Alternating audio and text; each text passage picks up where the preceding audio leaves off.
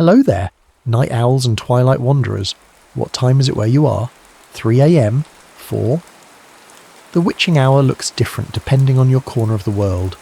Drop a comment letting me know what time it is and where you're listening from. And if this is your first time stumbling onto our nocturnal storytelling, consider subscribing to Insomniac's Lore, where we craft stories for those who find solace in the quiet hours when the rest of the world sleeps. Tonight's tale takes us back to Baltimore 1995, a city of concrete and contradiction, where shadows hold more truth than what stands in plain sight. So settle in, adjust your headphones, and let's begin. Concrete shadows. Jamal Crawford's fingers trembled slightly as he adjusted the viewfinder of his battered JVC camcorder. The August heat had turned West Baltimore into a concrete furnace, but Jamal barely noticed the sweat trickling down his temple as he focused on capturing the perfect angle. "Yo, J-Bo, you getting this or what?" Marcus Red Kennedy called out, his voice echoing under the Jones Falls Expressway. Red balanced precariously on his skateboard, poised at the top of a makeshift ramp fashioned from plywood and cinder blocks. "Hold up, I'm framing the shot," Jamal called back, his eye never leaving the viewfinder. Through the lens, the decaying urban landscape transformed into something cinematic. The graffiti-tagged pillars, the slanting afternoon light cutting through the highway supports, and Red's lanky frame suspended against it all. This wasn't just skateboarding to Jamal, this was visual poetry, a document of their existence in a city that preferred to pretend they didn't exist.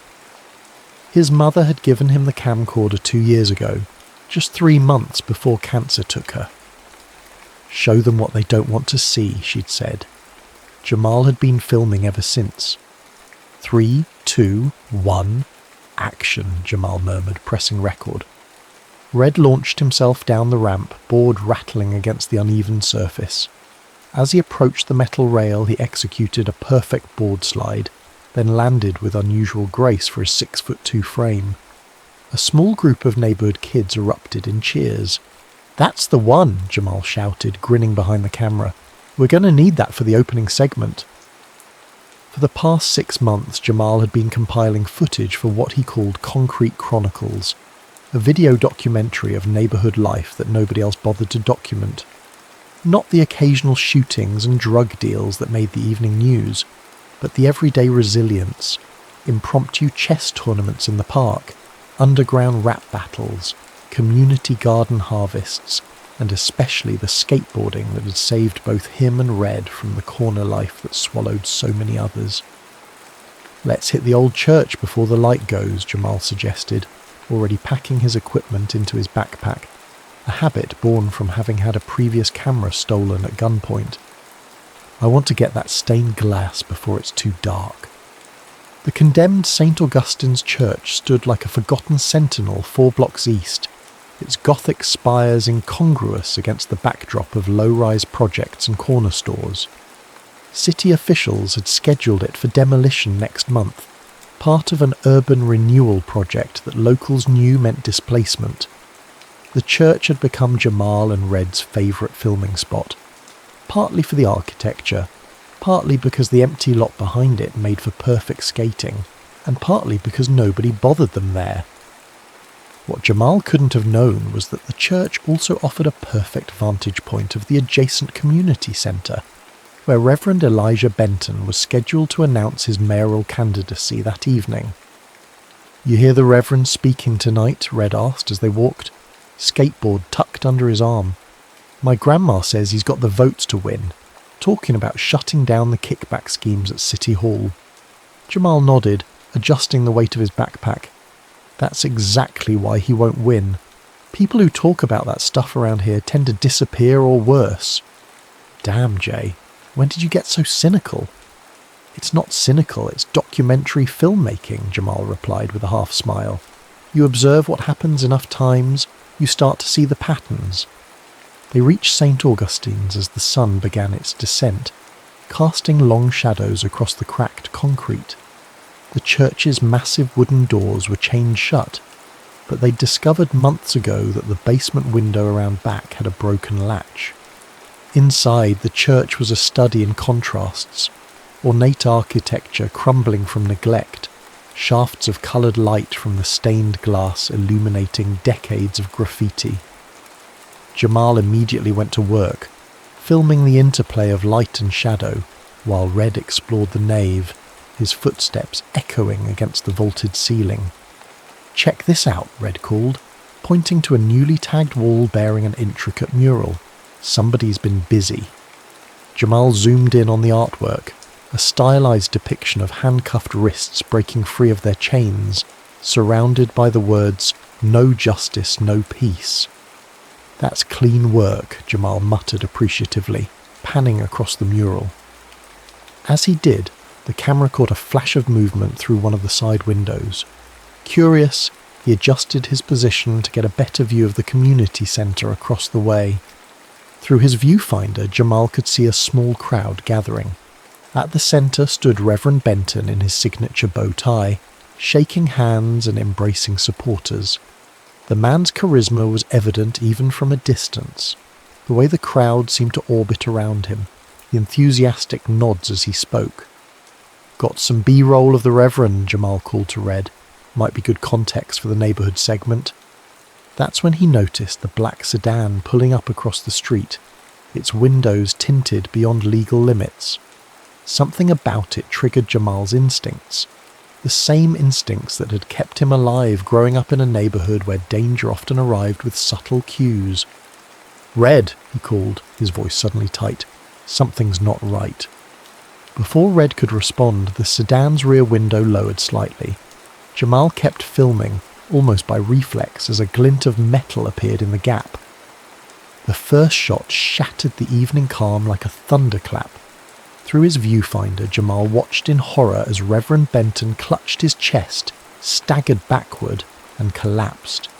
The crowd scattered in panic as two more shots rang out. Jamal's hands were shaking so badly he nearly dropped the camera, but he didn't stop recording. Not when the sedan peeled away, not when he caught a glimpse of the driver's face reflected in a shattered church window, a face he recognised all too well. Sergeant Lionel Ramsey, the most feared cop in West Baltimore. "Jay, we gotta go. Now." Red was pulling at Jamal's arm. "Did you get that on tape?" Jamal nodded numbly, unable to form words. "Then we're both dead if they find us here," Red hissed, dragging Jamal toward the exit. "Move!" As they fled through the basement window, sirens already wailing in the distance, Jamal clutched the camcorder to his chest. He'd come for skateboarding footage, but had captured something else entirely. Something that could burn their world to the ground. What he didn't know then was that 17 years of trying to remain invisible were about to end. The boy who had spent his life documenting others had just become the story. Samantha Klein's office smelled of instant coffee and desperation. 17 case files were stacked on her desk, each representing a human being lost in the machinery of Baltimore's criminal justice system. 6 months into her role as a public defender, the idealism that had carried her through law school was developing hairline fractures. She pushed aside a half-eaten sandwich and reached for the newest file. The photo clipped to it showed a black teenager with observant eyes and a guarded expression. Jamal Crawford, 17th, picked up for defacing public property, specifically spray-painting "Witness" in massive red letters across the boarded-up community centre where Reverend Benton had been murdered 3 days earlier. A symbolic cry for help if she had ever seen one. "Klein, you're up," the supervisor barked, poking his head through the doorway. "Arraignment in 20, the graffiti kid." "Got it," she replied, scanning the file. "No priors.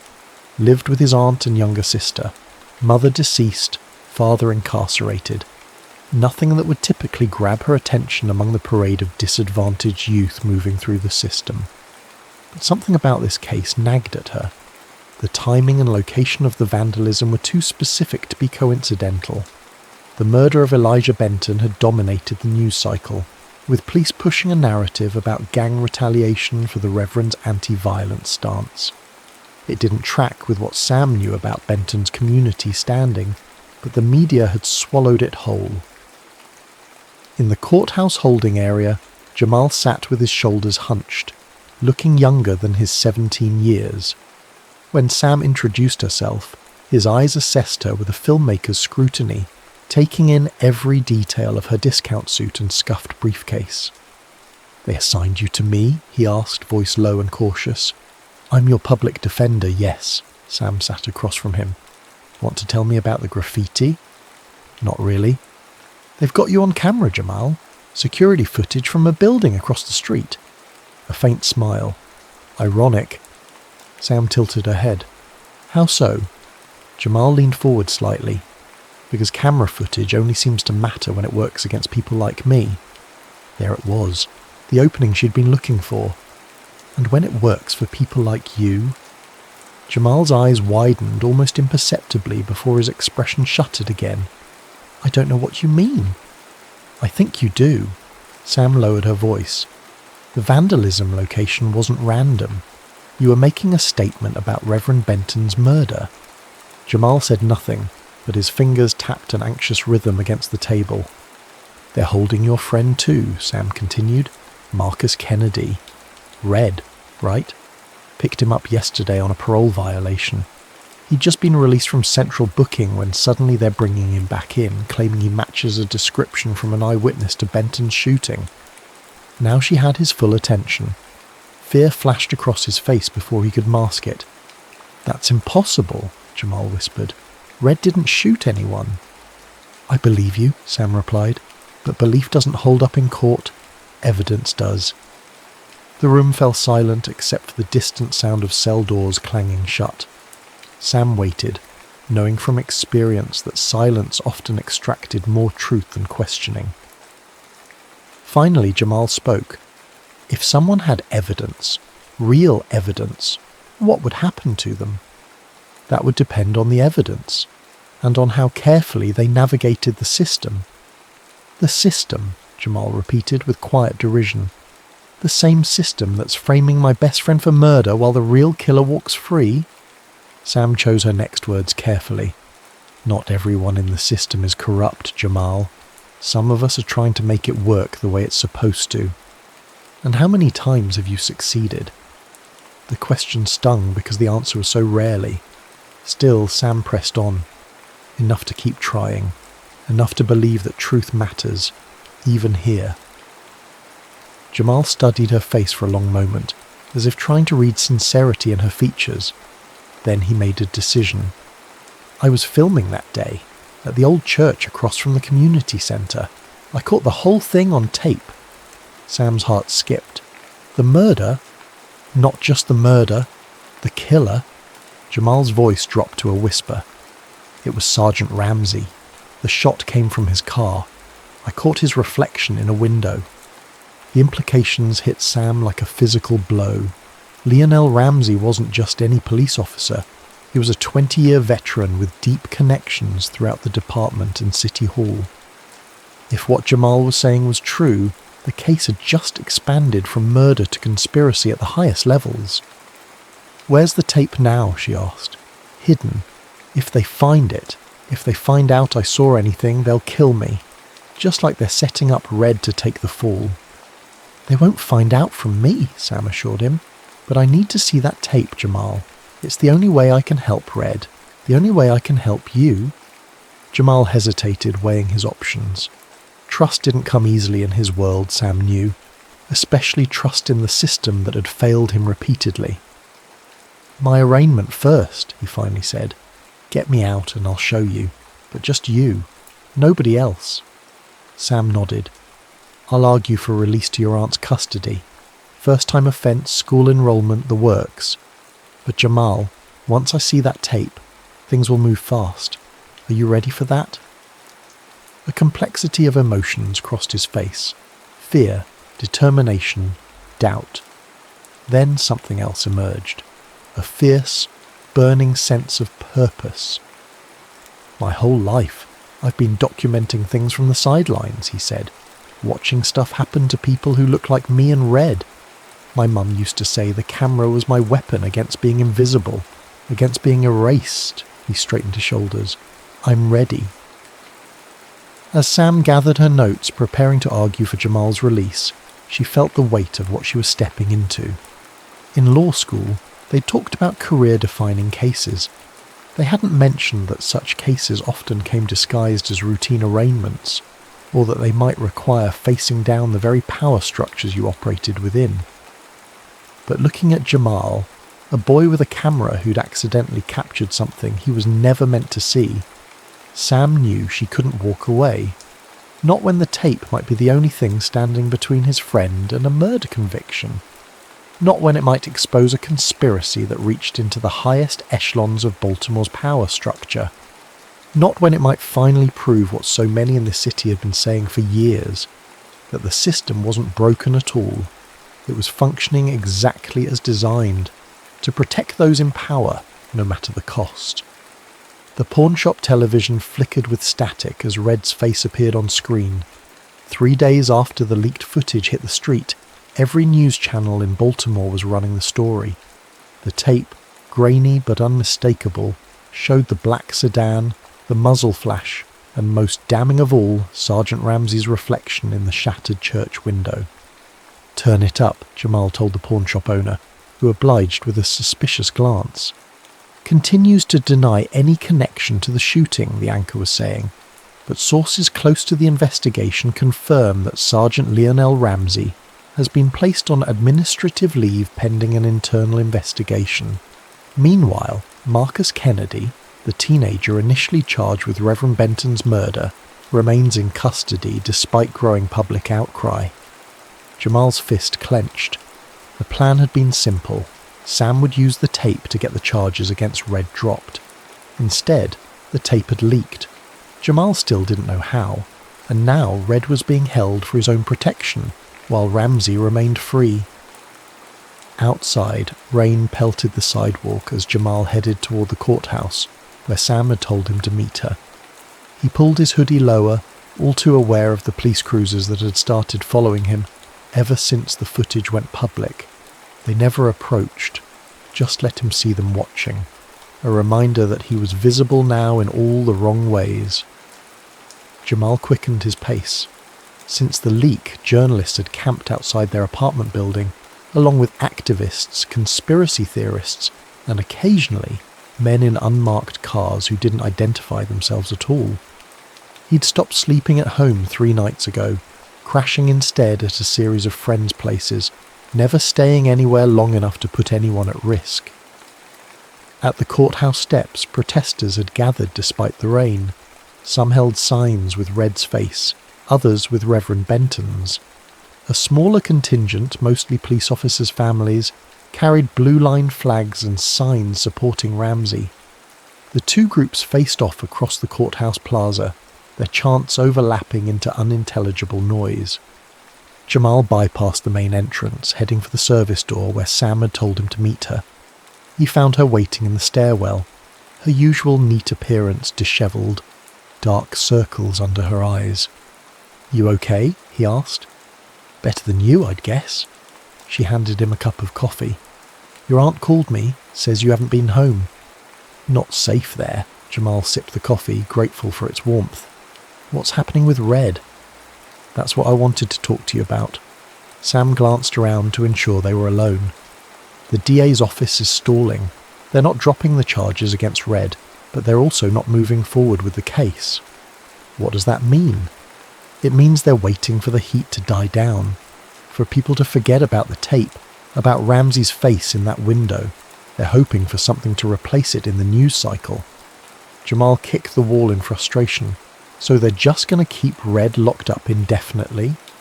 "Not if we can help it." Sam pulled a manila folder from her bag. "I found something. After the tape leaked, I started digging into Ramsey's history. Disciplinary records, incident reports, anything I could get my hands on. And most of it's sealed tight, but I found this." She opened the folder to reveal a photograph of a younger Ramsey standing next to a group of men in suits. "That's Ramsey 20 years ago. Know who the man next to him is?" Jamal studied the photo. "That's the developer, right? The one trying to buy up the neighbourhood. Whitmore." "Exactly. Calvin Whitmore. Back then he was just getting started in real estate. Now he's one of the biggest developers in the city, and one of the mayor's biggest donors. So Reverend Benton was leading the opposition to Whitmore's latest development project, the one that would demolish 6 blocks of your neighbourhood, including the community centre. Sam pulled out another document. And guess who authorised over $50 million in city contracts to Whitmore's company last year? The mayor, Jamal guessed. The mayor's office, yes, but specifically the Urban Development Committee, which is chaired by... Dear Cheryl Landon, Jamal finished, the connections clicking into place. The same DA who's prosecuting Red. The same DA who's also running for mayor herself now that Benton's out of the picture. Sam nodded grimly. It's all connected, Jamal. The development deals, the kickbacks, Benton's opposition, and now his murder. Jamal felt a chill that had nothing to do with the rain. We need more than just the tape, don't we? We need all of this. We do, and that's where you come in. Sam lowered her voice further. The station manager at WBAL agreed to give you 5 minutes on air, live, unedited, tonight. Jamal's eyes widened. Why would they do that? Because the tape made you a minor celebrity, whether you wanted to be or not, and because their ratings will go through the roof. Sam's expression was deadly serious. This is your chance, Jamal. To tell the whole story, not just what was on the tape, to make them see what's really happening here. Fear and resolve battled within him. What about Red? What about my aunt and sister? If I do this... I've arranged for them to stay somewhere safe until this blows over, Sam assured him. But I can't promise there won't be consequences, Jamal. This goes higher than just Ramsey. Jamal thought of his mother's words. Show them what they don't want to see. Of Red sitting in a cell for a crime he didn't commit. Of Reverend Benton's body falling to the pavement, his voice silenced just as he was about to speak truth to power. I'll do it, he said finally, but I need something first. Name it. My original tape, not the copy that leaked. There's more on it than people know. Sam frowned. More? Like what? Like license plate numbers, like a conversation I picked up on the audio track, like proof that this goes even higher than the DA Jamal met her gaze steadily. I've watched that tape 100 times since that day. I know exactly what's on it, and exactly how to use it. For the first time since they'd met, Sam looked genuinely startled. You never mentioned any of this. You never asked. Jamal gave her a faint smile. Everyone sees the kid with the camera. Nobody asks what else he sees through that lens. As they finalised the details for the interview, Jamal felt a strange calm settling over him. For years he'd been documenting life from the margins, capturing moments that the wider world ignored or misunderstood. Now, finally, he was stepping into the frame himself, with a story that couldn't be ignored. It was terrifying. It was dangerous.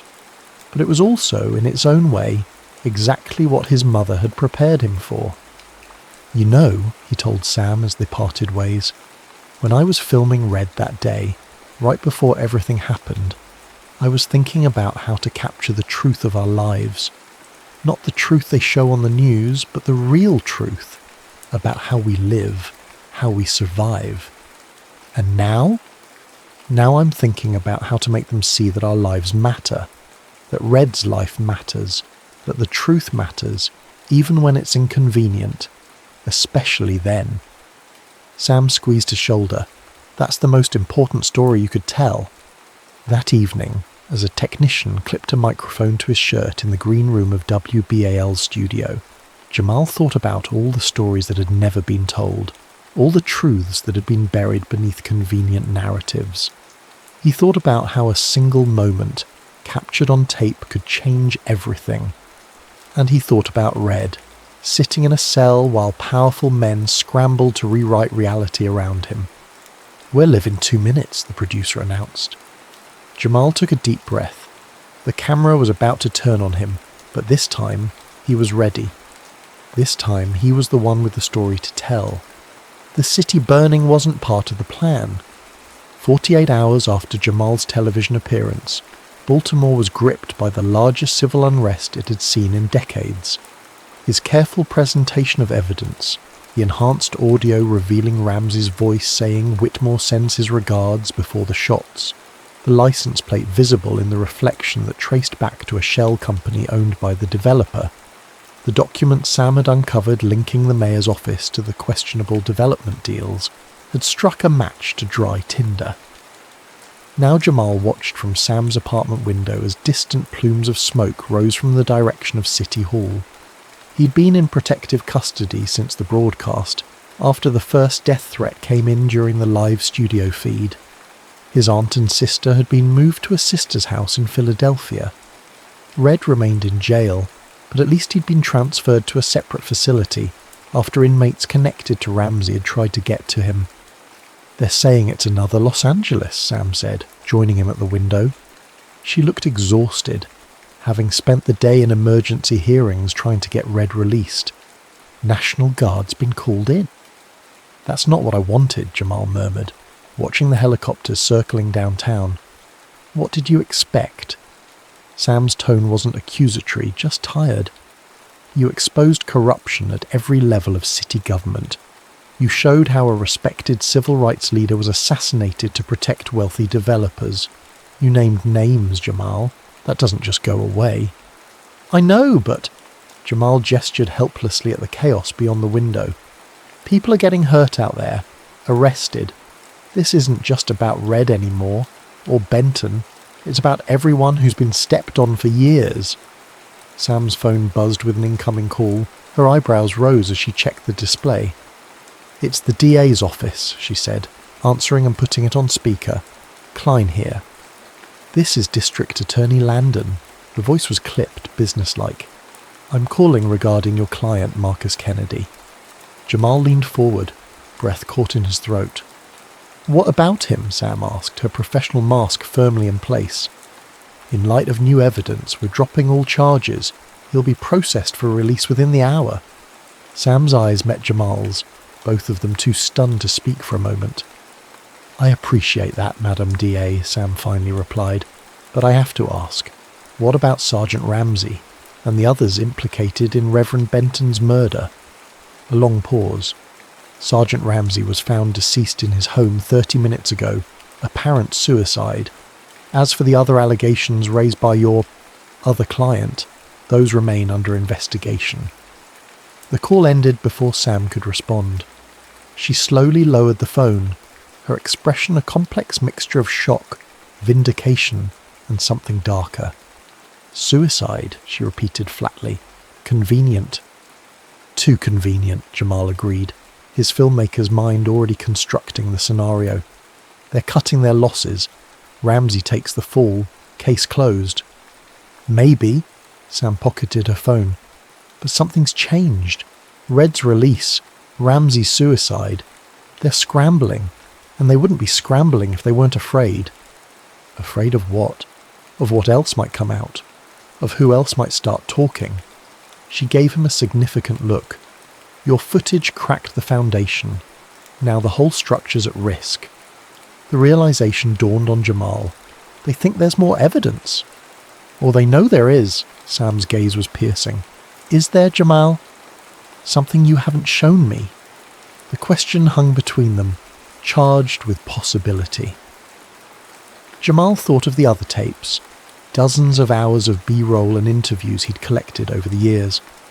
Nothing as damning as Ramsey pulling the trigger, but plenty that painted a picture of systematic exploitation. Plenty that named names, showed faces, documented the slow, deliberate dismantling of a community. "Maybe," he admitted. "Not about the shooting specifically, but about everything else. The patterns, the players. I've been filming this neighborhood for years, Sam. Nothing happens in isolation." Before Sam could respond, her phone buzzed again, this time with a text message that made her face pale. "What is it?" Jamal asked. "It's from a number I don't recognize." She showed him the screen. "Fire at 1742 Mosher Street. Now." Jamal's heart stopped. "That's my aunt's place." "But she's in Philadelphia. My tapes are there, all of them." Jamal was already grabbing his jacket, heading for the door. "I have to go." "Jamal, wait. It could be a trap." But he was already racing down the stairs, fear propelling him faster than caution. The thought of losing those tapes, his life's work, his mother's legacy, the only record of truth that might otherwise be buried forever, was unthinkable. He caught a taxi 3 blocks from Sam's building, the driver hesitant to head toward the unrest but relenting when Jamal offered triple the fare.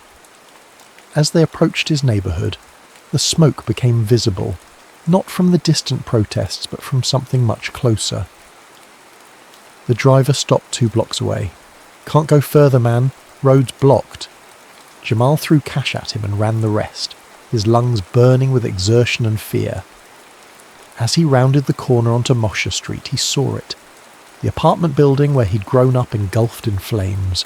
Fire trucks already on the scene, but clearly too late for the structure itself. A crowd had gathered behind the police line. Jamal pushed through, searching desperately for any sign of a neighbours who might know something. He spotted Mrs. Watkins, the elderly woman from across the hall, wrapped in a blanket in the back of an ambulance.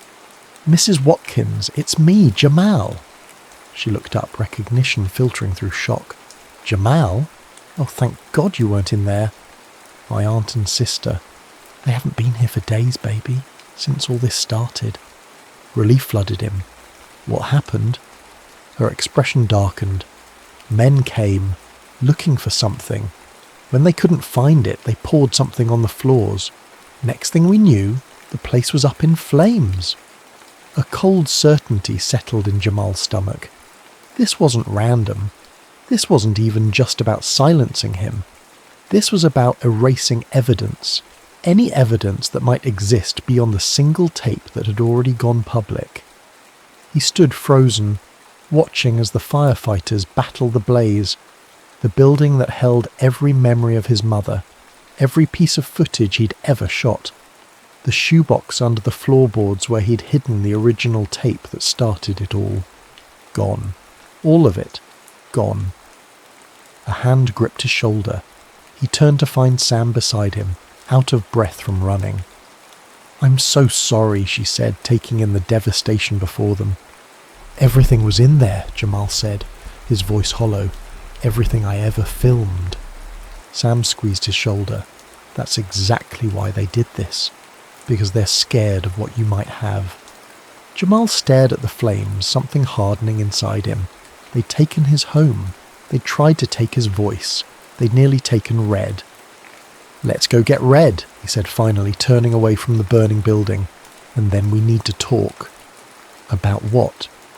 "About the fact that I've been making backup copies of my tapes. About the fact that there's a copy of everything, where they'd never think to look." Sam's eyes widened. "You never said—" "I never say everything," Jamal replied, the ghost of a smile touching his lips despite the circumstances. "That's the first rule of documentary filmmaking. Always keep rolling after they think you've stopped." As they walked away from the burning building, Jamal felt a strange sense of liberation amid the loss. They tried to burn away his truth. They tried to make him and Red disappear.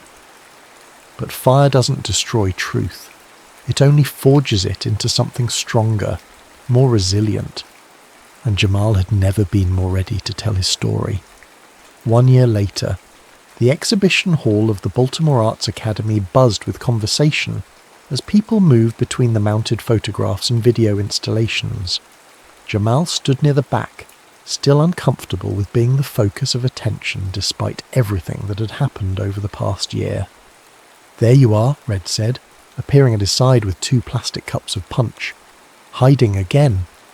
"Observing," Jamal corrected, accepting one of the cups. "Old habits." Red snorted. "Man, you got a full ride to film school and your first documentary won at Sundance. Time for some new habits." Jamal couldn't argue with that. Concrete Shadows had indeed taken the documentary world by storm, expanding far beyond the original footage of Reverend Benton's assassination to tell a broader story of systemic corruption in Baltimore and the community that had fought back. The legal fallout had been equally seismic. The mayor had resigned in disgrace. DA Landon faced federal charges for her role in the cover-up, and developer Calvin Whitmore was currently awaiting trial for conspiracy and racketeering. "I still can't believe your aunt let you put her in the film," Red remarked, gesturing toward where Aunt Luella was holding court near a display of Jamal's childhood photographs. "She's going to be signing autographs next." Jamal smiled. "She said if I was going to tell the whole story, I had to tell it right, including the part about how she raised me and Keisha after Mum died." They moved through the exhibition, which chronicled not just the Benton case but the neighbourhood's history, its struggles and triumphs, its resilience in the face of generations of neglect and exploitation. The final room housed a memorial to those lost, Reverend Benton, of course, but also others whose stories had emerged during Jamal's investigation. Lives cut short by the same corrupt systems that had nearly destroyed Jamal and Red. Near the exit, they found Sam deep in conversation with a group of first-year law students. She'd left the public defender's office 6 months ago to start a legal clinic focused on wrongful convictions and police misconduct. The Benton case had made her something of a legend in legal circles. "My protégé," she explained when she spotted them, introducing the wide-eyed students.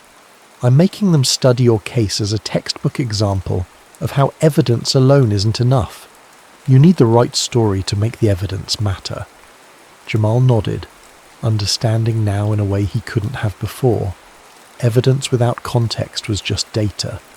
But evidence within a story, a true story about real people with real lives that changed hearts, changed laws, sometimes even changed history. "Speaking of stories," Sam said, pulling Jamal aside as Red entertained the students with exaggerated tales of his legal battles, "have you made a decision about New York?" The film program at NYU had been courting Jamal since the documentary's success. A full scholarship, mentorship with renowned documentarians, resources beyond anything he could access in Baltimore. "I'm still thinking," he hedged, though in truth he'd made up his mind weeks ago. "There's still so much to do here." Sam studied him knowingly. "The story doesn't end just because you tell it, Jamal. Some stories keep unfolding whether you're there to film them or not." "But this is my story," he insisted, "my neighbourhood, my people." "And they'll still be your people if you go learn how to tell more stories," she countered. "Better stories, bigger stories." She gestured around the exhibition. "Look what you accomplished with a second-hand camera and raw talent. Imagine what you could do with real training." Before Jamal could respond, a commotion near the entrance drew their attention. A group of young teenagers, maybe 13, 14 years old, had arrived, led by a community centre volunteer. They moved through the exhibition with undisguised awe, pointing at photographs, whispering among themselves as they recognised places and faces. One boy hung back from the others, his attention fixed on the original JVC camcorder, now displayed in a glass case. The camera that had captured a murder, exposed a conspiracy, and changed the trajectory of a city. Jamal drifted over to him. "You like cameras?" The boy startled, then nodded. "Yes, sir, been saving up for one." "Sir?" Jamal laughed. "I'm barely 20. The boy looked embarrassed. "My brother told me about you. Said you showed how a camera could be more powerful than a gun." Something shifted in Jamal's chest. Pride mixed with the weight of responsibility. He remembered being this boy's age, looking up at the world with both wariness and wonder, searching for ways to make sense of it all. "Your brother's partly right," Jamal said carefully. "A camera can tell the truth, but it's the person behind it who decides which truths to tell." He pointed to the display. "That's just a tool. The power was in the choice to keep filming when everyone else ran, to speak when everyone else stayed quiet." The boy considered this. "You going to make more films about other places like ours?" And there it was. The question that had been haunting Jamal for months. The pull between staying to document the ongoing struggle of his community and stepping out to bring other stories into the light. Before he could answer, Red appeared at his side. "Go ahead. Tell him, Red prompted. When Jamal hesitated, Red turned to the boy. My man Jabo here just got the green light to make a documentary series. Concrete voices. Going to cities all over, finding kids like him, giving them cameras, teaching them to tell their own stories. The boy's eyes widened. For real? Jamal shot Red an exasperated look. He'd been keeping the project under wraps until the details were finalised, but now, seeing the boy's excitement, he couldn't deny it. It's still coming together, he admitted, but yeah, that's the plan. And the first episode's filming in New York next month, Red added, ignoring Jamal's warning glance, which means someone needs to decide if he's actually going. The boy looked between them, confused by the undercurrent of tension. You'd leave Baltimore? Jamal sighed. It's complicated. No, it's not, Red countered. You got a chance to do something bigger, to help other kids tell their stories the way you told ours. He gestured around the exhibition. All of this. It doesn't disappear if you go. It's the foundation, not the ceiling. Jamal fell silent, the truth of Red's words sinking in. Perhaps this had been the real lesson all along. Not just in documenting reality, but in changing it. Not just in witnessing, but in empowering others to witness for themselves. Later that night, after the exhibition closed and the crowds dispersed, Jamal found himself alone in the final room. He stood before the wall of photographs, faces of those lost and those who fought on. Reverend Benton at a community rally, Red on his skateboard, mid-flight against an urban backdrop. Sam at her desk, surrounded by case files, determination etched in the lines of her face. And there, in the centre, his mother. The woman who had placed a camera in his hands and told him to show the world what it refused to see. I think I get it now, Mom, he whispered to her image. Why you gave me the camera. It wasn't just to document. It was to change things. He ran his fingers over the plaque beneath her photograph. Denise Crawford, 1958 to 1993. She taught us to see. The security guard poked his head in. We're closing up, Mr. Crawford. Mr. Crawford, still strange to hear. Just one more minute, Jamal requested. Jamal walked over to the payphone, picked up the receiver, dropped in a quarter, and dialed the number he'd been avoiding for weeks. Professor Levinson? It's Jamal Crawford, about the program at New York University. I'd like to accept the scholarship. He paused, listening to the professor's enthusiastic response, his eyes still on his mother's photograph. Yes, sir. I understand it starts next month. And about that documentary series we discussed. I've been thinking about it, and I'd like to expand the concept. Not just giving cameras to kids in different cities, but teaching them to become the storytellers their communities need. As he outlined his vision, Jamal felt something settling into place. Not an ending, but a continuation. The story that had begun with a single shot captured on tape had expanded, evolved, transformed. Now it would multiply, as new voices picked up where his left off. That was the true power of the lens, not just to witness, but to inspire. Not just to expose darkness, but to illuminate paths forward. Reverend Benton had died trying to change the system from within. Jamal would honour his legacy by changing it from without, by arming a new generation with the tools to document their own truths, their own struggles, their own triumphs. And as he stepped out of the exhibition into the cool Baltimore night, Jamal couldn't help but smile at the thought of those young eyes he'd seen today, filled with the same hunger that had driven him to keep filming when the shots rang out. The hunger to see and be seen, to speak and be heard, to transform shadows into light. As he walked home through familiar streets, past buildings marked for demolition that now stood preserved as community spaces, past corners once dominated by dealers now occupied by neighbourhood watchers, Jamal felt the weight of his camera bag against his shoulder. Not a burden, but a reminder. The most powerful weapon against injustice wasn't rage or revenge. It was truth. framed with purpose and shared without fear. That was his mother's legacy. That was Reverend Benton's legacy. And now it was his.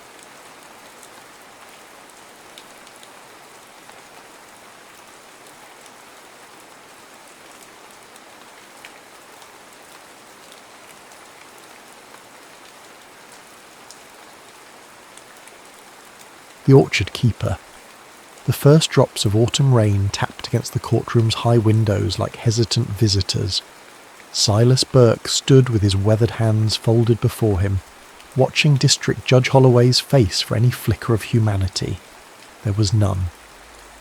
The evidence being incontrovertible, Holloway intoned, jowls quivering with each syllable. This court sentences you to 15 years at Brushy Mountain State Penitentiary for the murder of Thomas Vaughan. A sound escaped from somewhere behind Silas. Half gasp, half moan. Ginny Mallin. He didn't turn. Couldn't bear to see her face contort with the realization that her father, Sheriff Curtis Mallin, had orchestrated this travesty with the precision of a theatre director. "You may say something before you're remanded, Mr. Burke," Judge Holloway said, already gathering his papers. Silas lifted his eyes to the rafters where barn swallows had built their nests in the spring. "The trees remember who tends them," he said, voice soft as loam, "and who poisons their roots." Sheriff Mallin's hand clamped onto Silas's shoulder, fingers digging into bone. "Ain't nobody interested in your tree philosophy, boy." As they led him out, Silas caught a final glimpse of Ginny's face, pale as apple blossoms, before her father pulled her back into the crowd. Sheriff Mallin's other hand rested casually on his holster, a gesture meant for Silas alone. The evidence against him had been immaculate.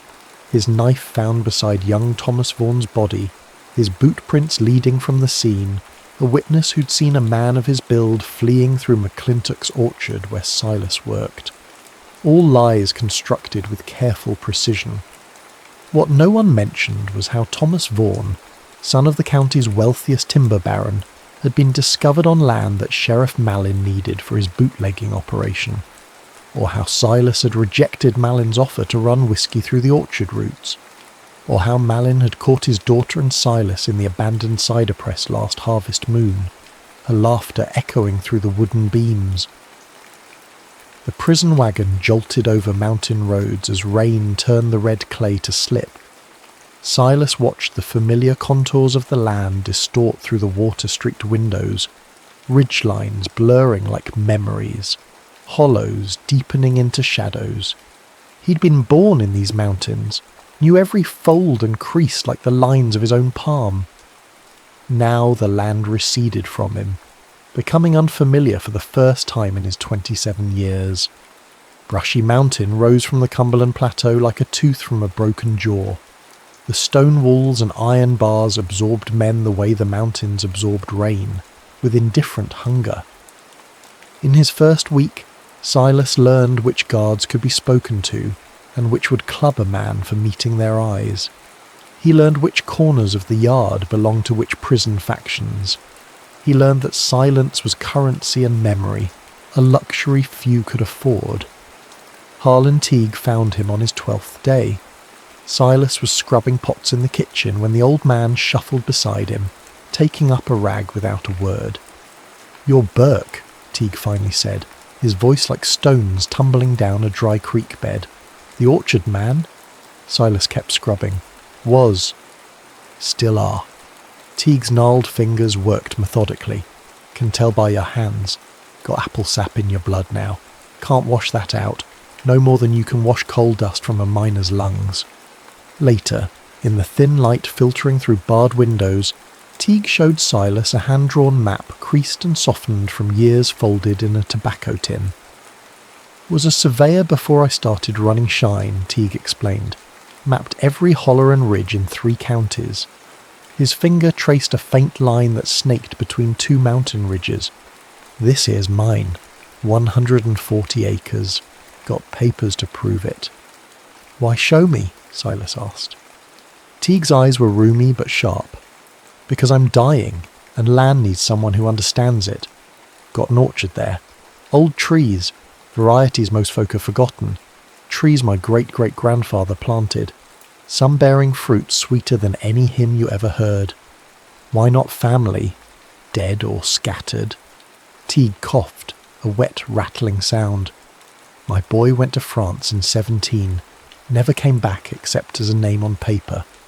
That night, as other prisoners snored and muttered through nightmares, Teague whispered stories of heirloom apples with names like poetry, rusty coats, sheep's nose, Arkansas black, limber twig.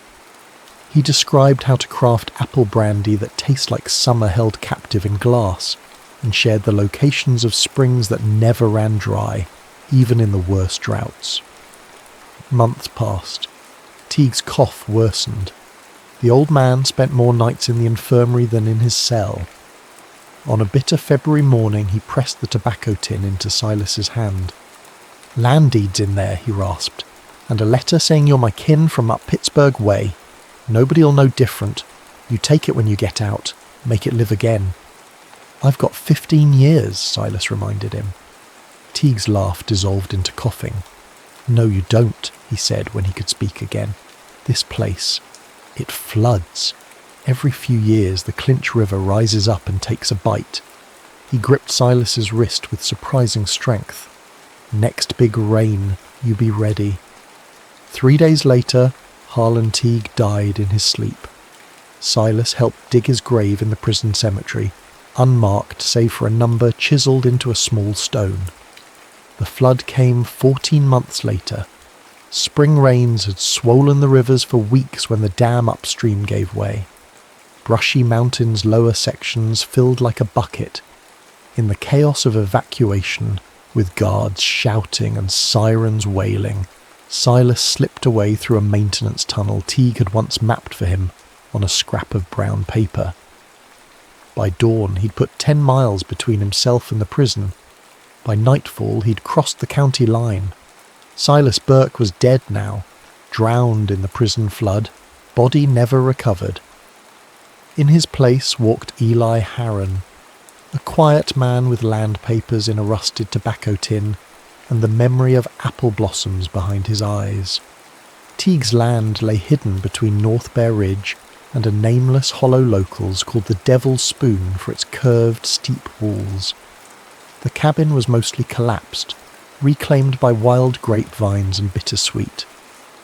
But the orchard, or what remained of it, still stood in crooked, overgrown rows. Ancient trees with trunks wide as rain barrels, their branches twisted and gnarled like arthritic fingers reaching for the sky. Silas spent his first month clearing brush, sleeping in a lean-to cobbled together from salvaged timber.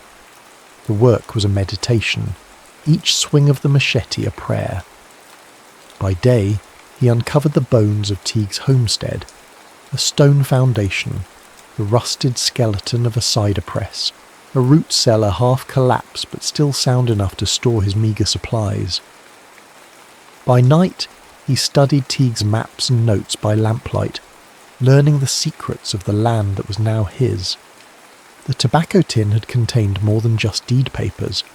There was a faded daguerreotype of a stern-faced couple standing before an orchard in bloom, a Swiss pocket watch that no longer ran, a tarnished locket containing a curl of dark hair, and most valuable of all, Teague's brandy recipe, written in a spidery hand on the back of an old land survey.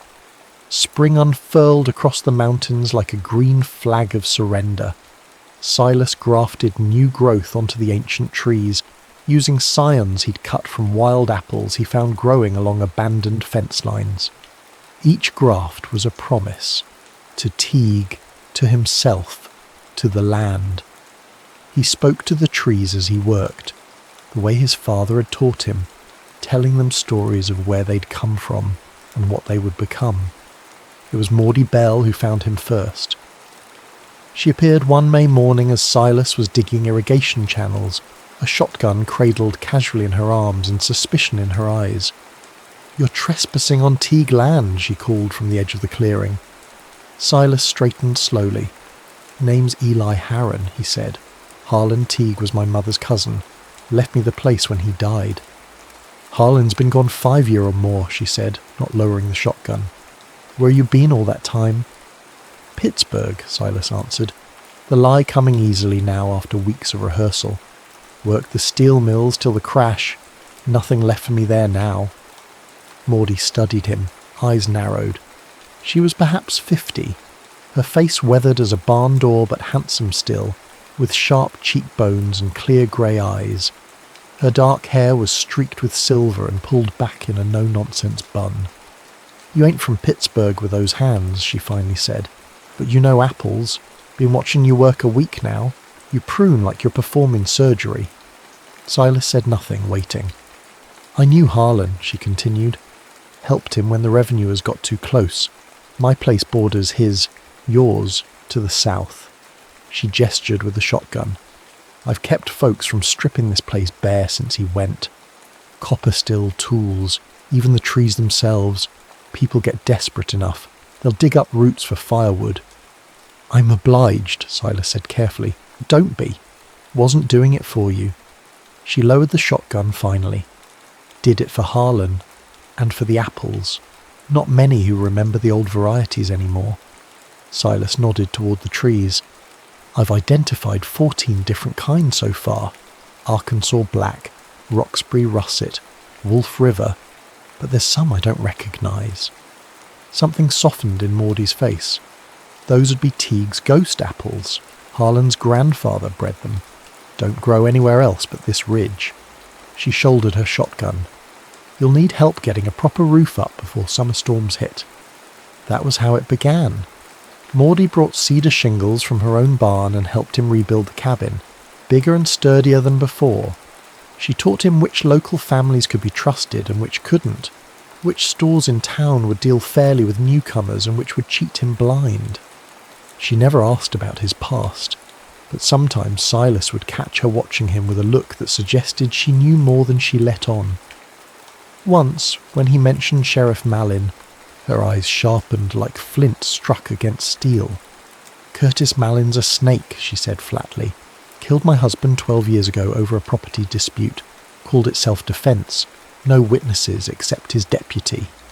Silas absorbed this, feeling the information settle like a seed. He's still sheriff.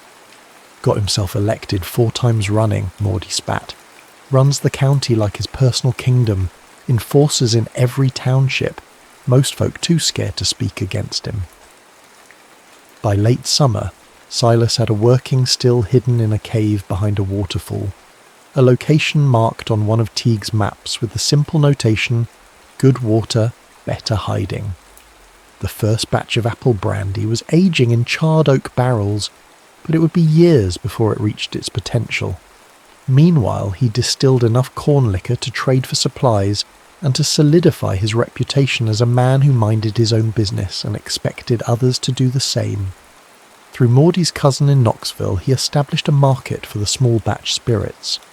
The money wasn't much, but it was enough to begin the next phase of his plan. He needed to re-enter the world he'd left behind, not as an escaped convict, but as a man of means and consequence. The irony wasn't lost on him that he was now doing exactly what Sheriff Malin had tried to force him into years ago, running liquor. But this was different. This was his land, his trees, his recipe. And every bottle sold brought him one step closer to the reckoning that had burned in his chest for 3 long years. Autumn painted the mountains in fire colours. As the air grew sharp with frost, Silas harvested the ancient apples, sorting them with reverent hands, some for cider, some for brandy, some for winter storage. The Teague's ghosts were last to ripen. Pale yellow fruit blushed with the faintest pink, flesh white as bone and sweet as first love. As he worked, a plan took root and began to grow, nourished by patience and the certainty of seasons. In Flint Hollow, 12 miles as the crow flies, Sheriff Curtis Malin still ruled with fear and favouritism. Ginny would be married by now, probably to James Fowler, the banker's son who'd been pursuing her before Silas's arrest. But first things first. Before Silas Burke could rise from the dead, Eli Harron needed to become someone worth noticing. 5 years after his escape from Brushy Mountain, Eli Harron walked into the Flint Hollow Bank wearing a store-bought suit and carrying a leather portfolio. The teller's eyes widened slightly at his appearance. He was clean-shaven and respectably dressed, but there was something in his bearing that suggested wildness barely contained, like a timber wolf in a collar. "I'd like to speak with Mr. Fowler about establishing a line of credit," he said, his voice rusty from disuse. He'd grown accustomed to silence, to speaking only to Maudie and the trees.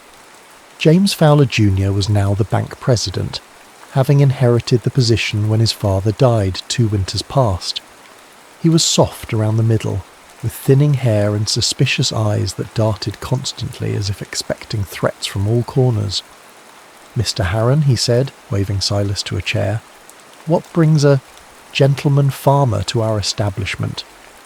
"I'm expanding my orchard operation," Silas explained, sliding across documents that Maudie's lawyer cousin had prepared. "I've acquired several adjoining parcels and need capital for equipment, labour, infrastructure." Fowler scanned the papers with growing interest. The land surveys, the projections, the letters of reference from a fictitious Pittsburgh banking house all suggested a man of means undertaking a serious agricultural enterprise. "You've been selling apple brandy, I understand," Fowler said, a note of disapproval in his voice. "Quite popular in Knoxville, they say." "A small batch operation," Silas replied. "Traditional methods, premium pricing, but the real money's in the orchard itself. Heirloom varieties are gaining popularity with wealthy buyers up north. I've got trees producing fruit you can't find anywhere else in the country." The conversation continued, a dance of numbers and possibilities. Silas knew his advantage. Flint Hollow was dying. The mines had closed, the timber mostly played out. Few businesses were expanding. Here was fresh blood, new money. As he left the bank with a preliminary agreement, Silas allowed himself a small, cold smile. Phase 1 complete. Now for Phase 2. Over the next 18 months, Eli Harron became a respectable figure in Flint Hollow. He hired local men to work his expanding orchards. He attended church occasionally, not the main Baptist congregation where Sheriff Mallin served as deacon, but the smaller Methodist chapel where Ezekiel Thrush preached fire and redemption to a devoted flock. Thrush was an oddity in these parts, educated at seminary in Chicago, but returned to the mountains with radical ideas about social justice wrapped in biblical language.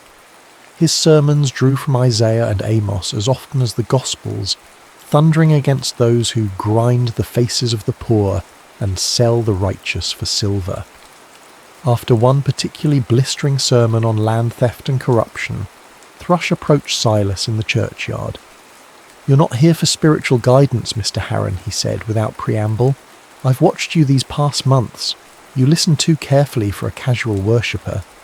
Silas met his gaze steadily. "Maybe I'm interested in redemption or retribution." Thrush's eyes were keen. The two are often confused. A connection formed between them, tentative but real. Two men who recognized in each other a certain stubborn resistance to the way things were. Thrush began visiting the orchard, bringing books and conversation. He never asked direct questions about Silas's past, but offered his own stories freely, how he'd left the mountains full of ambition and returned humbled, how he'd once believed salvation came through education and progress, but now saw it in the stubborn resilience of mountain people who refused to be broken. Occasionally Thrush brought news of the Mallins. The sheriff was still in power, though increasingly unpopular as the Depression deepened and his favouritism became more blatant. His brother-in-law, Sam Givens, had leveraged his connection to acquire foreclosed properties throughout the county. And Ginny, Virginia now, had indeed married James Fowler Jr. She ran the Ladies' Aid Society and was expecting their first child. Silas absorbed this information without visible reaction, though each mention of her name was like a stone dropped into the still pond of his heart, sending ripples through carefully constructed calm. Through shell companies established by Maudie's cousin, Silas began acquiring properties strategically positioned around the county. Tax-delinquent farms, abandoned storefronts, timberland the big companies had clear-cut and discarded. The purchases were handled through lawyers in Knoxville, the true ownership obscured by layers of paperwork. Sheriff Malin's deputy, Roscoe Harper, died that winter when his barn caught fire while he was inside, allegedly drunk on moonshine. No one questioned the official story, though Silas noted the timing, one day after Harper delivered eviction notices to 3 families whose land bordered a hunting preserve Malin had been trying to assemble for years. Opportunity came in the form of drought. Summer stretched hot and rainless across the mountains, withering crops and drying wells.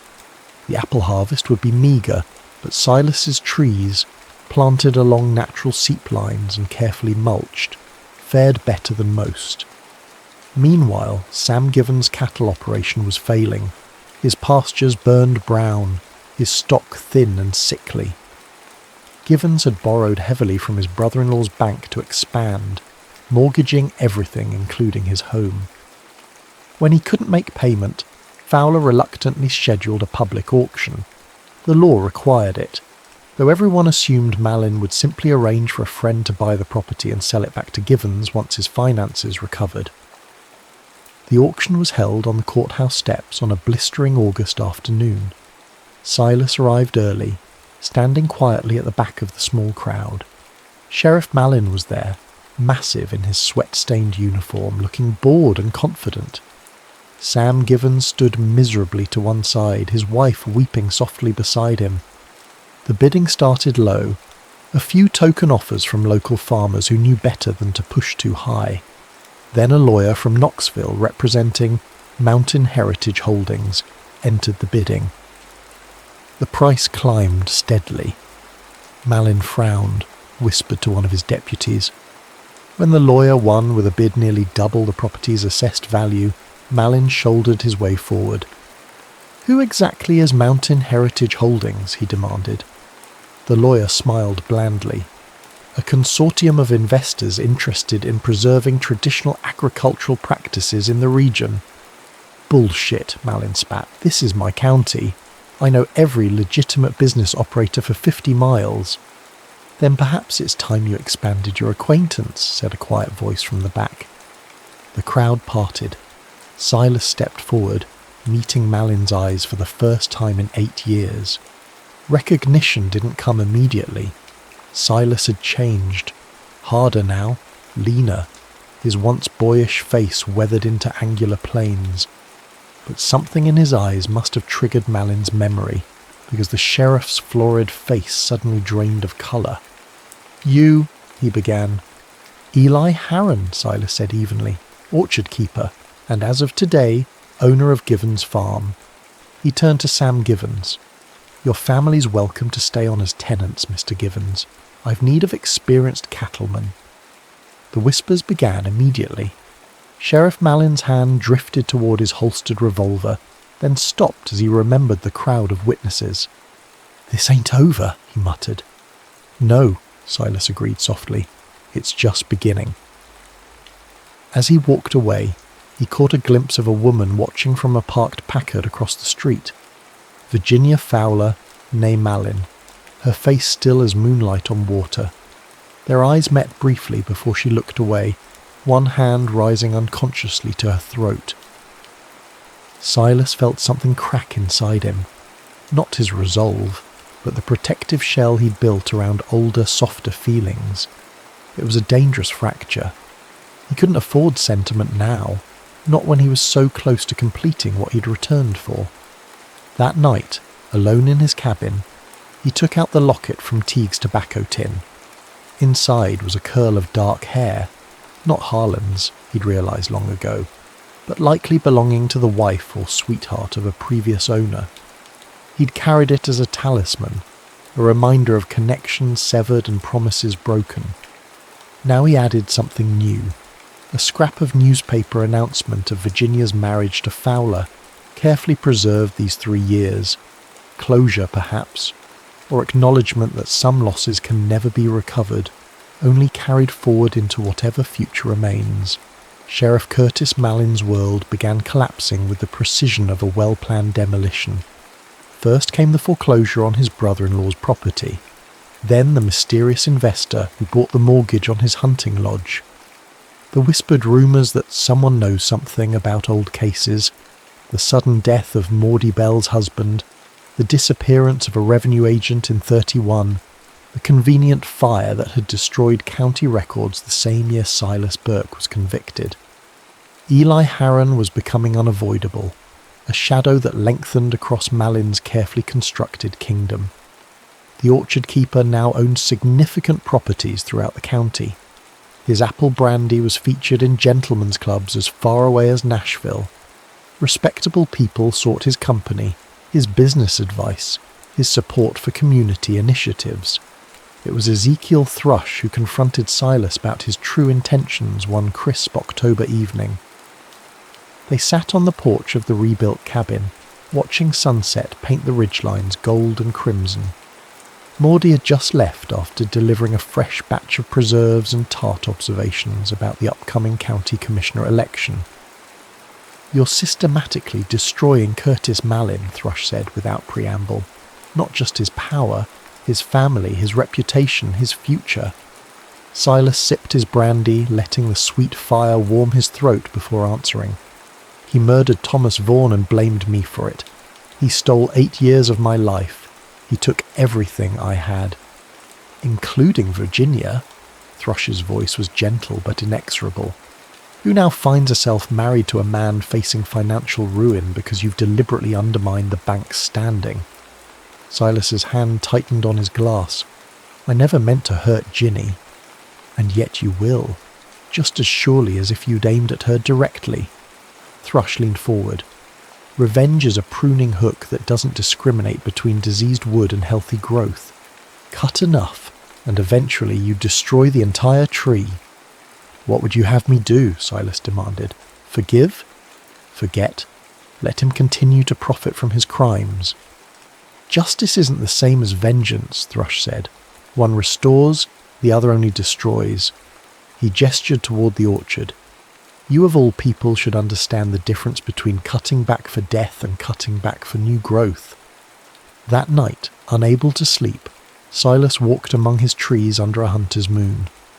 The oldest ones, Teague's heirlooms, stood like sentinels, their gnarled branches reaching toward stars scattered like apple blossoms across the black sky. Beneath one ancient trunk he knelt and pressed his palm against the cool earth. The land remembered everything, every rainfall, every drought, every seed that took root or failed to thrive.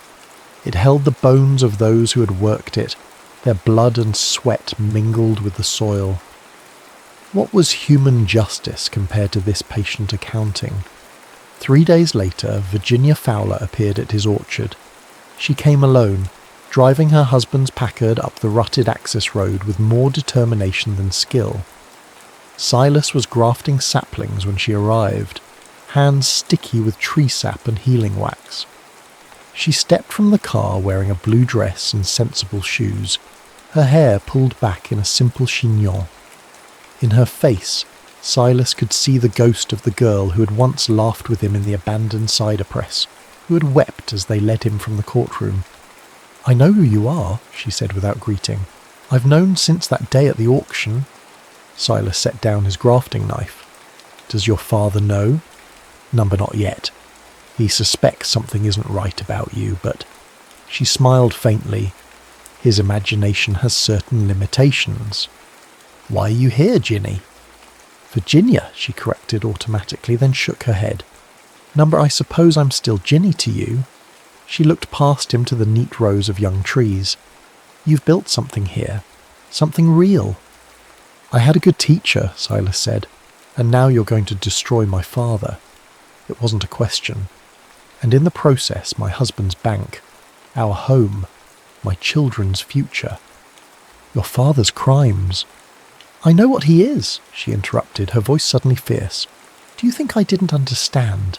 That I didn't see him come home that night with blood on his cuffs, with that look in his eyes, That I didn't hear what he said to Deputy Harper when they thought I was asleep. Silas went still. You knew I was innocent. I knew, she whispered, and I did nothing. What could I do? I was 19, still living under his roof. By the time I had my own home, you were gone, reported drowned. But not mourned, Silas said, an edge creeping into his voice. Every day, she contradicted, but the living go on living. We make choices with what remains. She stepped closer. What do you want, Silas? To see him humiliated, imprisoned, dead? I want justice. There's no such thing, she said flatly. Not the way you mean it. Nothing you do to him will give you back those lost years. Nothing will restore what was broken. Then what would you have me do? He demanded, echoing his words to Thrush. Stop. Her eyes held his. Walk away from this vendetta before it consumes whatever's left of the man I loved, before it damages more innocent people. She laid a hand on his arm. I have children, Silas. 2 girls. Whatever their grandfather has done, they don't deserve to inherit his punishment. The touch of her hand sent a jolt through him, memory and possibility tangled together. For an instant he could see another future unwinding before him, one where he let go of the past, where healing took precedence over settling scores. I need time, he said finally, to think. Virginia nodded once, then turned to go. At the car she paused. Whatever you decide about my father, know this. I never stopped believing in you, even when they told me you were dead. After she left, Silas stood motionless among his grafted saplings, part of him still with her, part forever altered by prison and pain, like these young trees with their spliced identities, carrying forward both old lineage and new possibility. The winter of 1938 arrived with unusual ferocity, sealing the mountains under ice and snow. Silas spent the darkest weeks in quiet preparation, not for violence, but for a different kind of reckoning. He wrote letters, prepared documents, consulted with lawyers in Knoxville. When the thaw finally came in late February, he was ready. Sheriff Curtis Mallin was alone in his office when Silas entered, the afternoon light casting long shadows across the worn floorboards. The years had not been kind to Mallin. His once powerful frame had grown slack, his face mottled with broken blood vessels, eyes rheumy and suspicious. Recognition came immediately this time. "Burke," he growled, reaching for his service revolver. "Should have known you'd crawl back eventually." "Your gun won't fire," Silas said conversationally. "I paid your deputy $50 to remove the firing pin while you were at lunch." Mallin pulled the trigger anyway. The hammer fell with a dull click. "You've grown careless," Silas observed. "Time was, nobody could buy your men." "What do you want?" Mallin demanded, dropping the useless weapon onto his desk. "Come to kill me? Get your revenge after all these years?" Silas placed a folder on the desk between them. "These are sworn affidavits from witnesses to Thomas Vaughan's murder. Your former deputy Harper confessed everything to Preacher Thrush before that barn fire, a genuine accident as it happens." Thrush kept detailed notes. Fear flickered across Mallin's face. "Nobody'll believe." "They already do," Silas interrupted. "The state attorney general has had these documents for a month. They're building a case, not just for Vaughan, but for a dozen other crimes spanning your 20 years wearing that badge." Mallin lunged around the desk with unexpected speed, hands grasping for Silas's throat. But age and drink had weakened him. Silas stepped aside easily, watching as the older man stumbled against a filing cabinet. "I could kill you now," Silas said softly, "and given what you did to me, to others, no jury in this county would convict me." Mallin straightened, breathing heavily. "So do it then. Finish what you came for." "That's not why I'm here." Silas withdrew another document from inside his coat. "This is a deed transferring your home property to me. Sign it, and the affidavits never reach the prosecutor's office. You leave Flint Hollow tonight, never return, and I'll see that Virginia and her children are protected from whatever fallout comes." "You want my land?" Mallin's laugh was sharp with disbelief.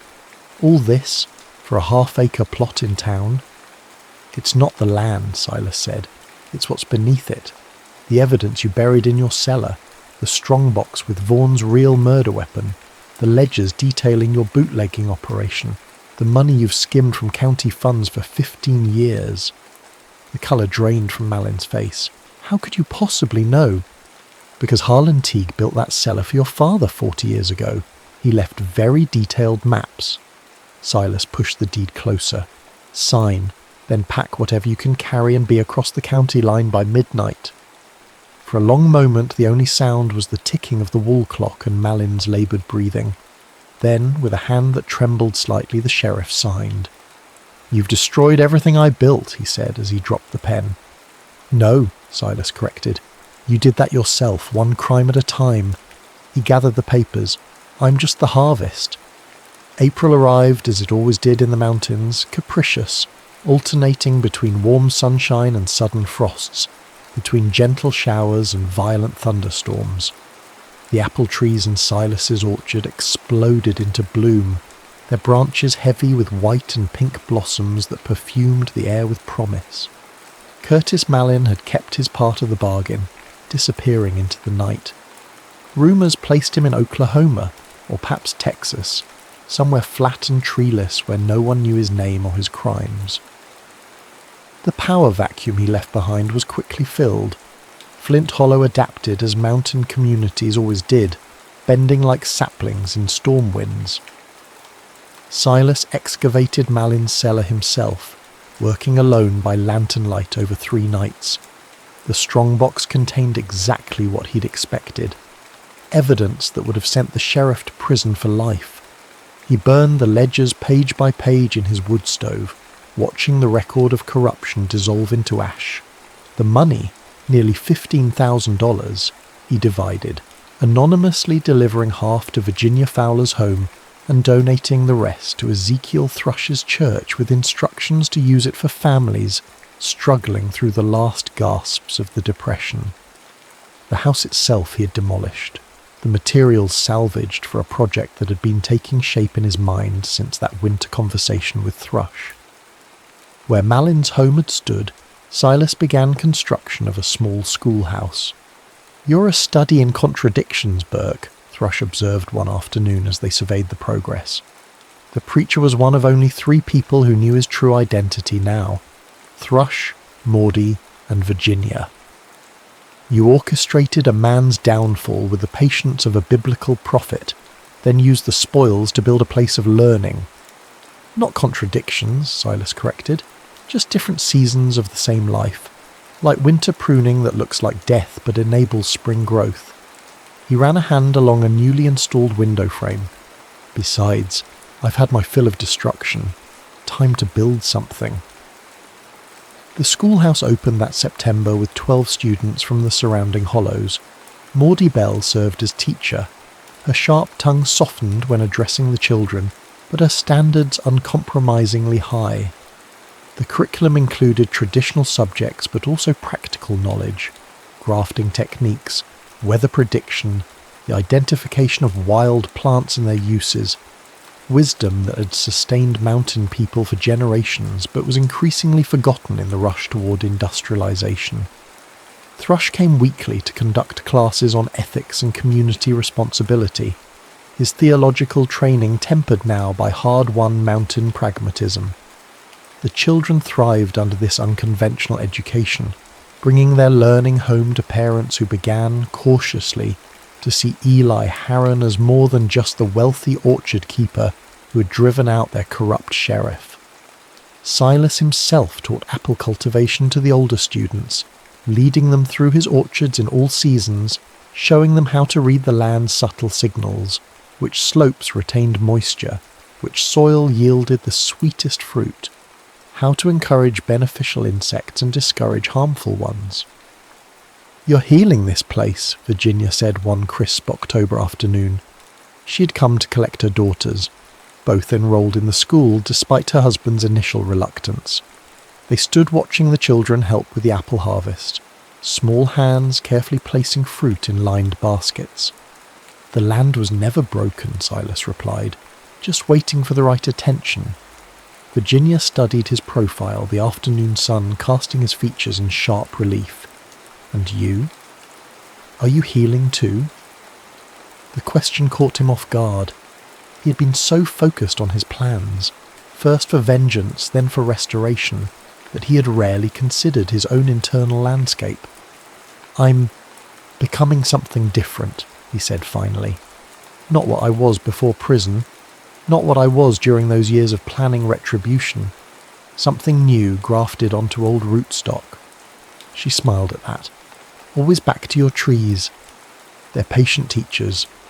A comfortable silence settled between them as they watched her daughters laughing with the other children. The older girl, Anne, had inherited her mother's quick intelligence and quiet determination. The younger, Sarah, was more reserved but showed a natural affinity for growing things that reminded Silas painfully of himself at that age. James has asked for a divorce, Virginia said abruptly. The bank is failing. He blames me for not intervening with my father when there was still time. Silas turned to face her fully. I never meant for you to suffer for your father's crimes. Didn't you? Her voice held no accusation, only a clear-eyed assessment. You knew what would happen to James when you undermined my father's power structure. You knew what that would mean for me. I did, he admitted, and I chose to proceed anyway. I told myself it was justice, but Thrush was right. Vengeance cuts indiscriminately. Virginia shook her head. James and I were unhappy long before you returned. He married the sheriff's daughter, not me. Now he'll go to his cousin's firm in Nashville, and She looked out over the orchard, where the late afternoon light gilded every leaf. I don't know yet, but for the first time, I'll choose my own path. Winter descended early that year. By Thanksgiving, snow blanketed the mountains, transforming the orchard into a crystalline forest. The schoolhouse, insulated with clay and straw in the old mountain tradition, remained warm and bright, a refuge for learning and community gatherings. On the darkest evenings, Thrush led discussions on everything from Plato to the New Deal, while Maudie organised traditional music sessions that kept nearly forgotten ballads alive.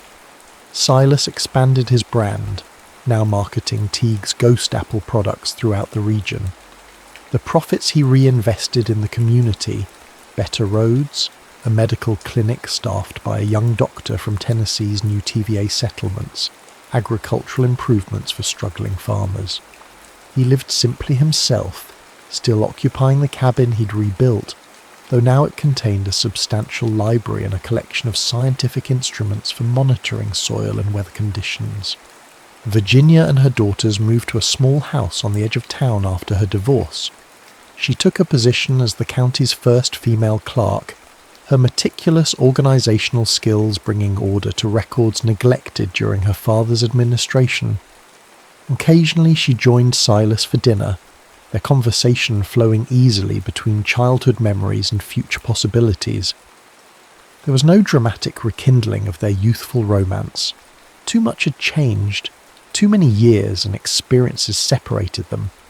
But something else grew in its place, a friendship rooted in shared history and mutual respect, with tendrils that might, in time, develop into something more.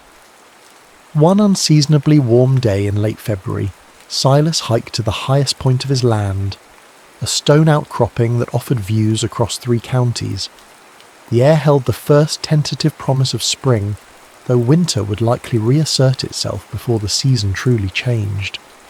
From his vantage point he could see the patchwork of his domain, the original Teague orchard, now expanded to cover 60 acres, the experimental plots where he grafted new varieties adapted to the mountain's particular conditions, the schoolhouse in the distance, smoke rising from its chimney in a straight column that suggested fair weather would hold at least until nightfall. The years of imprisonment had left their mark on him, in the grey that now threaded his dark hair, in the deep lines that bracketed his mouth, in the nightmares that still occasionally woke him sweating and disoriented. The years of plotting revenge had marked him too, hardening something essential that could never be completely softened again. but the land beneath his feet had taught him its patient wisdom. Growth after dormancy, renewal after loss, the slow, inexorable healing that comes not from forgetting wounds, but from transforming them into something useful, marrow rather than scar tissue. Below, in the older section of the orchard, the ancient apple trees were still dormant, their gnarled branches stark against the winter sky. But within those seemingly lifeless limbs, sap was already beginning to rise from roots that reached deep into mountain soil, preparing for another season of bloom and fruit and harvest. Silas Burke, once prisoner then fugitive, now orchard keeper, turned his face to the strengthening sun and felt for the first time in many years fully present in his own skin. The past would always be there, like rings in a tree's heartwood, but so would the future, waiting to be shaped by careful hands and the courage to begin again. The mountains would remember this story long after its actors were gone. The land would hold it in trust, the way it held all the stories of those who had lived and died upon its slopes, and the Teague's ghost apples would continue season after season to bear fruit like none other, sweet sharp on the tongue, with notes of wild honey and mountain springs, and just the faintest whisper of redemption.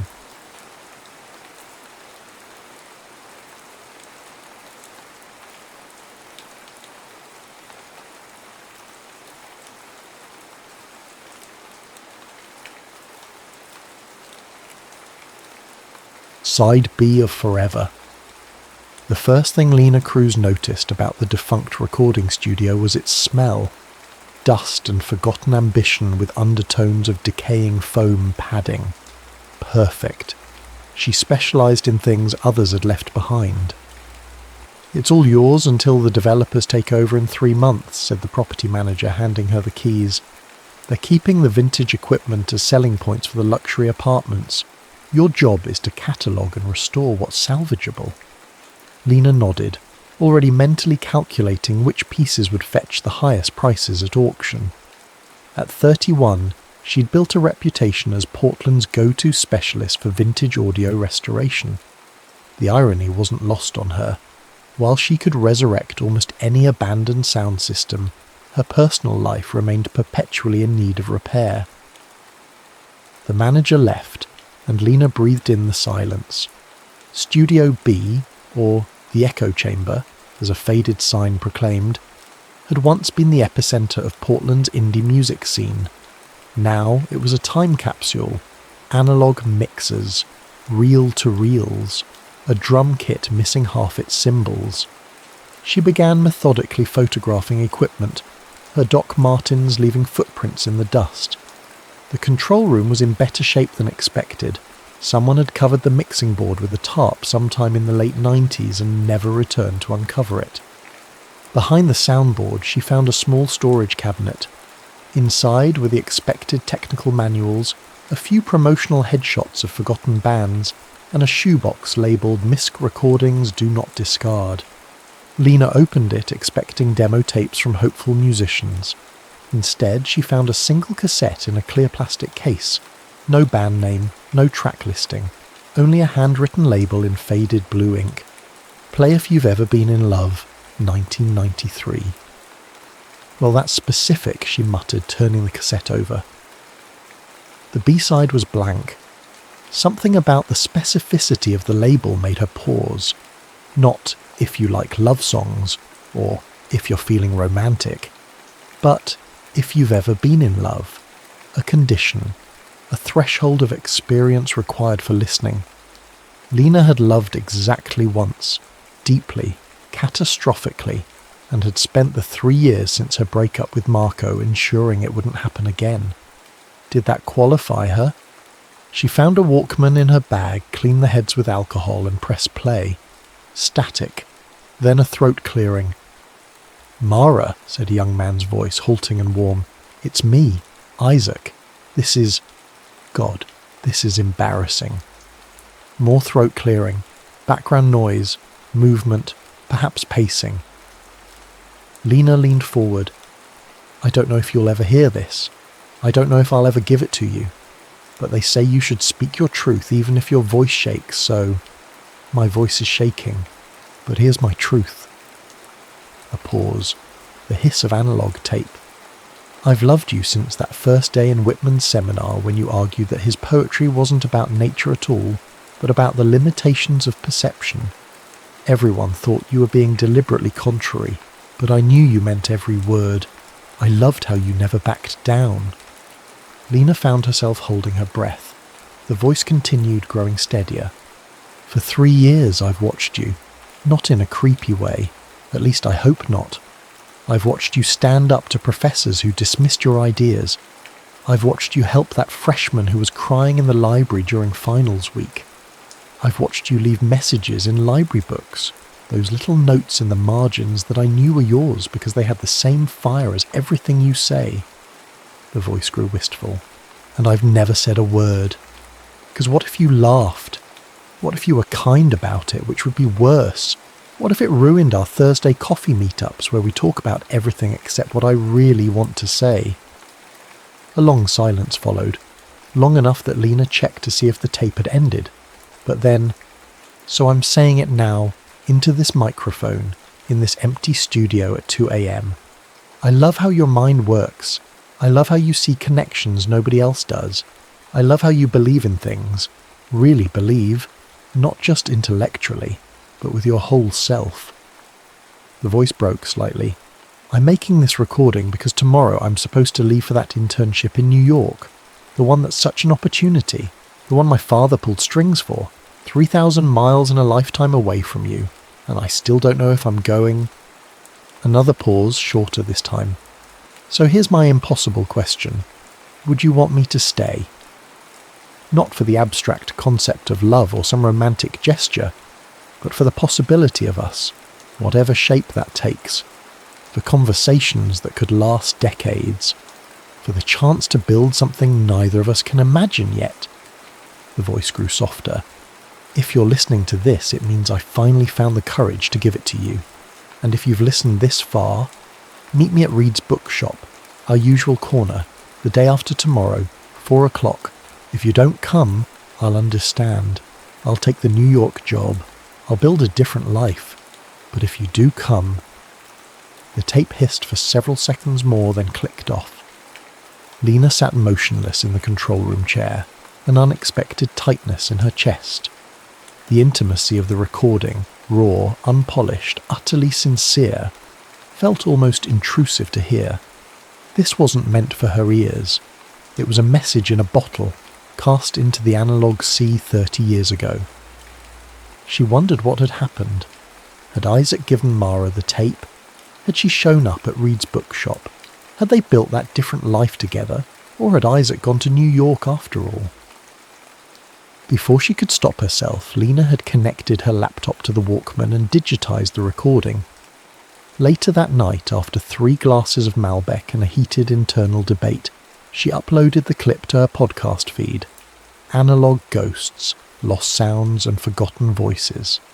She titled the episode simply, Play If You've Ever Been in Love. In her brief introduction, she kept the details vague. No names, no specific mentions of the studio. Just the year and the essential question, what happened after this recording? Did love find its way?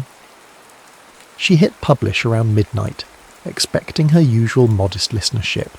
Other audio engineers, vintage equipment enthusiasts, and insomniacs with peculiar tastes. She fell asleep wondering about Isaac and Mara, imagining different endings to their story. By morning, the clip had gone viral. Something about that voice, earnest, vulnerable, hopeful, had resonated across decades. Listeners flooded the comment section with their own stories of declarations unmade, chances not taken, moments of courage both rewarded and rejected. And buried among them was a private message that made Lena's coffee freeze halfway to her lips. I know that voice. It's my father's, and I need to talk to you. Ben Hollis had his father's hands. This was Lena's first thought as he extended one across the table at Vinyl Cafe, a coffee shop where actual records played on a restored turntable behind the counter. His fingers were long, pianist's hands with prominent knuckles and clean trim nails. "Thank you for meeting me," he said. His voice was deeper than his father's on the tape, but with the same careful enunciation, as if each word deserved individual attention. "How certain are you," Lena asked, getting straight to the point, "that it's your father on the recording?" Ben's expression was complicated, part certainty, part disbelief. At 35, he had the look of a man who spent more time with instruments than people. Slight calluses on his fingertips, a watchful quietness, clothes chosen for comfort rather than impression. 100%, he said. I've never heard him speak like that, with that kind of emotional openness. But it's him, Isaac Hollis. The cadence, the specific phrases he uses. He paused. The way he says God when he's nervous, I'd know it anywhere. Lena studied him, looking for resemblance to the voice that had kept her awake last night. Did he marry her? This Mara person? Ben shook his head. My mother's name was Catherine. They divorced when I was 12.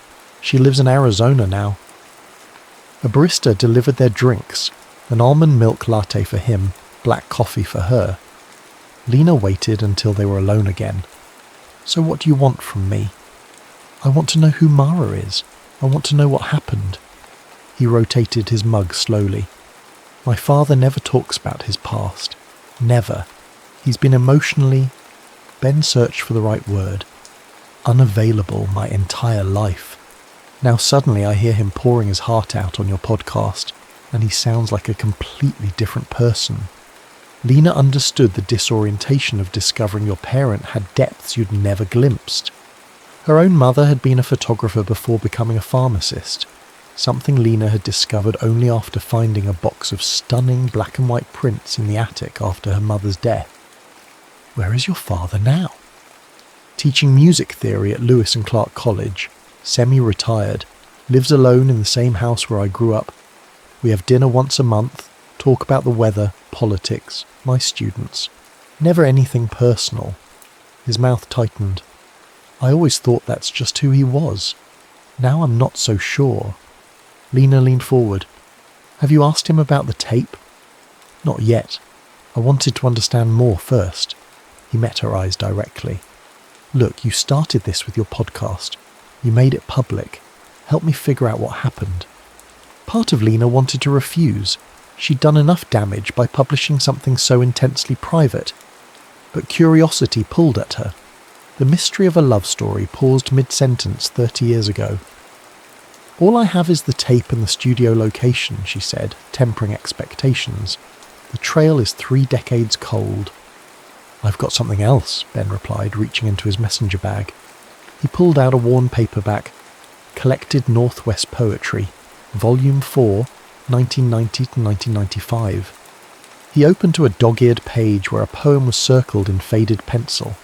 After Rain at Reed College, by Mara Elliott. Books stacked like vertebrae. We bend over shared passages, your finger tracing words. I've already memorized, just to watch your hands move.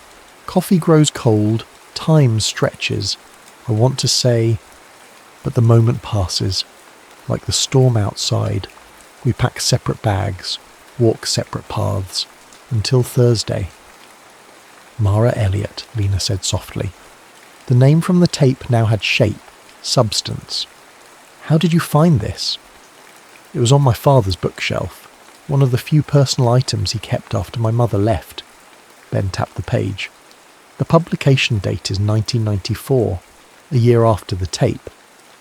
Lena felt a familiar detective's thrill, the one that had led her to track down rare audio equipment across the country. Reed College, she said. That fits with Reed's bookshop mentioned on the tape, and the Thursday coffee meetups. There's more, said Ben. The book's editor is credited as Professor Eleanor Wynne of Reed College, Department of English. Lena pulled out her phone, fingers flying across the screen. Professor Emerita now, still listed on their website. Their eyes met over the table, the unspoken question hanging between them. How far would they take this? I teach piano lessons until 3 tomorrow, Ben said. After that, I'm free. Lena hesitated only briefly. I'll pick you up at 3:15. We're going to Reed College.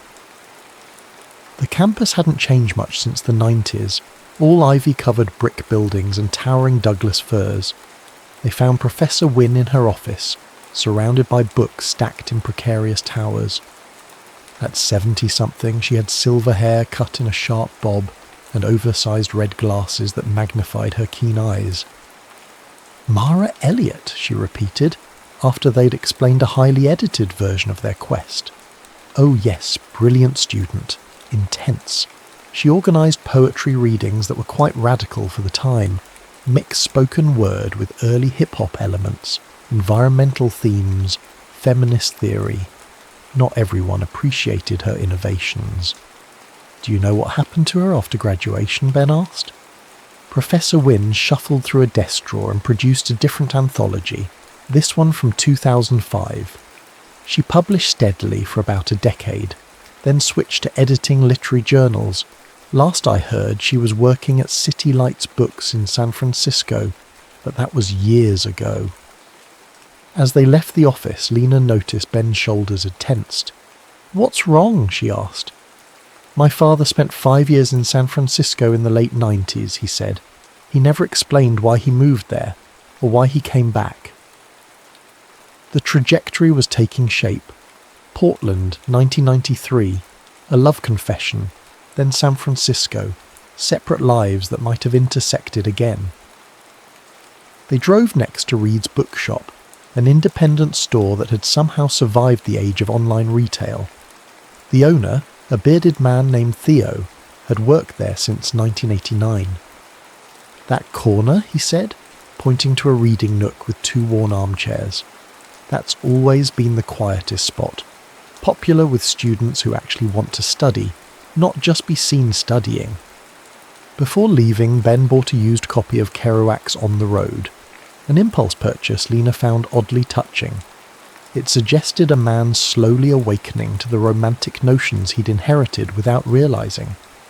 As evening fell, they found themselves back at the echo chamber studio. Lena had brought a better tape player this time, hoping to extract more audio from the cassette. Sometimes background noise held clues. Let me show you something, she said, leading Ben to the wall behind the mixing console. She pointed to a small rectangular hole in the acoustic panelling. This is where I found the tape, but look at the size. There's room for more than one cassette in there. Together they shone phone flashlights into the cavity. Something glinted at the back. There's another one, Ben whispered. Lena reached in, stretching her fingers until they brushed plastic. She extracted a second cassette, identical to the first but labelled differently. Side B for Mara, after you decide. The cassette felt heavier than its few ounces, weighted with 3 decades of unspoken words. Lena and Ben stared at it, neither reaching for the player. Should we listen to it? Ben finally asked. It feels like opening someone else's mail.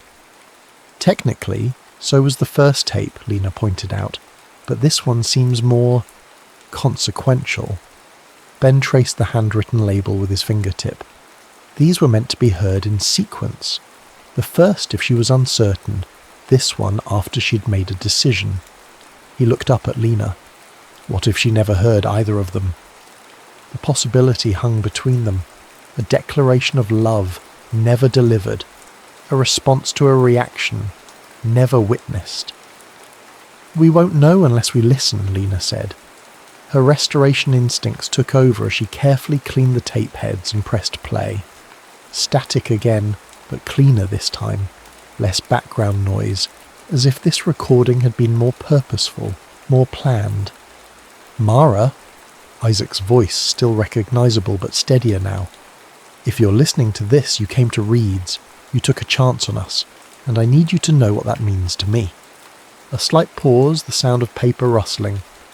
I wrote something for you. Not a song. You know I'm terrible at lyrics. More of a sound poem, I guess. What followed was a simple piano composition. delicate searching with minor chords that resolved unexpectedly into moments of startling beauty. The melody seemed to ask questions without demanding answers. It played for nearly 2 minutes before fading naturally. "That's how loving you feels," Isaac's voice returned, "like finding harmony in places I didn't know to look." Another pause, longer this time. "I've made a decision too. I'm not taking the New York position. Not because of some grand romantic gesture, but because it was never what I wanted. It was my father's dream for me. Prestigious conservatory connections, the right career path, the respectable future." Ben inhaled sharply at this revelation. "But music isn't about respectability for me," Isaac continued. "It's about connection. Finding those moments when sound bridges the space between souls. I feel that with you, not just with music, but with ideas, with silence, with the way we move through the world together." The tape hissed softly in the background. "So I've applied for the assistant producer position here at the studio. It's not glamorous. The pay is barely enough to cover rent. My father will be furious, but I'll be making music that matters to me, with people who understand why that's important. And I'll be here where you are." Another rustle of movement. "I don't know what you're thinking right now. Maybe this is too much, too fast. Maybe you came to Reed's out of friendship, not something more. If that's the case, I'll understand. We can pretend this never happened." His voice grew softer. "But if you're feeling what I'm feeling, this impossibly perfect resonance between us, then meet me at the studio tomorrow night, 7 o'clock. We can talk about what happens next. Or not talk. Just sit together in this sound booth and listen to records until dawn." A long pause, then with finality. "However this ends, thank you for listening, for being the person who made me brave enough to choose my own path." The tape clicked off. Ben sat perfectly still, his face a complex map of emotions. Lena reached out impulsively and squeezed his hand. "He gave up New York," Ben said finally. "I never knew. He always told me he couldn't get into Juilliard." "Maybe it was easier than admitting he'd chosen love over ambition," Lena suggested. "Or that he'd been rejected by more than just a school." Ben's voice was tight. He stood abruptly. "I need to talk to him." "Wait," Lena said. "There's still so much we don't know. Did he ever give Mara the first tape? Did she meet him at the bookshop? At the studio? We should track her down first, get her side." Ben paced the small control room. "This explains so much about him. Why he's always been so closed off. Why he hates when I take risks. He took the biggest risk of his life, and something went wrong." Lena watched him process 30 years of family history in real time. "At least now you know he's capable of passion, of vulnerability." "Was capable," Ben corrected. "I've never seen that man on the tape." The next day they pursued their separate angles. Lena dug deeper into Mara Elliott's literary career, calling bookstores and small publishers. Ben reluctantly taught his piano students while his mind raced with questions. They reconvened at Lena's apartment that evening, a converted industrial space with exposed brick and too many speakers. The walls were lined with vintage audio equipment in various stages of restoration. A half-disassembled jukebox occupied one corner. "I found her," Lena announced as Ben stepped through the door. "Mara Elliott Fields. She was poetry editor for Copper Canyon Press until 2015. Now she runs writing workshops on the Oregon coast. Yachats." "Fields," Ben repeated. "She married." "Widowed now, according to the workshop website. Look." Lena turned her laptop to show a professional photo of a woman in her 50s, with silver-streaked dark hair and intelligent eyes behind rectangular glasses. She had the serene confidence of someone who had weathered storms and emerged stronger. "She looks kind," Ben said quietly. Lena nodded. "I emailed her. Explained I'd found recordings at the old studio that might interest her. She responded within an hour. We're welcome to visit tomorrow." Ben crossed to Lena's window, looking out at Portland's evening skyline.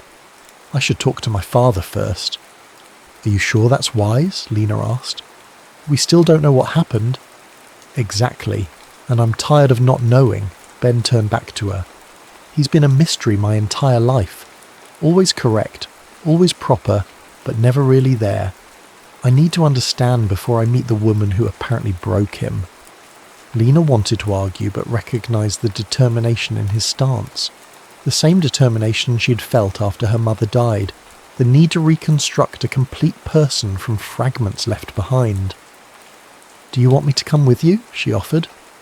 Ben hesitated, then nodded. Actually, yes. You've heard him on the tapes. You might notice things I miss. Isaac Hollis lived in a modest craftsman bungalow in Portland's Concordia neighbourhood.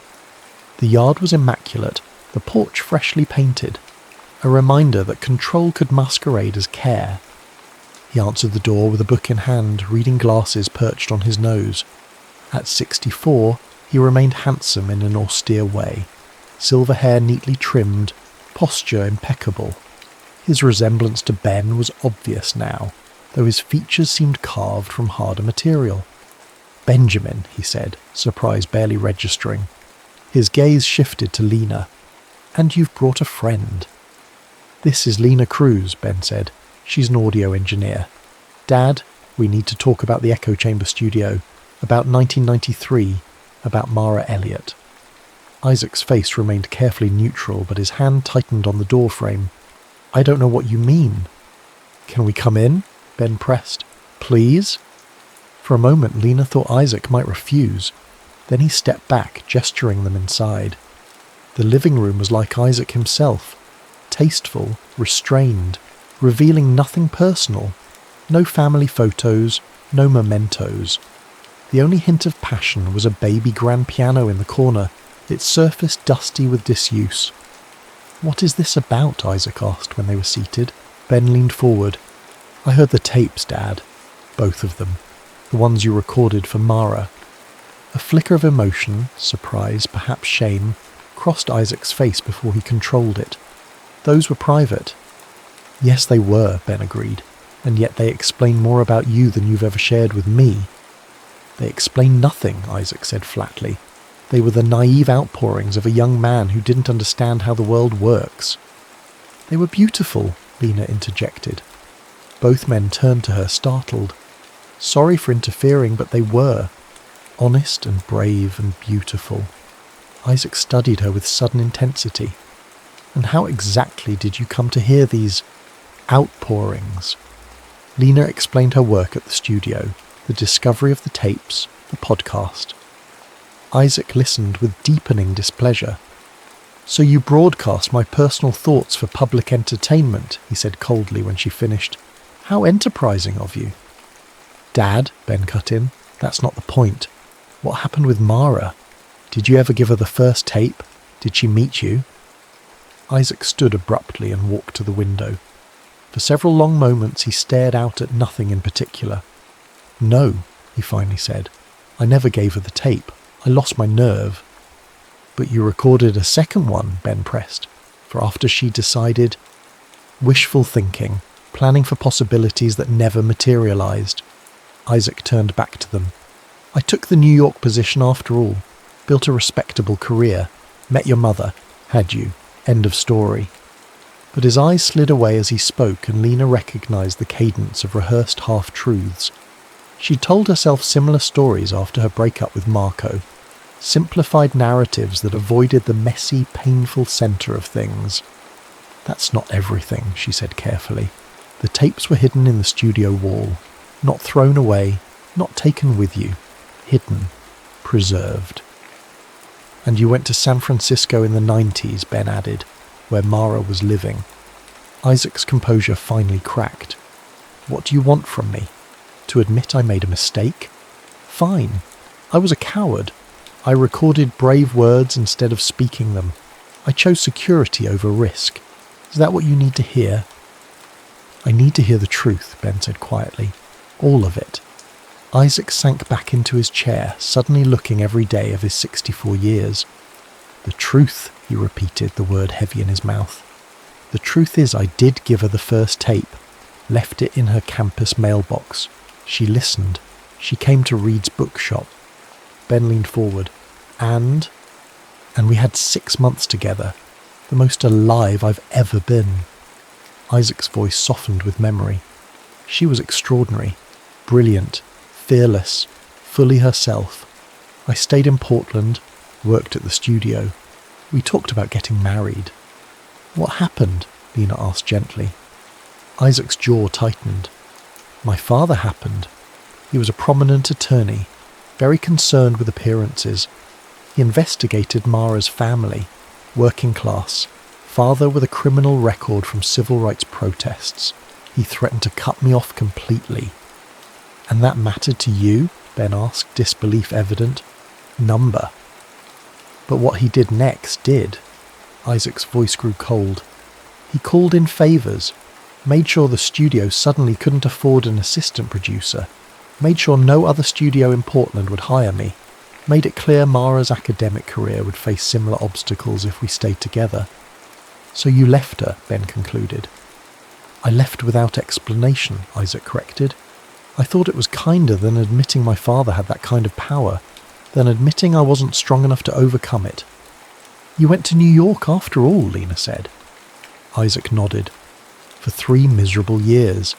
Then your mother and I moved to San Francisco, he glanced at Ben, where I secretly hoped to run into Mara, to explain, to apologise. Did you? Ben asked. Once, at a poetry reading. She was with someone. Her husband, I learnt later. She looked content. I couldn't bring myself to approach her. Isaac's voice grew distant. After that, I focused on being the husband and father I was supposed to be. When that failed too, I became the man you know now. Ben stood, processing this revelation. We're going to see her tomorrow. Mara. She lives on the coast now. Isaac's head snapped up. What? Why would you do that? Because this story doesn't just belong to you, Ben said, and because I'm tired of family secrets. For a moment, father and son stared at each other across an emotional gulf 3 decades wide. Then Isaac reached into his desk drawer and removed an envelope, yellowed with age, unopened. Then give her this, he said, extending it to Ben. It was returned to me in 1994. I never had the courage to open it. Lena recognised the handwriting on the front instantly. The same distinctive script that had written Mara in the poetry anthology. Whatever had happened between Isaac and Mara, she had tried to reach him once. The drive back to Lena's apartment was quiet, both of them processing Isaac's revelations. The envelope sat between them on the console, its contents still unknown. Are you going to open it? Lena finally asked. Ben shook his head. It's not addressed to me. Later, as they prepared for the next day's journey to the coast, Ben paused in helping Lena pack her recording equipment. Thank you, he said suddenly, for pursuing this. Most people would have just uploaded the tape and forgotten about it. Lena smiled ruefully. I'm not good at leaving things unfinished. She gestured at her apartment full of half-restored vintage equipment. Obviously. It's a good quality, Ben said, seeing value in what others discard. Their eyes met, and Lena felt a now familiar flutter in her chest. The kind of resonance Isaac had described on the tape. It both thrilled and terrified her. We should get some rest, she said, breaking the moment. Long drive tomorrow. But as she tried to sleep that night, her mind kept returning to those tapes, to voices from the past reaching across time to change lives in the present, to the strange intimacy of bearing witness to someone else's bravery and heartbreak, and to Ben's hands, so like his father's, but perhaps destined for a different story. The Oregon coast revealed itself dramatically as they drove west, first through dense forests, then suddenly opening to vast grey swells crashing against jagged rocks. Yachats perched on this edge between land and sea, a small town of weathered buildings and resilient gardens. Mara Elliott Fields taught her writing workshops in a converted boathouse overlooking the ocean. By the time Lena and Ben arrived, her morning class was dispersing. A dozen or so participants of varying ages clutching notebooks and travel mugs. They found her arranging chairs into a circle, movements efficient and graceful despite her 60 years. Up close, she looked both exactly like her photo and somehow more. Her presence carried a centering gravity, as if she had long ago stopped performing for others and simply inhabited herself completely. "You must be Lena," she said, extending a hand. Her gaze shifted to Ben, lingering a moment longer. "And you have a familiar face." "Ben Hollis," he said, "Isaac's son." A small intake of breath, quickly controlled. "Well," she said after a moment, "the universe does enjoy its symmetries." She led them to a small kitchenette and prepared tea with methodical movements. Her workshop space was filled with books, driftwood sculptures, and large windows that erased the boundary between inside and outside. "Your email mentioned recordings," she said, setting steaming mugs before them. Lena hesitated, unsure now of her approach. "Yes, from 1993, at the Echo Chamber studio in Portland." "I remember it well," Mara said, her expression revealing nothing. "They were made by my father," Ben added, "for you." Mara's hands stilled around her mug. "Isaac recorded something for me?" Ben and Lena exchanged glances. "You didn't know?" Lena asked. "No." A complex emotion flickered across Mara's face. What did these recordings say? Rather than explaining, Lena carefully set up her portable speaker and played both tapes in sequence. Mara listened with closed eyes, her breathing the only indication she was affected at all. When Isaac's voice finally faded, the room filled with the sound of waves outside. Mara opened her eyes, which shimmered with unshed tears. 30 years, she said softly. 30 years, and his voice still. She didn't finish the thought. "You never heard these before?" Ben confirmed. Mara shook her head. "Never. He never gave me a tape. Never mentioned a recording." "But you were together," Lena said, "for 6 months in 1993. "Yes."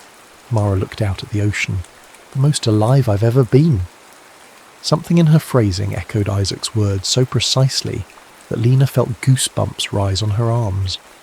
"He said his father broke you up," Ben said, "that he left without explanation." "That much is true," Mara acknowledged. "One day we were planning our future, the next he was gone. No note, no goodbye, just vanished." "He told us his father threatened your academic career," Lena said. Mara's expression hardened slightly. Mortimer Hollis was certainly capable of it. Old Portland money, old Portland influence. But Isaac never gave me the choice, never let me decide if the risk was worth taking. "Would it have been?" Ben asked quietly. "Worth it?" Mara studied him, this grown son of the man she'd once loved. "Yes," she said simply. "Some connections justify any sacrifice." Ben nodded, as if confirming something he'd already suspected. "I wrote to him," Mara continued, "after he left. Took me months to track down his New York address. I poured everything into that letter, my anger, my confusion, but also my forgiveness. My hope that he'd found whatever he was looking for." Wordlessly, Ben removed the yellowed envelope from his jacket pocket and placed it on the table between them. Mara stared at it, recognition dawning. My letter, returned unopened. Her hand hovered over the envelope, reluctant to touch it. "I poured everything into this, every truth I had." "It's still sealed," Ben said. "He never read it." Mara looked up sharply. "Never? In all these years?" "He said he didn't have the courage." A complex emotion crossed Mara's face. Frustration, vindication, and something like forgiveness, all at once. She picked up the envelope carefully, as if it might disintegrate in her hands. "May I?" she asked, though it wasn't clear who she was asking permission from, Ben, or her younger self who had written with such raw honesty. Ben nodded. "It's yours." With deliberate movements, Mara broke the seal her 20-year-old self had licked closed 3 decades earlier. The paper inside was crisp despite its age, protected by its never-opened envelope. She unfolded it, took a deep breath, and began to read silently. Lena and Ben waited, watching emotions flow across Mara's face like weather patterns. Sunshine, clouds, rain, clearing. When she finished, she carefully refolded the letter. "Still true," she said quietly. "Every word." "What did it say?" Ben asked, then caught himself. "Sorry, that's private." Mara considered him thoughtfully. "You came all this way. You deserve some answers." She looked down at the letter. "I told him I understood why he left, that his father had visited me, explained exactly what would happen to both our careers if we stayed together." "His father told you?" Lena asked, surprised. "Mortimer Hollis was nothing if not thorough," Mara said dryly. "He wanted to ensure I wouldn't pursue Isaac, made it very clear what strings he could pull." "So my father didn't need to protect you," Ben said slowly. "You already knew." "Yes, and I'd decided Isaac was worth fighting for, worth starting over somewhere else if necessary." A sad smile touched Mara's lips. "I wrote that in the letter, that I would have followed him anywhere, that some connections transcend practical considerations." Ben seemed to struggle with this revelation. He never knew. He thought he was protecting you. "We were both trying to protect each other," Mara said, "and lost everything in the process." She turned to Lena. "Is he well? Isaac?" Lena hesitated, unsure how to characterize the austere, closed-off man they'd met. "He's accomplished, respected in his field, but not happy," Ben added quietly. Mara nodded, as if this confirmed something she'd long suspected. "Neither was I for many years. I threw myself into poetry, into activism. Met David, my late husband, at a literary conference. He was kind, stable. We built a good life." "But not the most alive you've ever been," Lena said, echoing Mara's earlier words. "Number that was those 6 months with Isaac." Mara traced the edge of the letter with her fingertip. "I used to think it was youth, that intensity, that connection. Now, I wonder." They talked for another hour, filling in the missing pieces of intertwined histories. Mara had gone to San Francisco after graduation, just as Isaac eventually did.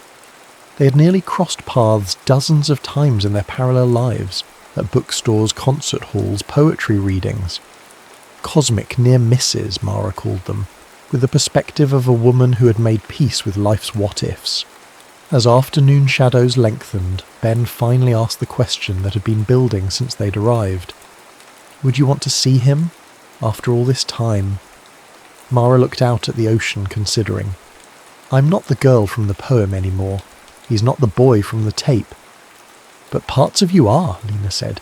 "The parts that still find his voice familiar. The parts that kept this letter true for 30 years. A small smile touched Mara's lips.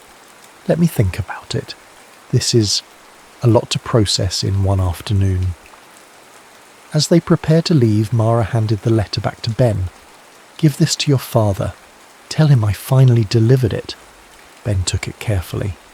"And if he wants to see you?" "Tell him."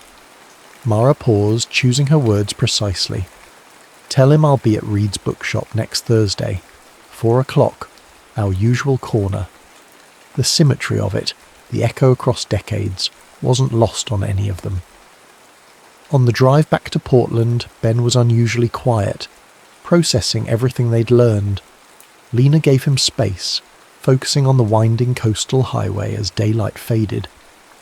"It's strange," he finally said as they neared the city. "I came looking for my father's past and found pieces of myself instead." "What do you mean?" Lena asked. "I've always wondered why I feel so disconnected from him. Why there's this wall between us." Ben watched the landscape blur past. "Now I understand. He built that wall when he left Mara, cut himself off from his own emotions to survive the loss." Lena thought about her own walls, constructed after Marco, the careful distance she maintained from potential entanglements. "And I've spent my life doing the same thing," Ben continued. Being careful, making practical choices, avoiding risks. He turned to look at her directly. I don't want to be 64 and wondering about what might have been.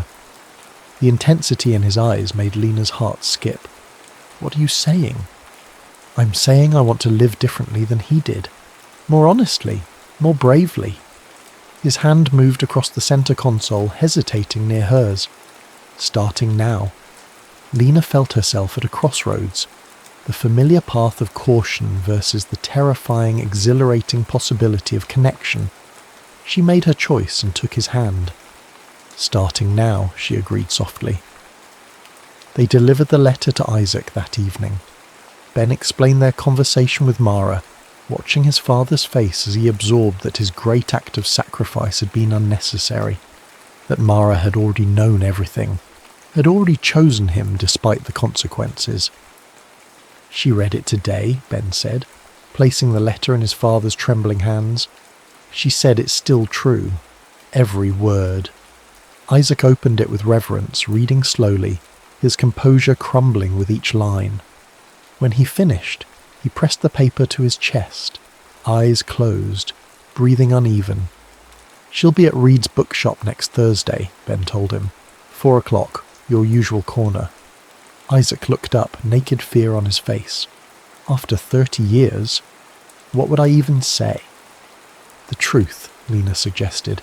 It worked pretty well on the tapes. For the first time, Isaac smiled. A real smile that transformed his austere features into something warmer, more human. I was braver then. You can be brave again, Ben said. And Lena heard the new certainty in his voice, the resolve that had been building since they'd found that first cassette. Isaac studied his son, seeing something different in him as well.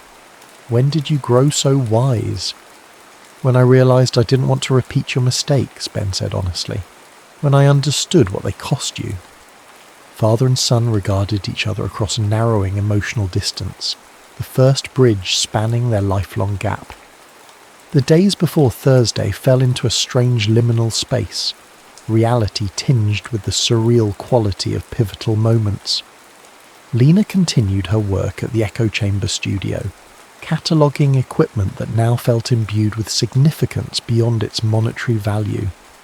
Ben taught his piano students with new insight, recognizing the emotional language of music his father had once spoken so fluently. They spent their evenings together, talking late into the night about their own histories, Lena's passionate but ultimately destructive relationship with Marco, Ben's series of cautious connections that never quite ignited. The walls between them thinned with each revelation, each acknowledged vulnerability.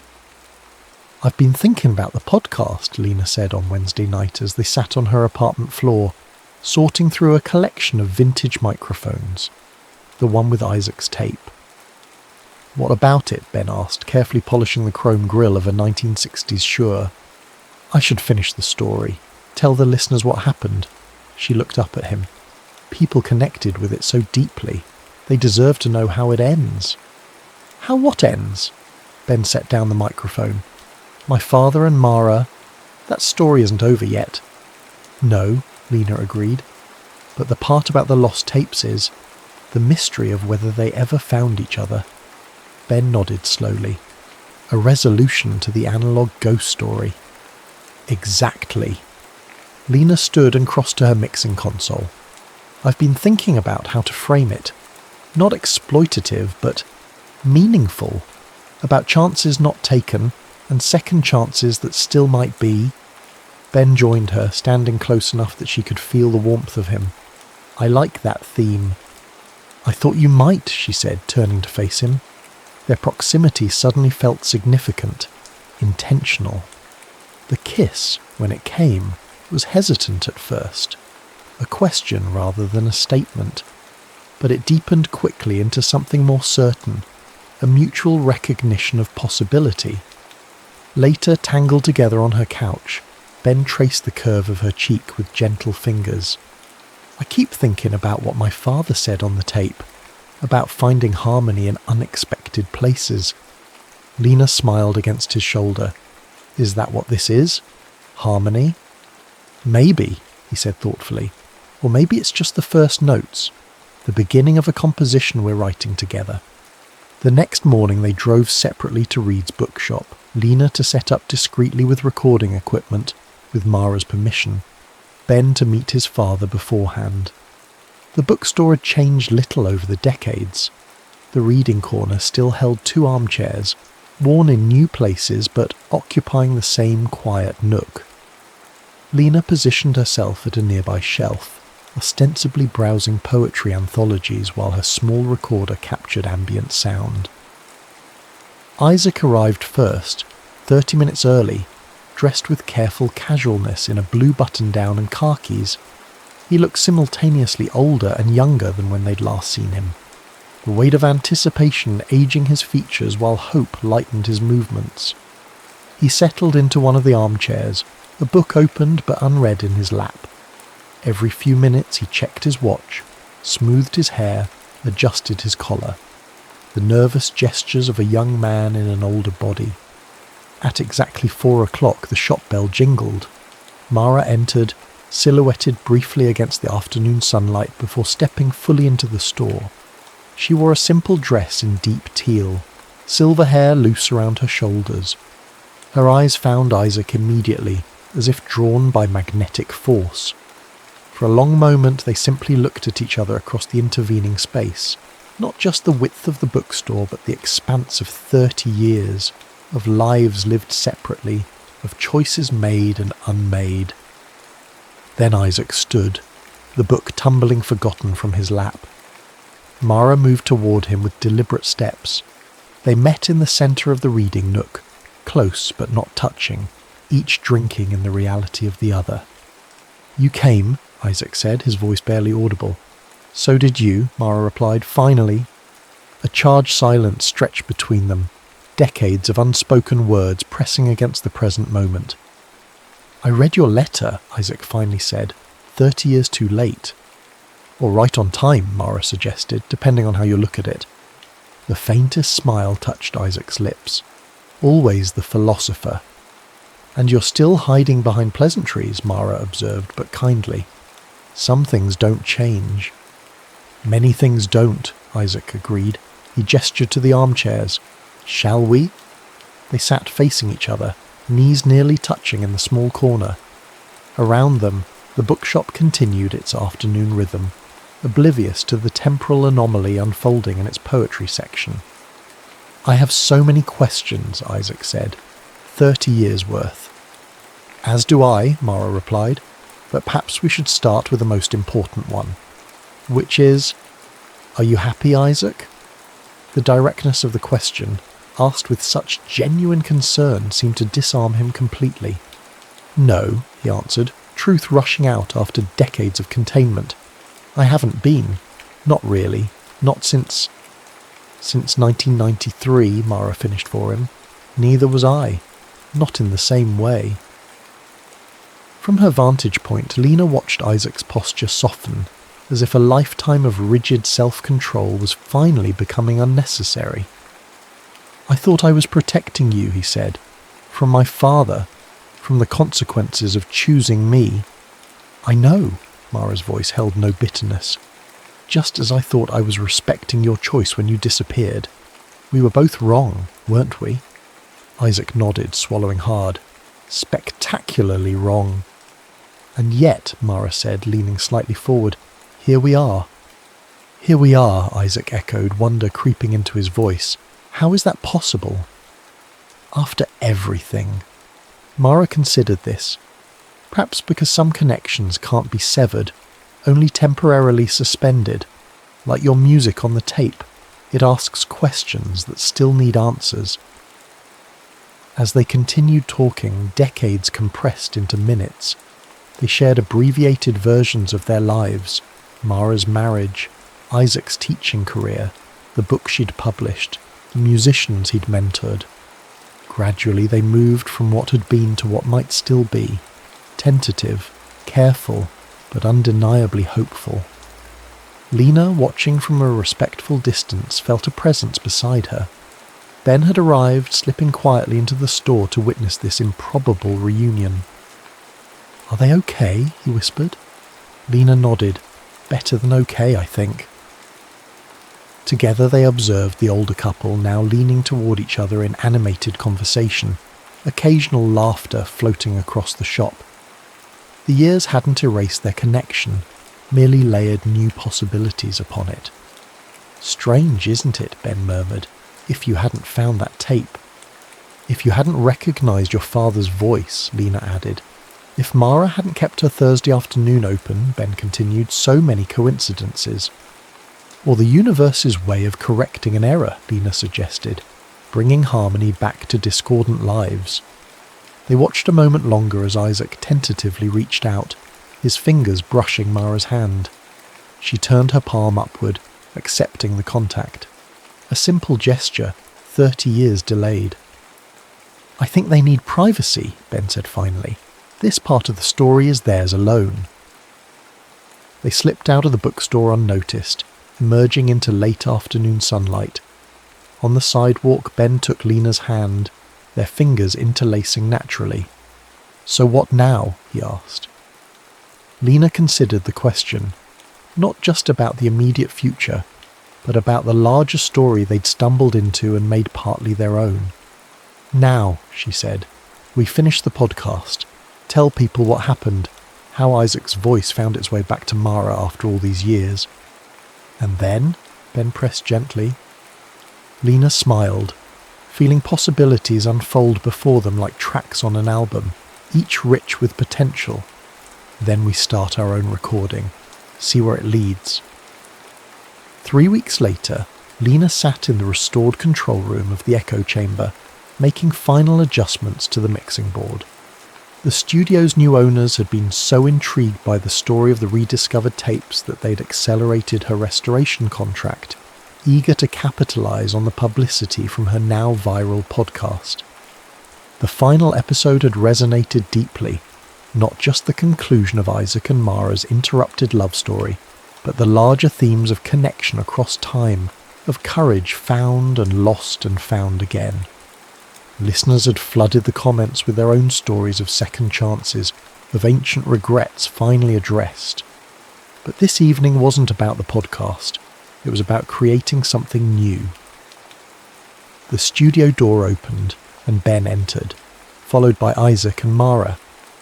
In the weeks since their bookshop reunion, the older couple had begun a careful, deliberate reconnection. Coffee dates, long walks, cautious revelations of accumulated histories. "Is everything ready?" Ben asked, setting his messenger bag on a chair. Lena nodded. "All set up, just like you wanted." Isaac looked around the studio, nostalgia evident in his expression. "It's almost exactly the same, but completely different." His gaze shifted to Mara. "Rather like us." She smiled, the comfortable smile of someone who no longer needed to hide her feelings. "Some improvements with age, I'd say." Ben opened his bag and removed a new cassette tape, blank, waiting to be filled. "I thought we could make a new recording, all of us, a sort of continuation." "Side C," Lena suggested. "What happens after?" Isaac raised an eyebrow. "And what exactly would we record?" "Whatever feels true," Ben said simply. "Whatever you wish had been captured 30 years ago. Whatever you want to remember 30 years from now." Isaac and Mara exchanged glances, a lifetime of unrecorded moments passing between them. "I'd like that," Mara said softly. "A new tape for a new beginning." Lena prepared the equipment while Ben guided his father to the piano in the corner of the studio, the same one where Isaac had recorded his composition for Mara 3 decades earlier. It had been expertly restored along with everything else. Its voice returned after years of silence. "Will you play?" Ben asked. "The piece from the second tape?" Isaac hesitated, fingers hovering above the keys. "I'm not sure I remember it exactly." "It doesn't need to be exact," Mara said, moving to stand beside the piano. "Just true." Something in her words seemed to release him. Isaac nodded, took a deep breath and began to play. The melody emerged tentatively at first, muscle memory searching for notes composed in another lifetime, but gradually it took shape. the same questioning phrases, the same unexpected resolutions, but with subtle differences that spoke of experience, of perspective gained. As he played, Mara began to speak, softly at first, then with growing confidence. She recited a new poem, one she'd written that morning, about time's circular nature, about love's stubborn persistence, about the courage required to begin again after so many endings. Lena captured it all, the music, the words, the ambient sounds of 4 people breathing in shared space. Ben stood beside her at the console, his hand resting lightly on her shoulder, a point of connection as they witnessed this harmonious convergence of past and present. When Isaac played the final note and Mara spoke the final line, the studio filled with a silence that felt not empty but complete, a perfect cadence resolving a long suspended chord. "That was beautiful," Ben said finally, breaking the spell. "Both of you." Isaac looked up from the piano, seeming almost surprised to find himself in the present. It felt like coming home. "It did," Mara agreed. She turned to Lena. "Did you get it all?" Lena nodded, already making adjustments to levels, preserving what had just transpired. Every note. Later, after Isaac and Mara had left, together, walking close but unhurried, as if time had finally become their ally rather than their enemy, Ben and Lena remained in the studio, creating a final mix of the new recording. "I've been thinking," Ben said as they worked, "about Side B Studio." "The business from your father's tapes?" Lena asked. "The one that restores old recordings?" "Yes. What if we actually created it?" Ben leaned against the console, excitement evident in his voice. "Combine your technical skills with my musical background. Help people rediscover their forgotten sounds." Lena considered the idea, finding it appealingly tangible. "I have the equipment. You have the connections through your teaching. And we both know the value of abandoned recordings," Ben added, glancing at the newly created tape. "How important it is to preserve voices that might otherwise be lost." "Side B Studio," Lena repeated, testing the name. "I like it." Ben's smile warmed her from across the mixing board. "Partners?" The word carried multiple meanings, all of them significant. Lena thought about the unexpected journey that had brought them here. A dusty cassette, a viral podcast, a mystery spanning decades. About how the search for a love story from the past had unexpectedly created the possibility of a new one in the present. "Partners," she agreed, reaching for his hand across the console. 6 months later, Side B Studio occupied a small storefront in Portland's Alberta Arts District. The front room housed a carefully curated collection of restored vintage audio equipment for sale, while the back contained Lena's workshop and a small recording booth. Their niche business had found immediate resonance in an age of digital impermanence. People brought them deteriorating cassettes of deceased grandparents' voices, forgotten answering machine messages, amateur recordings of bands that never made it but mattered intensely to those who'd been in them. Lena and Ben specialised in not just technical restoration but emotional archaeology, helping clients rediscover the significance of analogue ghosts they'd nearly lost. Each project became a collaboration between past and present, between what had been recorded and what was remembered. On this particular evening, they were closing up shop when the bell above the door chimed. Isaac and Mara entered, carrying a small package wrapped in brown paper. "Sorry we're late," Mara said, embracing Lena. The poetry reading ran long. In the months since their reunion, Isaac and Mara had established their own rhythm, not attempting to recapture their 20s, but creating something new that honoured the depth of their connection. Isaac had begun playing music publicly again. Mara had incorporated him into her writing workshops, exploring the intersection of sound and language. "We brought you something," Isaac said, handing the package to Ben. A housewarming gift of sorts. Ben unwrapped it carefully. Inside was a cassette tape unlabelled. "What's on it?" he asked. Isaac and Mara exchanged smiles. "Everything," Isaac said. My side, her side. The story we're still writing. We thought it belonged here, Mara added, in your archive of rescued voices. Lena took the tape, feeling its weight, physical and metaphorical. We'll keep it safe. And perhaps, Isaac suggested, someday when we're gone, someone else will find it. Wonder about the voices. Piece together the story. Start the whole cycle again, Ben concluded. They all contemplated this possibility. How objects carried meanings beyond their creator's intentions. How stories continued evolving long after their original telling. Later, after dinner at a nearby restaurant where Isaac had insisted on playing the piano for dessert, Lena and Ben returned to the studio alone. By unspoken agreement, they placed the unlabelled tape in the player. What emerged was a conversation, Isaac and Mara speaking alternately, sometimes overlapping, recounting not just their original love story, but the 30 years between, the lessons learned, the growth experienced apart that made their reconnection possible. We were lucky, Mara's voice concluded, to find each other again after so much time, but perhaps luck is the wrong word.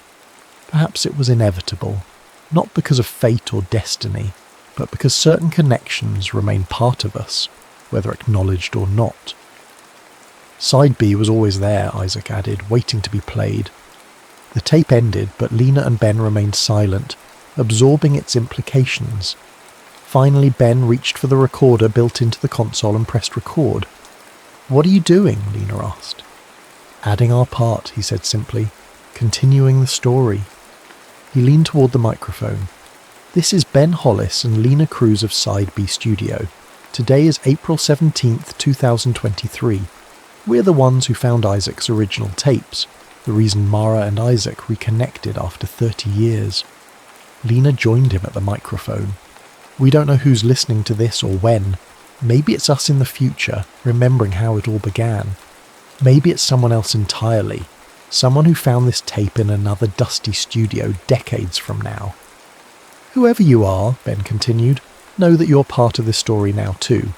The act of listening connects you to everything that came before. And everything that follows, Lena added, because stories don't really end. They just flip to another side, waiting for someone to press play. Ben reached for her hand as they sat in the soft red glow of the recording light. Together they added their voices to the harmony begun long before they met, a chorus across time, preserved in magnetic patterns on delicate tape, as fragile and as permanent as love itself. The end.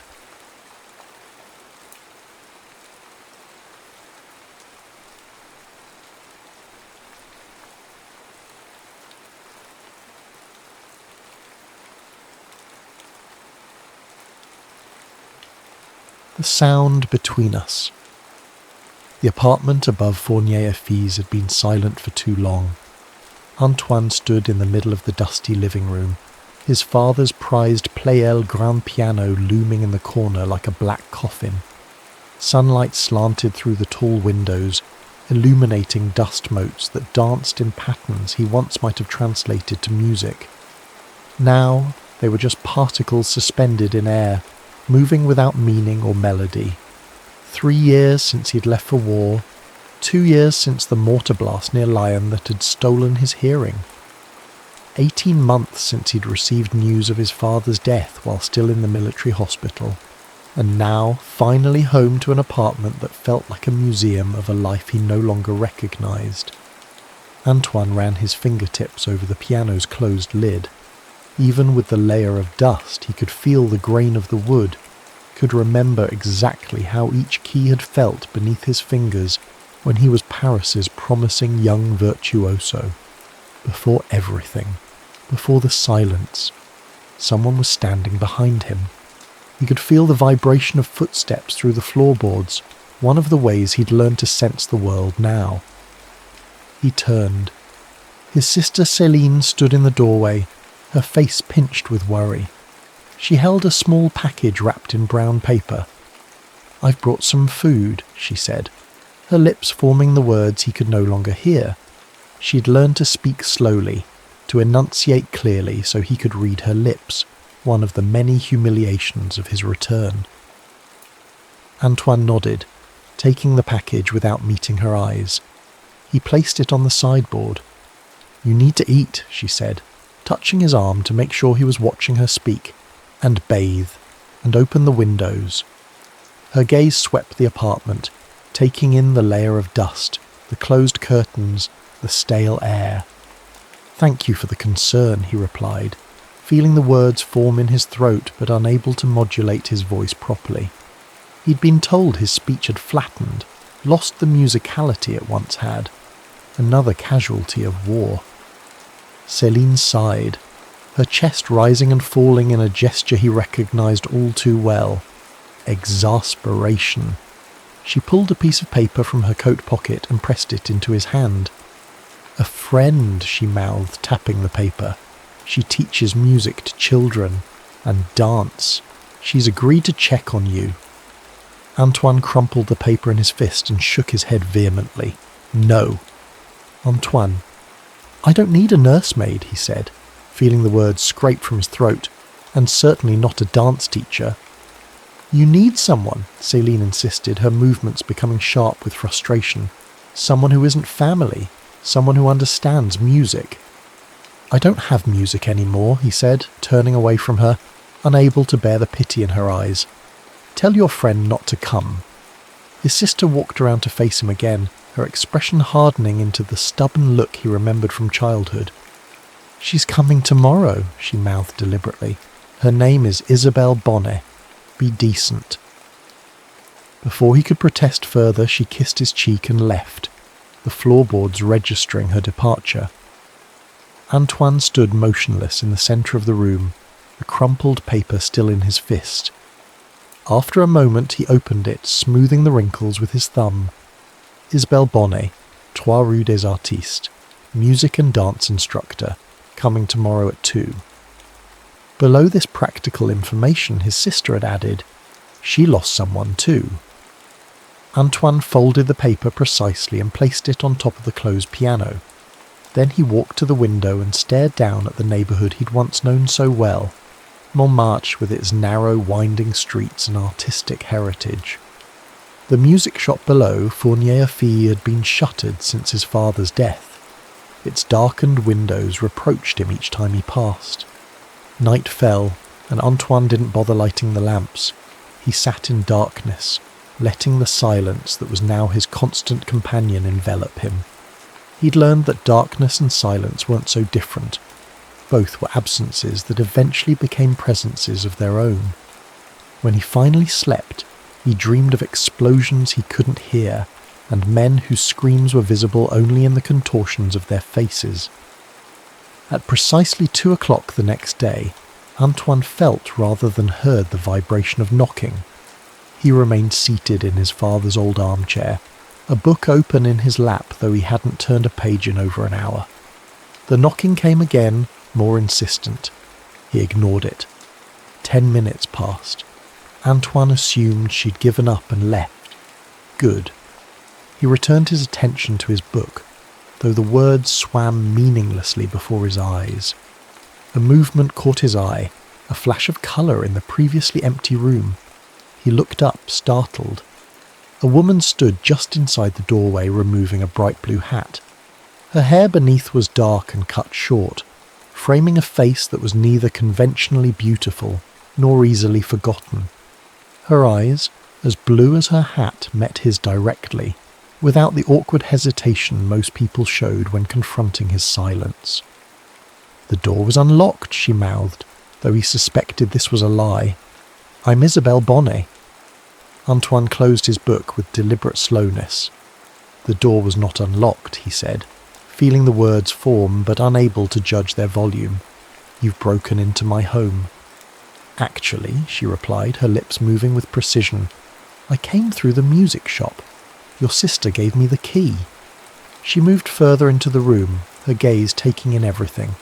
The dust, the closed curtains, the untouched piano. She wore a simple day dress in a deep green that reminded Antoine of the forests outside Lyon, before they'd been shattered by artillery. A dancer's posture, he noted, straight-backed but fluid. "I don't need company," he said, remaining seated. "Or pity. My sister should not have troubled you." Isabel removed her gloves slowly, finger by finger, a thoughtful process. "It's no trouble," she mouthed, "and I'm not here out of pity." Then why? Curiosity, perhaps. She walked to the piano and lifted the lid without asking permission, revealing the keys that had remained hidden since his return. "And a promise to your sister." Antoine stood abruptly, moving to close the piano lid. "Please leave." Instead of backing away, Isabel stood her ground. She was small, but somehow occupied the space definitively. Up close he could see fine lines at the corners of her eyes, laugh lines that suggested a life once filled with joy. "I'll go," she said, her eyes holding his, "but I'll return tomorrow." "Don't bother," he replied, closing the piano lid with finality. Isabel smiled, a small knowing curve of her lips. She reached into her handbag and withdrew a small object, which she placed deliberately on top of the piano, a metronome. "For when you're ready," she mouthed. After she left, Antoine stood for a long time staring at the metronome. Finally he picked it up and wound it, setting the pendulum in motion. He couldn't hear its tick, but he could feel its steady rhythm through his fingertips. For the first time in months, something stirred within him, a ghost of the musician he'd once been. He silenced it quickly, placing the metronome in a drawer. That night he dreamed not of war, but of a blue hat and eyes that matched the Paris sky. True to her word, Isabel returned the next day, and the next. Antoine refused to answer the door, but it didn't matter. She came through the music shop each time as though she belonged there. On the fourth day, he found her in the shop itself, running her fingers over the sheet music that still filled the shelves, the dust covers removed from the display violins. A phonograph she must have brought played something he couldn't hear, but he could feel vibrations travelling through the floorboards. "What are you doing?" he demanded, startling her. She turned, recovering quickly. "Cleaning," she mouthed. "This place deserves better." "It's closed," he said flatly. "Is it?" She gestured around. "The sign says, temporary closure. It's been 18 months. That's stretching the definition of temporary." Antoine felt anger rising, an emotion that at least was better than the numb detachment that had been his constant companion. "You know nothing about it," he said, his voice feeling raw in his throat. "I know your father built this place," she replied, her movements fluid as she continued to dust. "I know it was once the heart of musical Montmartre. I know you were playing Chopin etudes at 12 and composing your own pieces by 15. Research," he noted bitterly. "Céline has been thorough. Actually, I attended one of your performances, before the war, at the Salle Pleyel." Her hand stilled on the countertop. "You played Rachmaninoff. I'd never heard anything like it." Antoine looked away. "That person is gone." Isabel set down her dustcloth and walked to the phonograph. She adjusted something, and though he couldn't hear the music, he knew she'd increased the volume by the way the vibrations intensified through the floor. Then she began to dance. Not formal steps, nothing showy or technical, just a woman moving to music only she could hear. Her eyes closed, her arms extending, her body becoming the physical manifestation of whatever melody was playing. Antoine found himself unable to look away. It had been so long since he'd seen anyone moved by music, by anything at all. She opened her eyes, caught him watching, and smiled. Not with pity, but with invitation. She held out her hand. He shook his head, backing away. "I can't hear it," he said. "You don't need to," she mouthed, still holding out her hand. "Feel it." When he didn't move, she came to him instead. She took his hands and placed them on the old upright piano in the corner of the shop, the one his father had used for demonstrations, not the grand instrument upstairs. She guided his fingers to the keys, not pressing down, just resting there. Then she began to tap a rhythm against his wrist. 1, 2, 3, 1, 2, 3. A waltz. Antoine pulled his hands away as though burned. "Stop," he said harshly. Something flickered in her eyes. Not hurt, but recognition. "You think this is cruel," she said, her lips forming the words carefully. "It's not. It's an invitation back." "Back to what?" he demanded. "A world of silence where music is just memory." "Better than a world where music isn't even that," she countered, her eyes flashing. "Where you've locked it away along with everything else that once made you alive." He turned to leave, but she caught his arm, her grip surprisingly strong for someone so slight. "Tomorrow," she mouthed, "I'm bringing students. Young ones. They're going to dance in the alley behind the shop. If you want to watch from the window, no one will know but you." Then she released him and returned to the phonograph, her body once again becoming an instrument of expression as he retreated upstairs to his silent sanctuary. The next day, Antoine found himself standing at the back window of the apartment, watching as Isabelle gathered a small group of children, no more than 8 or 9 years old, in the alley below. From this distance he couldn't read her lips, but he could see her animated gestures, the way the children responded with laughter and eager movements. She'd brought the phonograph outside. Though he couldn't hear the music, he found himself trying to deduce it from their movements, something lively and folk-inspired by the way they skipped and turned. One little girl, smaller than the rest, struggled to keep up. Antoine watched as Isabelle knelt beside her, demonstrating a simplified version of the steps. The child's face brightened, and she tried again with more success. Something twisted in Antoine's chest, an emotion he'd thought long buried beneath the rubble of war. He found himself remembering his father teaching him fingering techniques, patient and encouraging even when he faltered.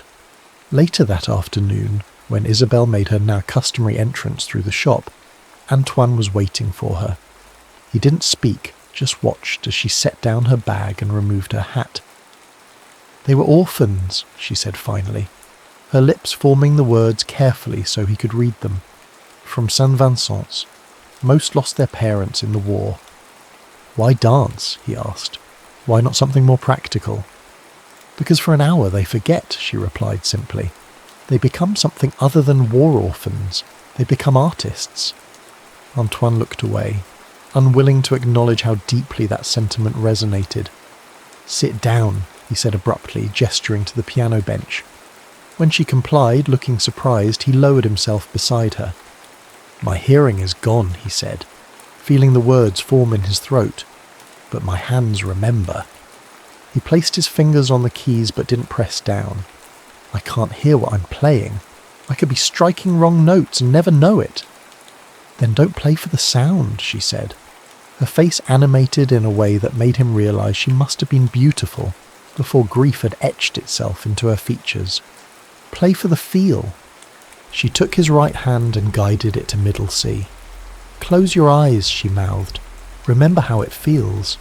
The resistance of the key, the action of the hammer, it's still there, even if you can't hear it." Antoine closed his eyes, focusing on the cool ivory beneath his fingertip, the perfect balance of resistance as he pressed down. He couldn't hear the note, but he could feel the key's movement, the minute vibration as the hammer struck the string. He opened his eyes to find Isabelle watching him, something complicated and vulnerable in her expression. "Your fiancé," he said suddenly. "Céline mentioned you lost someone." Pain flashed across her face, quickly controlled. "Henri," she replied. "Dunkirk. He was a dancer before he was a soldier." "Is that why you stopped performing?" Surprise registered in her eyes. "Your sister has been thorough," she said, echoing his earlier accusation. "No," he replied. "You move like someone who once lived on stage but chose to leave it." She looked down at their hands, still close together on the keyboard. "Yes," she admitted. "I teach now. I don't perform." "Why dance with the children, then?" "Because they need it," she said simply. "And perhaps because I do too." Antoine nodded, understanding more than he wanted to. They sat in silence. A silence that for the first time since his return from war didn't feel like an abyss, but rather a shared space between two people who recognized loss in each other. "Tomorrow," he said finally, "bring the metronome." A week later, rain pounded against the windows of the apartment, turning the afternoon sky prematurely dark. Antoine sat at the piano, the metronome ticking silently before him, its pendulum swinging in a rhythm he could see but not hear. Isabel sat beside him on the bench, her shoulder occasionally brushing his as she demonstrated hand positions. They had progressed from single notes to scales, his muscle memory awakening under her guidance. Suddenly the lights flickered and went out. A power outage, not uncommon in post-war Paris, where the infrastructure was still being rebuilt. In the abrupt darkness, Antoine felt Isabel tense beside him, then relax. "I'll find candles," she mouthed, though he could barely make out her lips in the dim light. She returned moments later with several candles she'd found in the kitchen, their warm glow creating a small circle of visibility around the piano. She placed them strategically on the music stand and along the top of the instrument. "Better?" she asked, resuming her place beside him. In the candlelight, with the rain creating patterns against the window panes, the apartment felt different. Not the mausoleum of his past, but something living and present. The metronome continued its steady swing, marking time in a visual rhythm. "Play with me," he said impulsively. Her eyebrows rose in surprise. "A duet? But you won't—" "Hear it," he finished for her. "Number, but I'll feel it. We'll play something simple, something I know by heart." She considered for a moment, then nodded. "Mozart, the Sonata in C." He positioned his hands for the left-hand part and she placed hers for the right. Without sound to coordinate them, they had only the metronome's silent swing and the pressure of their shoulders touching to maintain the tempo. Antoine began, feeling the familiar patterns of the opening bars flow from his memory into his fingers. Beside him, he could sense Isabel playing her part, her body swaying slightly with the music he couldn't hear. They fumbled at first, losing synchronization. Antoine faltered, frustration building. But then Isabel stopped, took his hand and placed it flat against her sternum just below her collarbone. "Feel the tempo," she mouthed. Under his palm he could feel her heartbeat steady and strong. She nodded once, counted them in with her free hand, and they began again. This time, guided by the pulse of her heart and the visual rhythm of the metronome, they stayed together. Antoine closed his eyes, letting muscle memory guide his fingers while maintaining the connection to Isabel's heartbeat. For the first time since the mortar blast, he felt truly connected to music again. Not through his ears, but through touch, through the shared rhythm of two people creating something together. When they finished, his hand still rested against her chest, her heartbeat now slightly quickened. In the candlelight her eyes were luminous, fixed on his face with an expression of wonder. "You laughed," she mouthed. Had he? He hadn't laughed in so long he'd forgotten the sensation, but there it was, a lightness in his chest, the ghost of a chuckle still vibrating in his throat. "The floor," he explained, tapping the worn wood beneath their feet. "I could feel the vibrations through the floorboards. The music was there." Something shifted between them in that moment, a barrier falling away. Antoine became acutely aware of the intimacy of their position, his hand still resting against her, feeling the rise and fall of her breathing.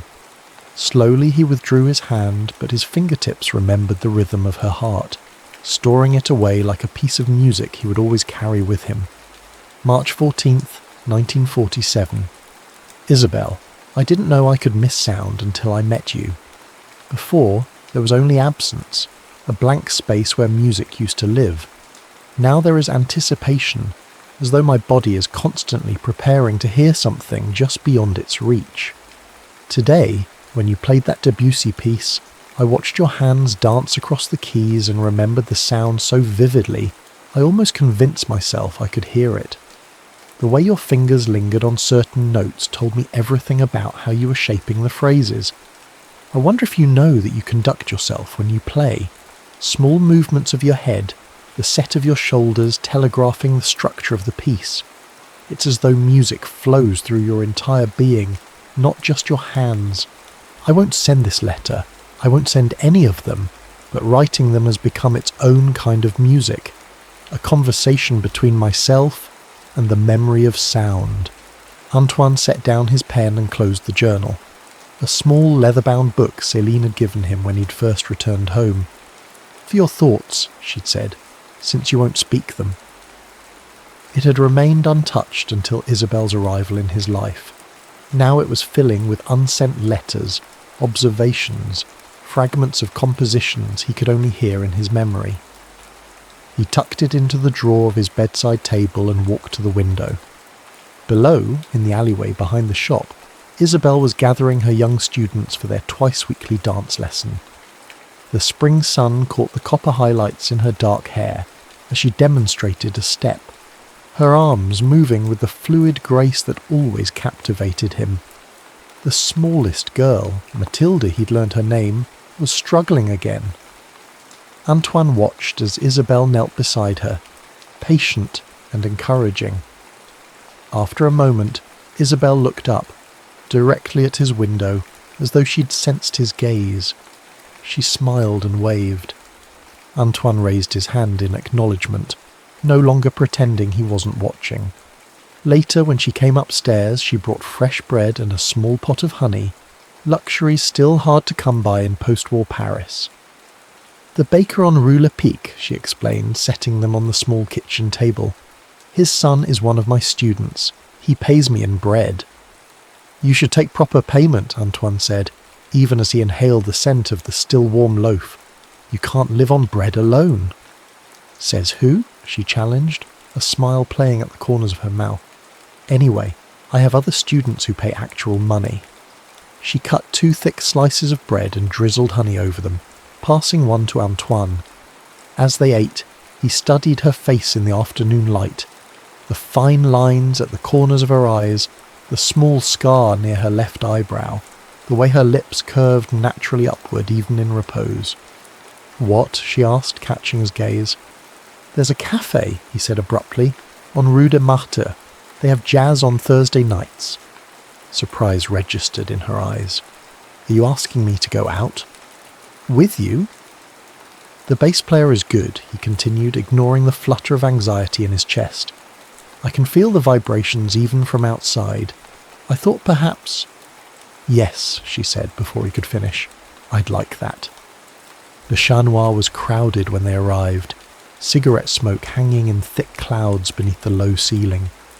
Antoine hesitated at the entrance, suddenly overwhelmed by the press of bodies, the movement, the life pulsing around him. It had been so long since he'd been in a crowded public place. Isabel's hand found his, fingers interlacing with quiet assurance. She led him through the throng to a small table near the front, where the band was setting up.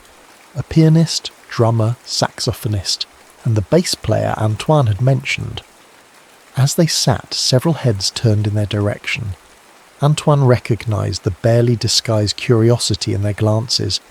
Word had spread through musical circles about his condition. The prodigy, silenced. The pianist, who couldn't hear. Isabel, noting his discomfort, leaned forward. "They're looking because I'm with the most handsome man in the room," she mouthed, her eyes twinkling. Despite himself, Antoine felt a smile tug at his lips. "Liar," he replied, but his tension eased. The band began to play. He could tell by the way people's attention shifted, the way Isabel's foot began to tap against the floor. He placed his hand flat on the table, feeling for vibrations. "Anything?" she asked. He shook his head, disappointment sharp in his throat. Without hesitation, Isabel stood and moved her chair around the table until she was sitting directly beside him. She took his hand and placed it on the wooden floor. The effect was immediate. Through the floorboards he could feel the deep, resonant pulse of the bass, the rhythmic thump of the drums, not the melody, that remained silent, but the backbone of the music, its heartbeat. Antoine closed his eyes, focusing on the vibrations travelling up through his fingertips, his palm, his wrist. He began to tap his free hand against his thigh, matching the rhythm. When he opened his eyes, Isabel was watching him with a soft expression he couldn't quite read. They stayed like that through 2 sets. Antoine connected to the music through touch, occasionally glancing up to see Isabel swaying slightly in her chair, her face animated with pleasure.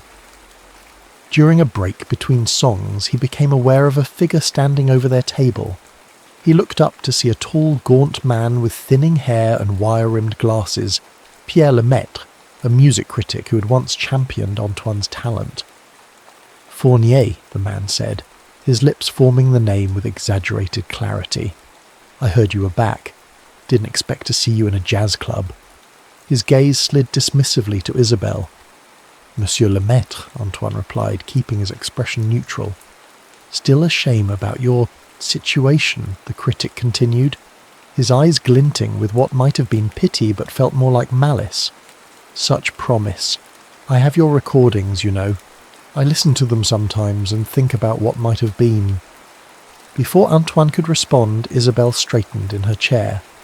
And what do you know about what might be? She asked, her expression fierce as she deliberately turned to include Antoine in the conversation. Pardon? Lemaitre seemed taken aback by her intervention. You speak of him in the past tense, Isabel continued, her movements sharp with anger, as though he's finished. Perhaps you should consider that what you hear isn't all there is to music, that what you see isn't all there is to a musician. Lemaitre's expression hardened. Mademoiselle, you clearly don't understand the realities of professional music. I understand that true artists don't limit themselves to what's been done before, she interrupted. They find new paths when old ones are blocked. She turned to Antoine, her eyes blazing. Shall we go? The next set won't be as good anyway. Without waiting for his response, she stood and extended her hand. After a moment of stunned silence, Antoine took it, rising to his feet beside her. As they walked out, her head held high beside him, he felt something long, dormant, stirring in his chest. Not just gratitude, but pride. Not in what he had been, but in what she believed he might still become. Outside, under the twinkling lights of Montmartre, she stopped and faced him. I'm sorry, she said, her lips forming the words in the glow of the street lamp. I shouldn't have spoken for you. No one has defended me like that since before the war, he replied, his voice feeling rough in his throat. Thank you. She looked away, suddenly vulnerable.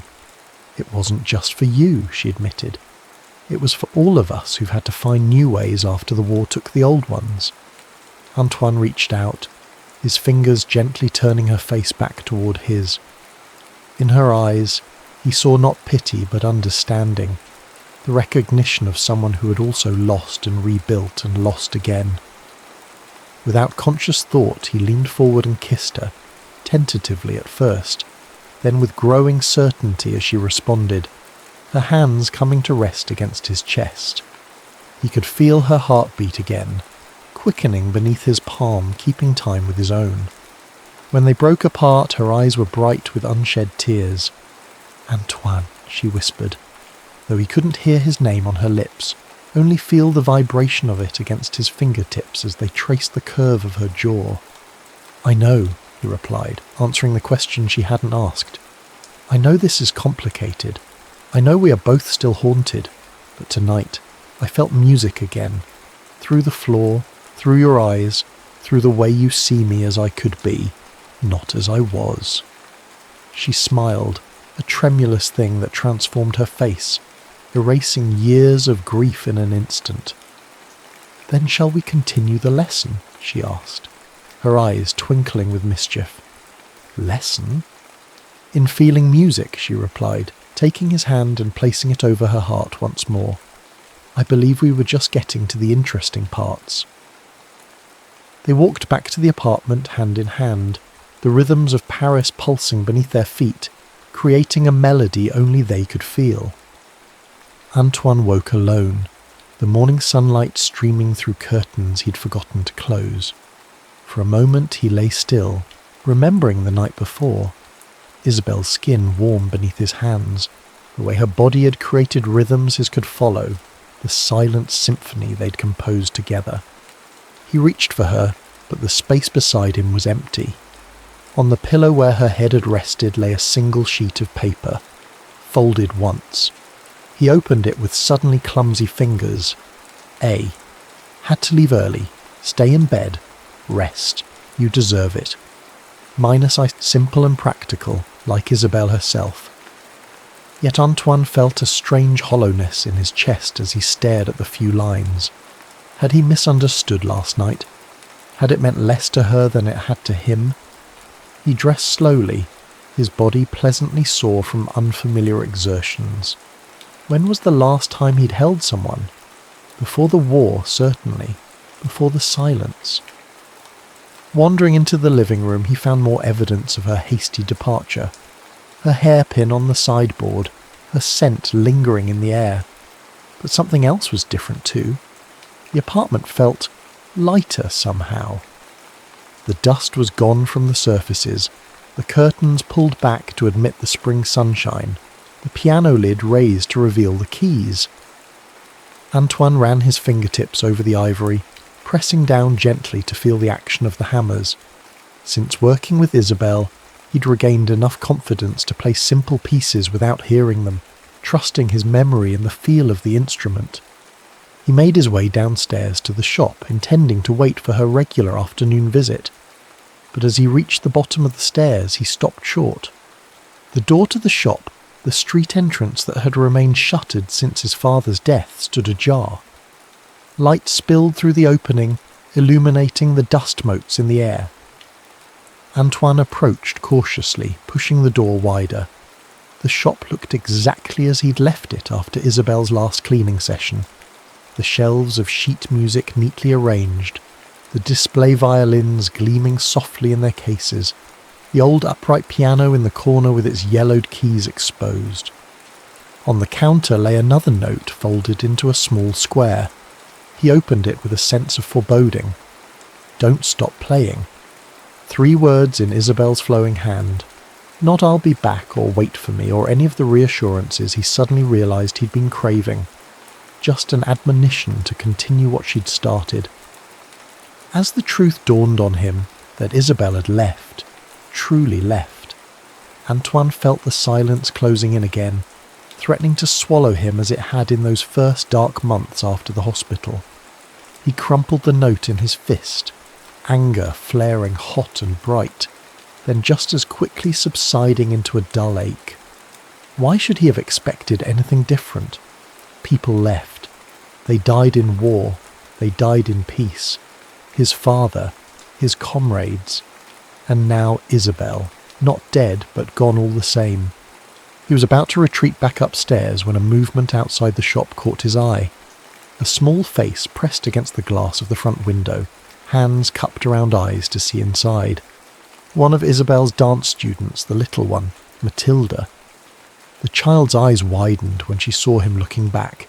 Instead of running away, she waved, a hopeful gesture that pierced through his gloom. After a moment's hesitation, Antoine walked to the door and opened it fully. Mathilde stood on the sidewalk, her thin frame swamped by a coat several sizes too large, clearly a hand-me-down. Behind her stood 2 other children from the dance class, looking uncertain. "Mademoiselle Bonnet said you might teach us," the girl said, her lips forming the words carefully as Isabel must have instructed her. "About music." Antoine stared at her, uncomprehending. "Isabel told you to come here?" Matilda nodded vigorously. "Before she left for New York, she said you could show us how to feel the music even if we couldn't hear it well. Like you do." New York. The words hit Antoine like a physical blow. So that was where she'd gone, across an ocean, to a new life, a new start. And she'd sent her students to him as what? A parting gift. A responsibility to keep him from slipping back into isolation. The children continued to stare up at him, hope warring with uncertainty in their young faces. Antoine looked past them to the street beyond, Montmartre waking up, vendors setting up stalls, shopkeepers sweeping sidewalks, life continuing as it had since the war ended, with or without his participation. "Come in," he heard himself say, stepping back to allow them entry. "We'll start with scales." 3 months later, Antoine stood in the back room of Fournier Fils, making final adjustments to a violin bridge for one of his new students. The shop had officially reopened 6 weeks ago, though with a changed purpose. Instead of simply selling instruments and sheet music as his father had done, Antoine now offered lessons in what he called tactile music, teaching techniques that emphasized feeling the vibrations and rhythms rather than relying solely on hearing. To his surprise, students had come, not just Isabel's orphans, but others who'd heard about his methods, children with partial hearing loss, veterans with injuries similar to his own, elderly patrons whose hearing had faded with age. The bell above the shop door vibrated, sending a subtle tremor through the floorboards that Antoine had learned to recognise as a customer entering. He set down his tools and moved to the front of the shop. Céline stood there, elegant in a navy blue suit, her expression unreadable. Since the reopening of the shop, their relationship had improved, the wall of anger and resentment between them gradually dismantling. "You look well," she said, her lips forming the words carefully. Antoine nodded. "Business is good. And you, the children?" "Happy, noisy." She smiled. "Pierre asked after you. He'd like to visit his uncle." "Bring him," Antoine replied, surprised by how much he meant it. His young nephew had shown a talent for music before Antoine's departure for war. Perhaps he'd like lessons. Céline looked around the shop, taking in the changes, the rearranged displays, the area now cleared for group lessons, the visual metronomes Antoine had designed for students who couldn't hear traditional ones. "You've done something remarkable here," she said, a hint of pride in her eyes. Antoine shrugged, uncomfortable with praise. "It's just adaptation." "It's more than that." She hesitated, then reached into her handbag and withdrew an envelope. "This came for you, from the conservatoire." Antoine stared at the envelope bearing the official seal of the institution where he'd once studied, where he'd given his first solo recital at 16. He hadn't had contact with anyone there since before the war. "What do they want?" he asked, reluctant to take the envelope. "Read it," Céline said, pressing it into his hands. Later, after she'd left, Antoine sat at the upright piano in the corner of the shop, the opened letter spread before him. The Conservatoire was organising a special concert series titled Triumph Over Adversity, featuring musicians who had overcome significant obstacles. They had invited Antoine to perform. His first instinct was to refuse. The thought of sitting before an audience playing music he couldn't hear, exposed to pity and judgment, it was unthinkable. But then he remembered Isabel's words. "Don't stop playing." She'd been gone for 3 months without a word. The ache of her absence had dulled to a persistent throb, like an old wound that pains you when rain is coming. He'd thrown himself into the work of rebuilding the shop, developing his teaching methods, trying not to think about where she might be or whether she ever thought of him. Yet everything he'd accomplished had begun with her. Her stubborn refusal to let him retreat from life, her innovative approaches to feeling music rather than hearing it, her belief that what remained was just as valuable as what was lost. Antoine's fingers moved to the keys, finding the opening notes of a piece he'd been working on. Something new, composed in the silent language he now inhabited. It was meant for dancers, with strong rhythms that could be felt through the floor, dramatic dynamic shifts that could be seen in the tension of the performer's body. He'd been composing it for Isabel, though he'd never admit that to anyone. A way of continuing their conversation across an ocean, even if she would never hear it. Making his decision, Antoine reached for paper and pen to compose his reply to the Conservatoire. He would perform, not as he once had, but as he was now. Not despite his silence, but through it. The Salle Pleyel hummed with anticipation. Antoine could feel the vibrations of hundreds of bodies shifting in seats, the subtle tremors of whispered conversations he couldn't hear. Backstage, he adjusted the specially designed pads he'd had installed under the piano pedals, which would translate the vibrations of the strings more directly to his feet. A stagehand approached, gesturing that it was time. Antoine nodded, straightening his tie one last time before following the man onto the stage. The grand piano waited at centre stage, gleaming under the lights. Beside it stood something new, a row of dancers poised in starting positions. Part of Antoine's innovation for this performance was the addition of dancers who would interpret the music visually, allowing him to follow their movements and adjust his playing accordingly. They would be his ears, reflecting the sound back to him through their bodies. As he took his seat at the piano, Antoine scanned the audience out of habit, though he recognised no one in the sea of faces. Then his gaze caught on something, a flash of blue in the third row, a hat the colour of the Paris sky. His heart stuttered in his chest. It couldn't be. But there she was, straight-backed and serious, her eyes fixed on him with an intensity he could feel across the distance. Isabelle. She hadn't warned him she was coming, hadn't written, had simply appeared, as though conjured by the music he'd created for her. A gentle touch on his shoulder reminded him where he was. The lead dancer was signalling they were ready. Antoine tore his gaze from Isabelle and positioned his hands over the keys. He began to play the piece he had composed in the months of her absence, a composition that traced their story from silence to connection. As his fingers moved across the keys, the dancers began to respond, their bodies becoming the physical manifestation of sounds he could only remember. Antoine felt the vibrations through the specially designed platform beneath the piano, through the pedals under his feet, through the keys beneath his fingers. But most of all, he watched the dancers, reading the music in their movements, adjusting his touch based on their responses. It was unlike any performance he'd ever given. Before the war, he had played from a place of technical brilliance and emotional interpretation. Now he played from a place of pure connection, his body in constant dialogue with the dancers, with the instrument, with the vibrations flowing between them.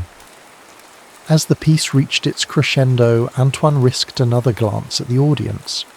Isabelle sat motionless, tears streaming unchecked down her face, her eyes never leaving him. In that moment he understood with perfect clarity that this performance was not about what had been lost, but about what had been found, a new language of music that transcended sound itself. When the final notes faded, visible only in the gradual stillness of the dancers' bodies, there was a moment of complete silence that even Antoine could sense. Then the audience rose to its feet in what must have been thunderous applause, though he could hear nothing but the pounding of his own heart. The dancers surrounded him, their faces alight with the exhilaration of what they'd created together. Antoine accepted their embraces, their signs of congratulation, but his eyes sought only one person. There, moving against the tide of the audience, making her way not toward the exit but toward the side of the stage. Isabelle. Antoine excused himself from the dancers and moved to the edge of the stage where a small set of steps led down to the audience level. She was waiting there, still wearing that blue hat, her face bearing the traces of tears but her eyes shining with something he hadn't seen in them before, a joy unmarred by shadows. Neither of them spoke at first. What was there to say after months of silence, after the performance that had just transpired? Instead, Isabelle raised her hands and began to sign, a skill she must have learned during her absence. Beautiful, her hand said, the gesture flowing like music itself. Antoine had been learning sign language too, incorporating it into his teaching methods at the shop. His fingers formed a reply, clumsy compared to her grace but clear enough. "Why did you leave?" Isabelle's eyes clouded briefly. She signed again, her movements precise. "I was afraid. Of what I felt. Of what it meant." "And now?" he asked, both with his hands and his expression. She stepped closer, close enough that he could feel the warmth of her, could see the subtle movements of her breathing, the pulse at the base of her throat. "Now I know," she signed, "that the only rhythm I want is yours." Antoine reached for her then, his composer's hands framing her face with tender precision. When he kissed her, it was like the resolution of a complex piece of music, every note falling into perfect harmony, every tension finding its release. Around them, the audience continued to mill about. The dancers celebrated backstage. The great hall of the conservatoire hummed with life and conversation. But for Antoine and Isabelle, there was only the silent symphony of their reunion, played out in touch and gesture and the shared language they had created together. 5 years later. The small courtyard behind Fournier-Effys buzzed with activity as children of all ages gathered for the end-of-term recital. What had begun as Antoine's modest teaching practice had blossomed into the Fournier Institute for Tactile Arts, a school dedicated to teaching music and dance to students with hearing impairments and other challenges. Antoine stood in the doorway of the newly expanded building, watching as parents and students found their places in the seats arranged around the performance area. In the centre stood a specially designed platform that amplified vibrations, allowing the students to feel the rhythms through their feet as they performed. "The Bertrand family is here," a voice signed beside him. Antoine turned to see Isabelle, elegant in a simple blue dress, with her hair that caught the afternoon light. "Their daughter is nervous." Antoine nodded. "I'll speak with her." He made his way through the crowd to where 9-year-old Sophie Bertrand stood clutching her violin, her face pale with anxiety. Like Antoine, she had lost her hearing, though in her case it had been from birth rather than war. Kneeling before her, Antoine signed, "Nervous." The girl nodded, her grip on the violin tightening. "Do you remember what we practiced?" he asked, his movements gentle and encouraging. Sophie nodded again. "Close your eyes," he instructed. "Feel the violin against your collarbone. Remember how each note vibrates differently. The music is in your hands, not your ears." The girl closed her eyes, positioning the violin properly. Her bow hand steadied, and a look of concentration replaced the fear on her face. Antoine smiled, giving her shoulder a reassuring squeeze before returning to Isabelle's side. "She'll be fine," he signed. "She has excellent instincts." Isabelle slipped her arm through his, her body warm against his side. "Like her teacher," she replied, both in sign and with her lips, knowing he could read either. The years since their reunion at the conservatoire had brought changes neither could have imagined that night in the jazz club. After Antoine's groundbreaking performance, offers had come to teach, to compose, to develop his methods further. With Isabelle by his side, he had chosen to focus on building the institute, creating a place where those who experienced music differently could find community and expression. They had married quietly in the small church near the orphanage where Isabelle had first taught her dance students. Matilda, no longer the smallest or most hesitant of the orphans, had been their witness, along with Céline and her family. As the recital began, Antoine took his seat beside Isabelle in the front row. The first performers were the younger students, playing simple pieces on adapted instruments. Through the vibrating platform, Antoine could feel the rhythms of their music, sometimes faltering, sometimes surprisingly precise, always earnest. When Sophie's turn came, the girl walked to the centre of the platform with newfound confidence. She positioned her violin, closed her eyes as Antoine had instructed, and began to play. Through the floor, Antoine felt the clean, pure vibrations of her notes, a Bach minuet, executed with technical precision that belied her years. Isabelle's hand found his, their fingers intertwining as they had countless times over the years. In her touch, he felt pride and love and the quiet understanding that had grown between them, a communication more profound than words or even music. The recital continued through the afternoon, soloists, duets, and finally the ensemble pieces that brought all the students together. For the finale, Isabelle's dance students joined the musicians, creating a performance that combined sound, vibration and movement in a seamless whole. As the last piece concluded, the courtyard erupted in a combination of applause and the visual applause used at the Institute. Hands raised and shaken in the air, a silent celebration visible to all. Antoine stood to address the gathering, his hands forming signs as he spoke for those who could read lips. "Music finds a way," he told them, his voice clear and steady after years of practice speaking without being able to hear himself. "It adapts, it transforms, it discovers new paths, just as we have." His eyes found Isabel's in the crowd, and something passed between them, the acknowledgement of how far they had come from that first confrontation in his dusty apartment. After the recital, as parents and students mingled in the courtyard enjoying refreshments, Antoine slipped away to the original shop building, now converted into his private studio.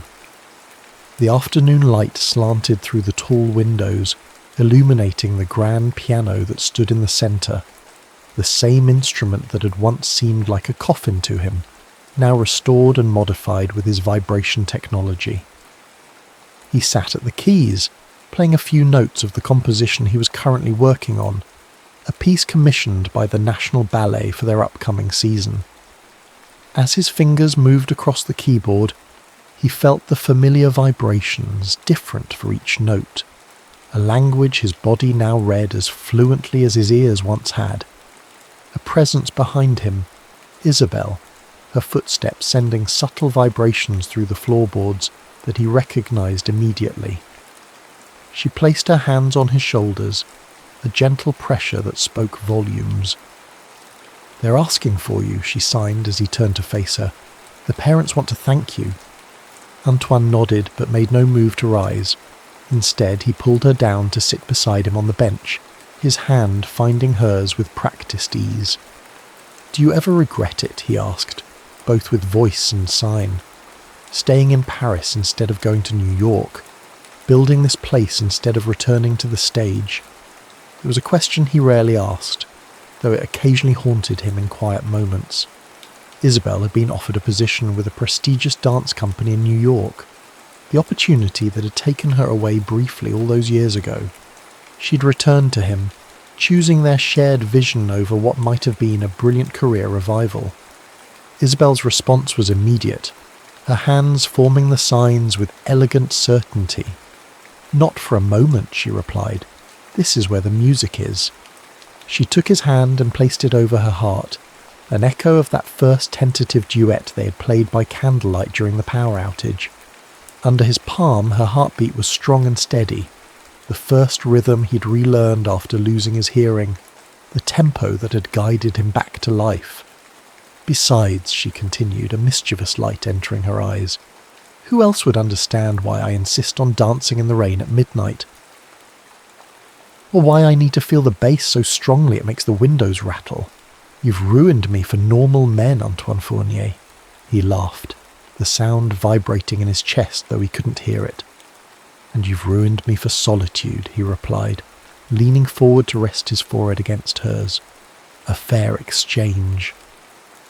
Through the windows they could see the courtyard where their students continued to celebrate, where the community they had built together flourished in the late afternoon light.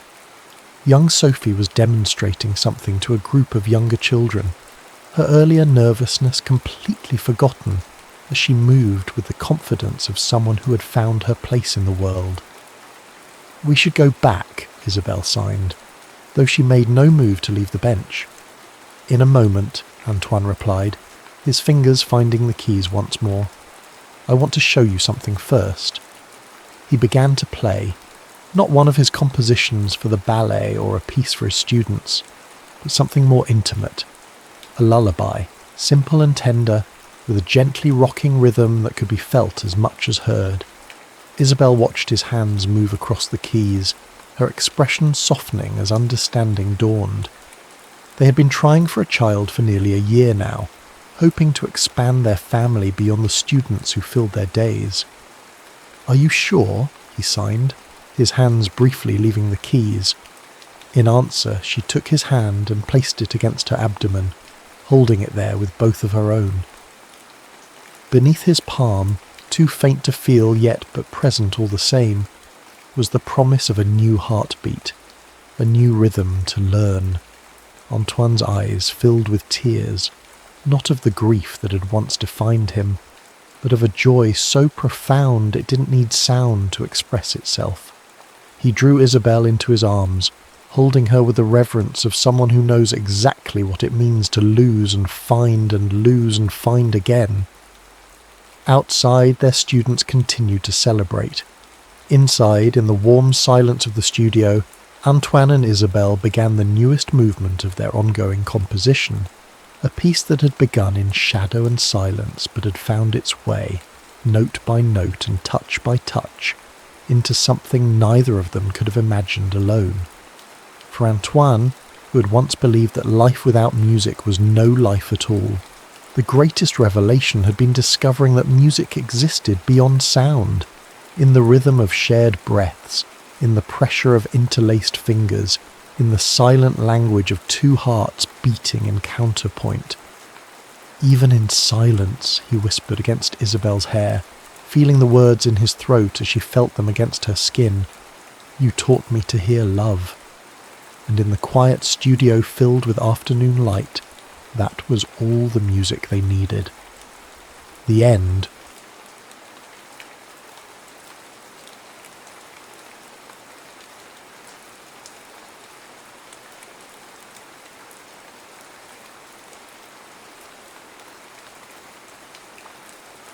Petals in the Mist, a Highland romance. Clara Winthrop pressed her forehead against the cool glass of the train window, watching as Edinburgh's familiar spires gave way to rolling countryside. The letter announcing her apprenticeship still crinkled in her pocket, a sound both triumphant and terrifying.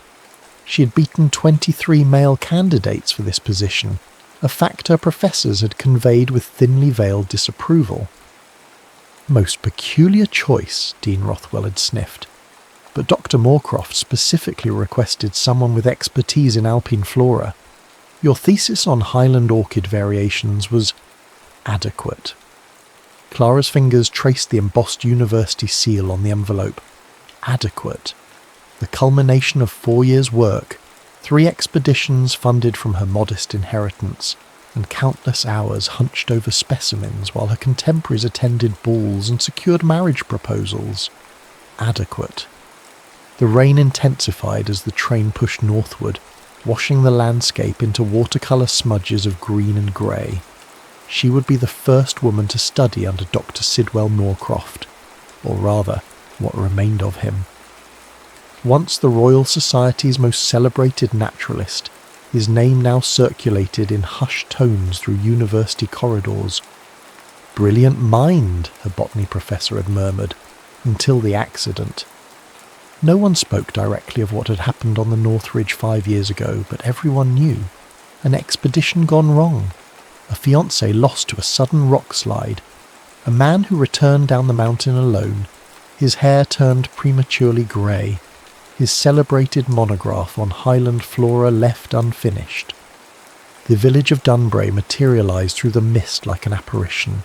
Stone cottages huddled against the elements, smoke curling from chimneys into a sky heavy with unshed rain. As Clara descended to the platform, trunk in hand, she noted how the station master averted his eyes upon hearing her destination. Blackmore Cottage, he repeated. Dr. Moorcroft's place. His Scottish brogue thickened with discomfort. It's a fair walk, through the wood and up past the old kirk. But miss, the weather's turning fierce. Perhaps the inn. I'm expected, Clara said firmly, though rain was already seeping through her woolen cloak. The path to Blackmore Cottage narrowed as it climbed, mud clinging to her boots with each step. The mist thickened around her, transforming familiar objects, a fallen log, a jutting stone, into crouching spectres. When the cottage finally appeared, it seemed to have grown organically from the hillside itself, its stone walls wrapped in climbing vines, windows glowing amber against the gathering dusk. Clara's knock echoed with unintended force. Seconds stretched into minutes before the door swung open, revealing a tall figure backlit by firelight. "You're late." The voice was rough from disuse, the Scottish accent less pronounced than she had expected. The North Road was quicker. "I took the train to Dunbury," Clara explained, water dripping from her hat brim. Sidwell Moorcroft stepped into the light, and Clara struggled to reconcile this man with the portrait that hung in Edinburgh's Natural History Museum. That Moorcroft had possessed keen eyes and an expression of energetic inquiry. This one's face was weathered, the once dark hair now streaked with silver, deep lines bracketing a mouth that seemed permanently set in disapproval. Only the eyes remained the same, sharp, intelligent, the colour of Highland whiskey. "Miss Winthrop." Not a question, but an assessment. "You're younger than I anticipated." "I'm 24, she replied, lifting her chin, "and I've spent 3 seasons doing fieldwork in conditions far more challenging than these." Something flickered across his features, surprise perhaps, or reluctant respect. He stepped aside. "3 rules," he said as she crossed the threshold. "You'll work from dawn until I dismiss you. You'll ask no questions about anything not directly related to the research, and under no circumstances are you to venture to the North Ridge." His gaze bore into hers. "Break any of these and you'll be on the next train to Edinburgh." The cottage interior was unexpected. Not the chaotic den of a recluse, but a meticulously organised workspace. Botanical specimens lined shelves in labelled jars. Maps covered one wall, dotted with coloured pins marking collection sites. A drafting table stood by the window, illuminated by carefully positioned oil lamps. "Your quarters are through there." He nodded toward a narrow door. "We begin at first light." That night, lying on a narrow bed beneath scratchy blankets, Clara listened to the rain battering the roof tiles and her new mentor's footsteps pacing the floorboards overhead. She had expected eccentricity, perhaps even the rumoured madness. What she hadn't anticipated was the hollow echo of loss that seemed to permeate Blackmore Cottage, a presence as tangible as the mist that clung to the Highland peaks. Sleep eluded her until dawn's first tentative light filtered through her window. She rose, splashed cold water on her face, and pinned her hair severely back. Whatever haunted Sidwell Moorcroft was of no consequence. She had come for knowledge, not to heal a broken man.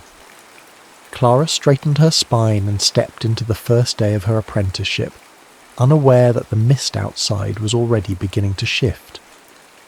By the 3rd week of her apprenticeship, Clara had developed calluses where her skin had once been soft.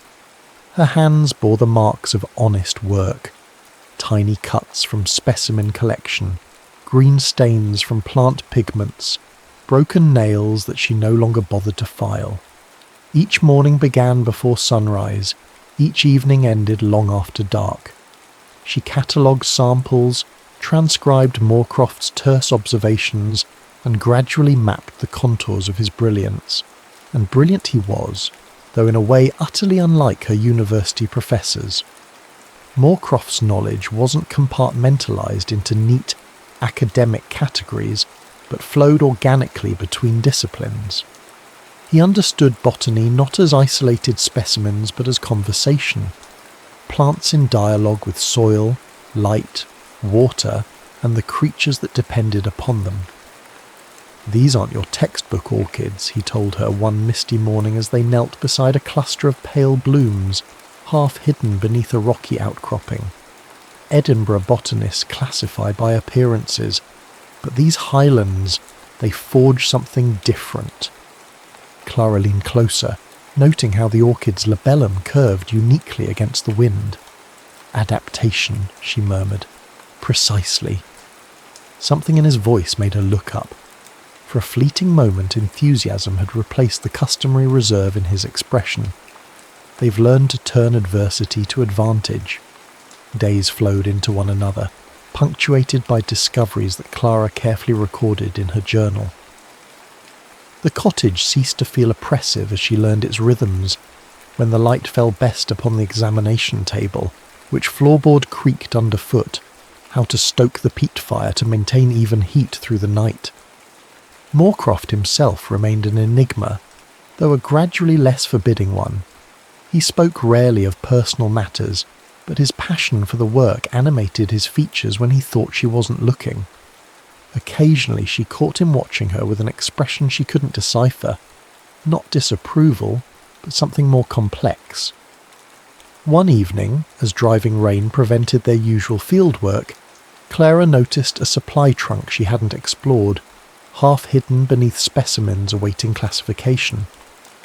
While Moorcroft prepared their evening meal, always simple, always precisely timed, she lifted the lid. Inside lay field equipment, notebooks, and a leather-bound journal secured with a small brass lock. The journal's spine was worn in the way of a frequently handled book. Clara's fingers had just brushed its cover when a shadow fell across her. "That trunk is not part of your work area." Moorcroft's voice was quiet, but laced with an intensity that made her start. "I apologise," Clara said, rising quickly. "I was looking for additional specimen boxes." "There are none." He closed the trunk with decisive force, the sound echoing in the sudden silence. When he turned back, his expression had closed like a door against winter. "We'll resume at first light, weather permitting." That night a storm of unusual violence swept across the Highlands.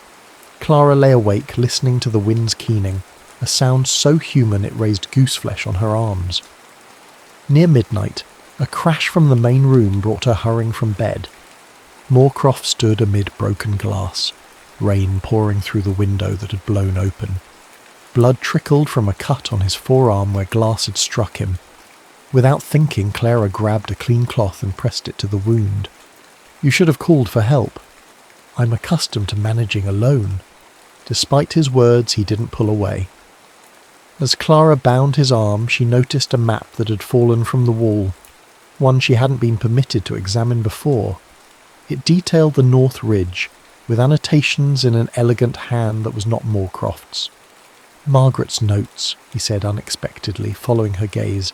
She had a gift for topography. It was the first time he had spoken his late fiancée's name aloud. The following day dawned clear but treacherous. Snowmelt had swollen streams, making their planned route impassable. Moorcroft redirected them to higher ground, a longer journey across unfamiliar terrain. By mid-afternoon, clouds gathered again. "We should turn back," Clara suggested, eyeing the darkening sky. "There's a bothy beyond that rise," Moorcroft replied. "We can shelter there." The stone hut appeared just as the first fat raindrops fell.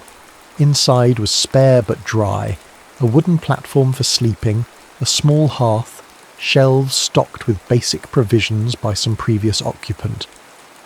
As Moorcroft built a fire, Clara arranged their specimens, ensuring none would be damaged by the night's dampness. The storm settled in, pressing them into a proximity neither had anticipated. They shared a sparse meal, supplemented by a flask of whiskey that Moorcroft produced from his pack. The spirit burned Clara's throat but warmed her blood as darkness consumed the Highlands around their fragile shelter. "You've surprised me, Miss Winthrop," Moorcroft said after a long silence, the firelight casting his face in amber and shadow. "How so?" "Your commitment to the work. Most would have departed after the first week." Clara smiled faintly. "Most haven't spent their lives being told what they cannot do." Something shifted in his expression. A familiar sentiment. The whiskey and firelight loosened what weeks of proximity could not. Moorcroft spoke of his childhood in Aberdeen, his early fascination with the hidden life of plants. Clara described her battles at university, her determination to claim a place in a field that resisted her presence. "And what of after this apprenticeship?" he asked. "What does Miss Clara Winthrop envision for her future?" The question caught her off guard. In truth, she had focused so intently on securing this position that she had scarcely considered what would follow. "I hope to publish," she said finally, to contribute something meaningful to the field. A worthy ambition, his voice had softened. Margaret had similar aspirations. The name hung between them, no longer forbidden but delicate as the orchid petals they'd collected that morning. She was a botanist as well, a naturalist with broader interests, birds primarily. His gaze fixed on the dancing flames. We were cataloguing seasonal migration patterns when the accident occurred. Clara waited, sensing there was more he needed to say. I told her the route was unsafe after the thaw. His voice had dropped so low she had to lean forward to hear it. But Margaret never feared heights the way I did. She called me overcautious. A bitter smile touched his lips. Her last words to me were, "The view will be worth it, Sid." And was it? Clara asked softly. His eyes, when they met hers, contained a grief so raw it stole her breath. I never saw it. I was checking our equipment when the ridge gave way. Later, as the fire burned down to embers and Moorcroft slept fitfully on his side of the bothy, Clara watched shadows play across the weather-worn ceiling. She'd come to these highlands expecting to expand her scientific knowledge. She hadn't expected to witness a heart struggling to beat again beneath the weight of such sorrow, nor to feel her own responding with unexpected warmth. Outside, the storm raged on, but within the stone walls of the bothy, something fragile had taken root. April arrived with a suddenness that transformed the highlands.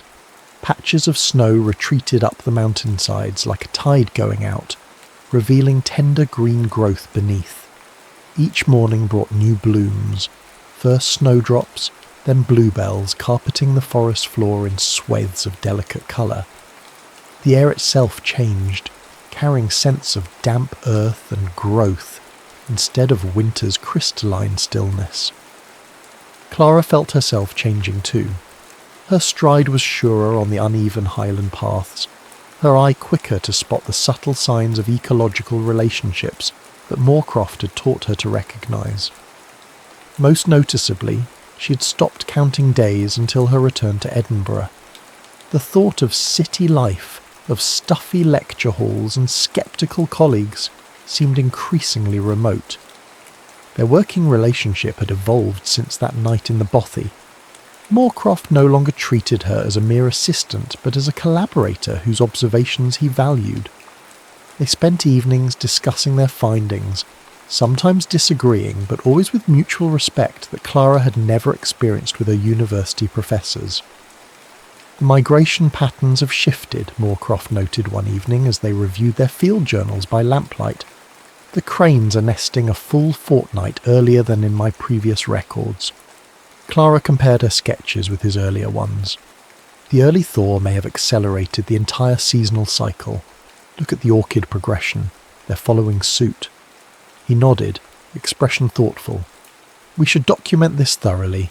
Climate fluctuations could be altering highland ecosystems in ways we've only begun to understand. If the pattern continues, Clara ventured, wouldn't that suggest we might see blooms on the North Ridge earlier than usual? Your notes from 5 years ago mentioned a rare variant there, spirally leaved ladies' tresses with distinctive purple markings. She had broached the forbidden subject without thinking. Moorcroft's shoulders tensed, but instead of the sharp rebuke she expected, he simply closed his journal. Perhaps, he said finally, but that's not part of our current research. The following morning, Clara rose before dawn and slipped out alone. She had no intention of disobeying Moorcroft's prohibition against the North Ridge, but she hoped to collect specimens from the eastern slopes that might support their climate variation theory.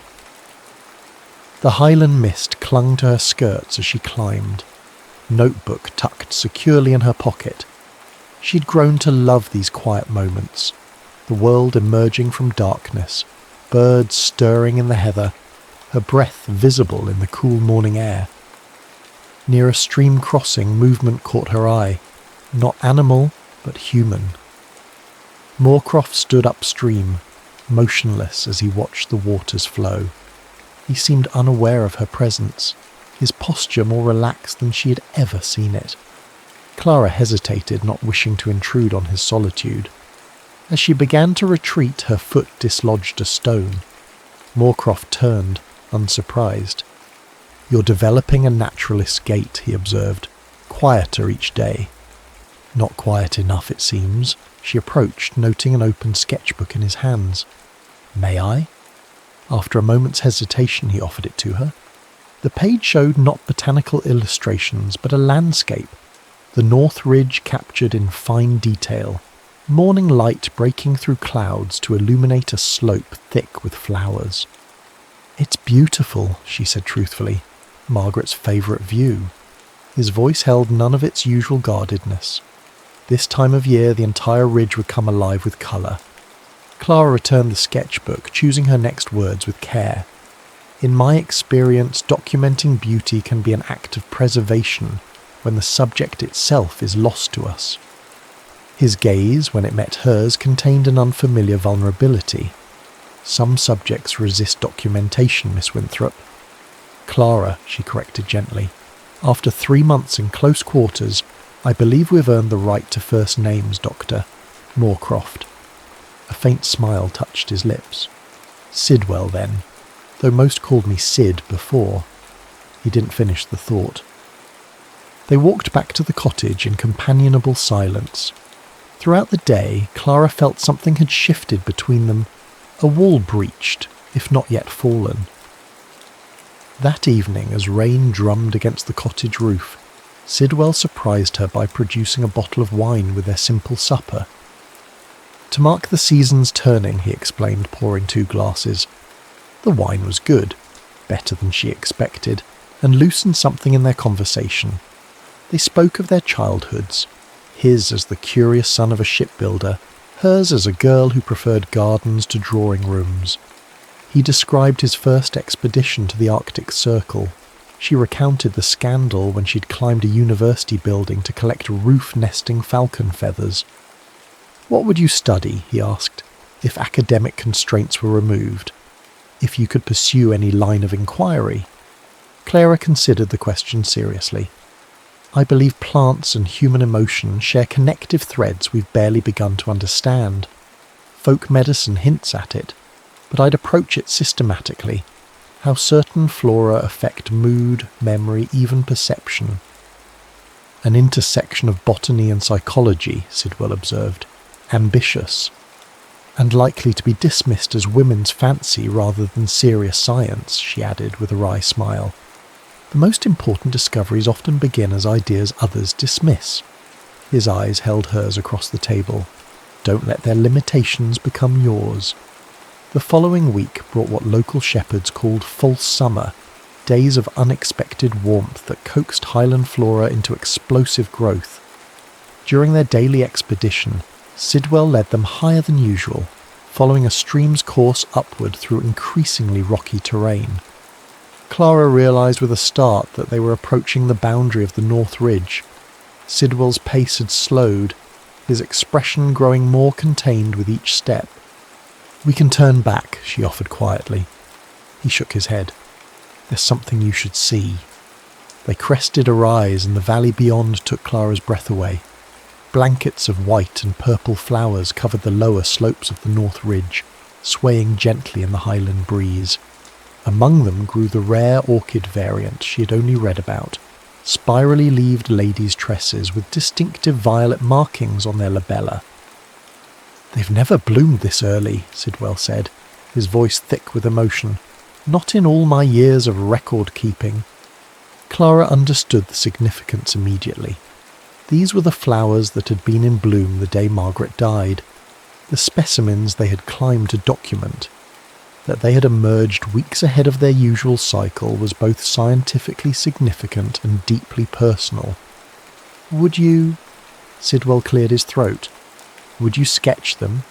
My hand isn't as steady for detail work these days." Clara nodded, already reaching for her notebook. They worked in silence, she capturing the orchid's delicate structure in careful lines, he making broader notes about conditions and distribution patterns. As the afternoon light began to soften, Clara glanced up to find Sidwell some distance away, standing at the edge of a steep drop. His posture spoke of grief. but not the paralysing kind she had glimpsed in earlier months. This was grief acknowledging itself in the open air. She approached slowly, giving him time to compose himself if he wished. When she reached his side, she saw tears tracking silently down his weathered face. "She would have loved this," he said simply. "Yes," Clara agreed, though she had never known Margaret. "I believe she would." The moment expanded between them, fragile, potent. When Sidwell turned to her, his expression held something she hadn't seen before. Not just grief or scientific passion, but a question. His fingers, roughened by years of field work, brushed a strand of hair from her face with surprising gentleness. Clara felt her breath catch, her pulse quickening like a startled bird's. Around them, the Highland air filled with the subtle perfume of thousands of blooms, life asserting itself in the very place where death had once claimed dominion. When Sidwell's lips met hers, it felt not like a beginning, but like a continuation. Another natural process unfolding according to its own organic timing. Later, as they descended in the gathering dusk, Clara knew something fundamental had changed. The kiss remained unspoken between them, but its echo resonated in every glance, every careful movement of their bodies as they navigated the rugged terrain together. The cottage, when they reached it, no longer felt like a workshop but a threshold to some new territory. Neither had anticipated mapping when spring began. Word of their Northridge expedition travelled through Dunbray with the efficiency of all small village news. By week's end, Clara noticed changed expressions when she collected supplies, curious glances, conversations that hushed at her approach. The local postmaster handed her a university-sealed envelope with unusual deference. "Important correspondence, miss, from Edinburgh." The letter, written in Dean Rothwell's precise hand, requested Clara's presence at an upcoming botanical symposium. Her work on Highland orchid variations, specifically those from the North Ridge, had attracted attention. A special panel wished to hear her findings firsthand. "It's an extraordinary opportunity," she told Sidwell that evening, trying to contain her excitement. "The symposium draws naturalists from across Europe." He studied the letter, expression unreadable, and conveniently timed just before your apprenticeship's conclusion.